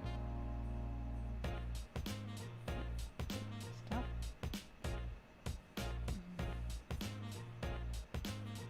I don't know how to delete its message from inside Streamlabs, so.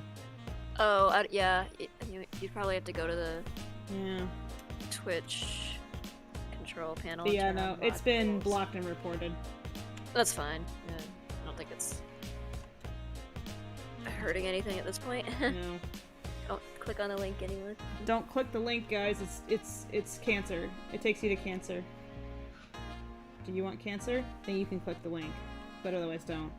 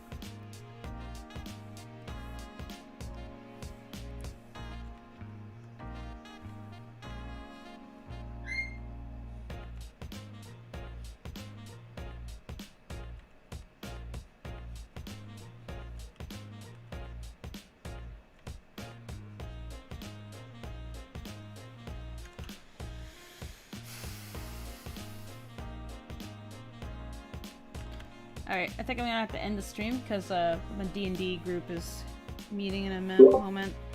So, I think we've been working plenty long anyway.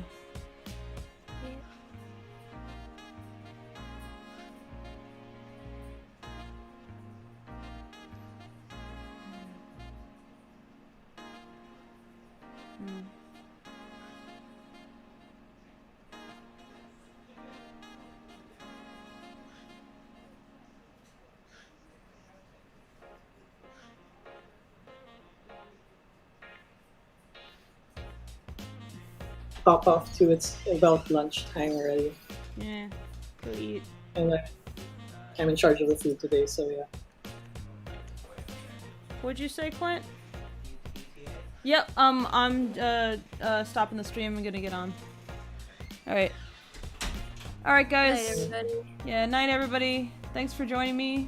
We will see perhaps more tomorrow. We'll see. Alright, hopefully tomorrow I can actually finish this owl. Yeah. That's a pretty I got long pretty scene, far. I corrected some things with the rough, and now there's the tie down is happening, so.